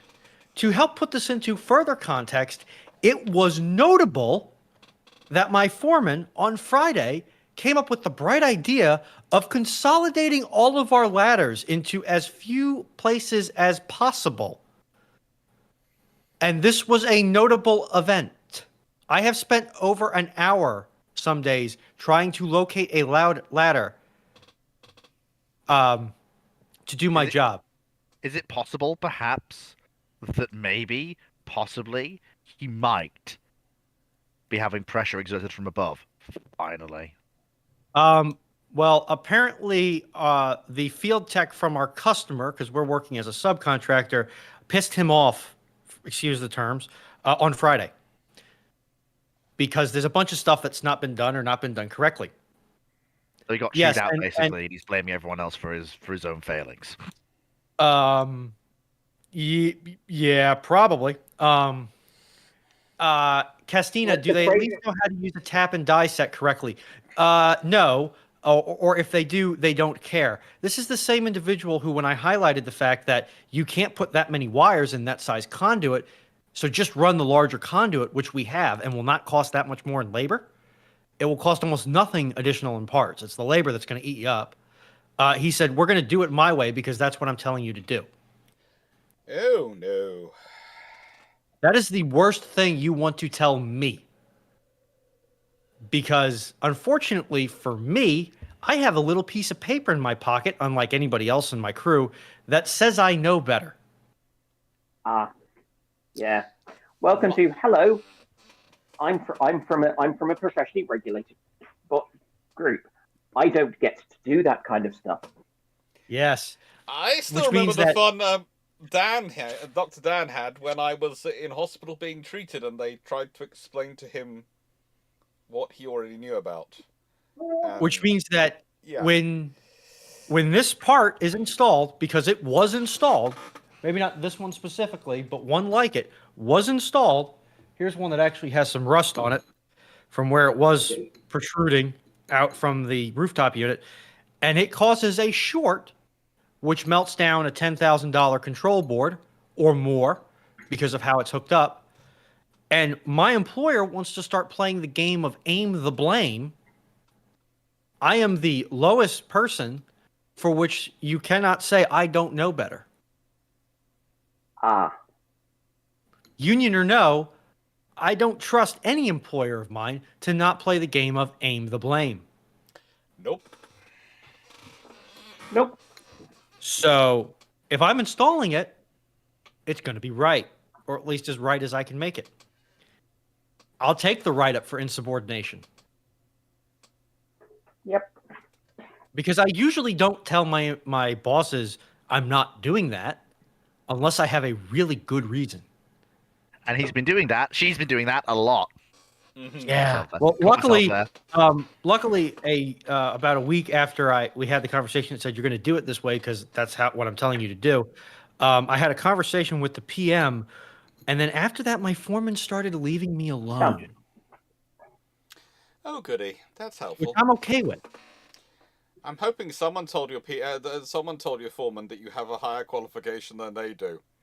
And if they have too many conversations with you, they might end up in trouble because then they will not legitimately not be able to claim they didn't know better because they actually consulted someone who told them better. I don't know if that conversation's been had. I'm usually not that arrogant to do that with superiors. I'm arrogant enough to do it with subordinates. Fun Police, yes. Actually, if you want to see some of my documentation, you can look at the thread that's attached to the boarding ramp channel in the Discord. I have pictures and timestamps because while it may be slightly scattered, anything that happens at work that's weird or just annoys me, sometimes even stuff that's just funny, I document. Yeah. And it's timestamped. I would also write some notes about it daily if I were you at this point. I would have a contemporary record of events that I could refer to. Well, the nice thing is I have enough corners to hide in where the record can be contemporaneous within 3 hours. The other thing is I was informed by the field tech that there was polarity swapped on a set of components. Yep. For the 24-volt system. Yeah. No taking. My pictures don't show that. Ew. So either I'm misinterpreting something, which is possible. I screwed something up after the fact, which is less likely, but still possible. Or somebody decided to monkey around with my work. I wonder which of those options is most likely. I'll give you a hint. It's the third one. And I'm going to be very, very clear. I have made mistakes in the past. I have almost made some very large and very expensive mistakes, which is why I tend to take photos of my work, especially when it's in hard-to-reach places, so that I can prove that it's done. And done to start code. Yes. Because I am nothing if not paranoid. Anyway. And with that being all said... This is the story about my foreman's nipples. Yes. I'm going to say, I think that we have been going for 4 hours and 15 minutes today. It has been our 5th anniversary stream for this channel. Thank you, everyone, for joining. Thank you, Dan and Drac, for being here, and Fleet and Runon. Thank you, Boom Dan, for being here. Every one of you has been on at various points throughout this. I was out having a nice dinner. That's fine. Having a nice dinner for your mother for Mother's Day is perfectly understandable. Thank you all for being here. You've all helped make this channel what it is, and so have so many of others. All the people watching. But I don't think I deserve quite that much credit. You have, Fleet, because remember when I was getting back after being ill and having the double pneumonia, and you volunteered to be here pretty much every week, and I've been here every week ever since. On a Sunday to help me out and to make sure I'm covered when I have to go off and cough or something like that, so that people aren't disappointed and I'm not worried I'm letting everyone down. That's all been thanks to you. And that's I'm just a post turtle. I have no idea how I got here. Just doing what any good friend would do. Don't worry, it's fine. It's fine. But don't worry. Once you've moved to the UK, the ship-shaped tours of 2026, 2027, we have plans for you. Don't worry, Runon. Hours. You're going to have a lovely time. Thank you, everyone. Okay, Runon. Yeah, goodbye. Easier once the Minecraft server is built. 5 to 10 grand for that. As Dr. Dan will testify to, he's the first person from Shipshape who I dragged in, and who basically, I'm not a naval historian. You're coming to Canada, us. You're just coming, okay? You're just enjoying it. Yeah, ship shape is just becoming. It's basically becoming a club at this point. We're dragging in people, even tangentially related. Boom Boom down here, of course, was just going, I'm just a happy chemist. Why am I being dragged to Scandinavia? We're gonna have fun! And I think he did have fun. Should I be concerned that I'm going to be asked to write up a detailed a detailed description of ship and naval facility wiring setups and my opinions as a professional electrician thereupon? Don't worry, me and Drac have not been looking up all the electrical distribution plans for battleships and other ships designed in the 1920s and 30s. Okay, so am I gonna be expected to consult on the South Carolinas or the Sodaks, whichever one went out in Guadalcanal with the Cascade failures? Who knows? We're doing it all. Team, you're just going to have to come up with the what if, so that of what would happen if you'd been running the electrical systems instead of the person who shorted out the entire battleship. Oops. Team U, that is in American dollars. If you wanted to do it in pounds, I mean, the pound is stronger than the dollar, so I'm not going to turn it down. Yeah. And the bot will work again. We'll have a conversation and work it out at some point. Probably have to do some testing. Probably when I get back from Justin Craig, we'll have to do some testing. We'll have to do a special extra live where literally we're just testing the bot. And just announce we'll be doing a bot test and taking questions as we go and hope the bot will work. Yeah. I mean, luckily, one of the reasons that, I'm basically kind of going with, I'm helping. I'm like, hey guys, we got to do the strems. We got to, do the strems. It's got to be done. Yeah. Let's go. Right. Thank you very much, everyone, for being here. Thank you, all the people in the chat. Melanie, Knight, Steve, Jonathan Moon, Stafford, Timu, Paul and Steve especially for doing all the scraping stuff across and grabbing it and putting it all in. And thank you, Jonathan. Thank you, John Hegstead. Thank you, everyone who's been watching on Twitch, on YouTube, all evening. Thank you to all of you. And I think it's rebuild your OBS. It doesn't connect into my OBS, Steve. Yeah, it's an interlink problem between YouTube Dr. and Clarke's computer and YouTube. Yeah. I might know what it is. It could be Starlink. It could be BT Internet. It could be the fact that it's trying to work with both internets at the same time. It could be it doesn't like going through the various systems I have up in terms of the firewalls. I could have to check that because about the same time it went wrong was about the time I was having all the internet issues and I had to do a whole load of cobble together to sort things out. So I will go have a long conversation with that system. Because especially given that it's working. It's working for me. The current build of both StreamerBot and Powder Monkey are working for me, and the prior build is working for Fleet. The reason I don't think it is the internet, though, is because it's working on Twitch and just not YouTube. But it could be a firewall issue where the API is not being allowed to speak through the firewall. Yeah, but I think it's more because, you see, I look at the StreamerBot and the system we've got, and if for Twitch, it has me as a broadcaster. For YouTube, it, for some reason, just has me as a viewer. Despite me being logged in on both. On the streamer bot. Say about me. And that's the thing. That's the weird point. It has me as a viewer, not a moderator or a broadcaster, which it should have, because platforms-wise, I am logged in as both a broadcaster account and a bot account are logged in exactly the same. So it should have both for YouTube, the same as it does for Twitch, which has both logged in. Have you checked you're not a bot? Yes. That's very interesting. Have you passed the capture test? Are we supposed to still be live? We are still live, but I will say thank you to everyone, and I will get us off the live.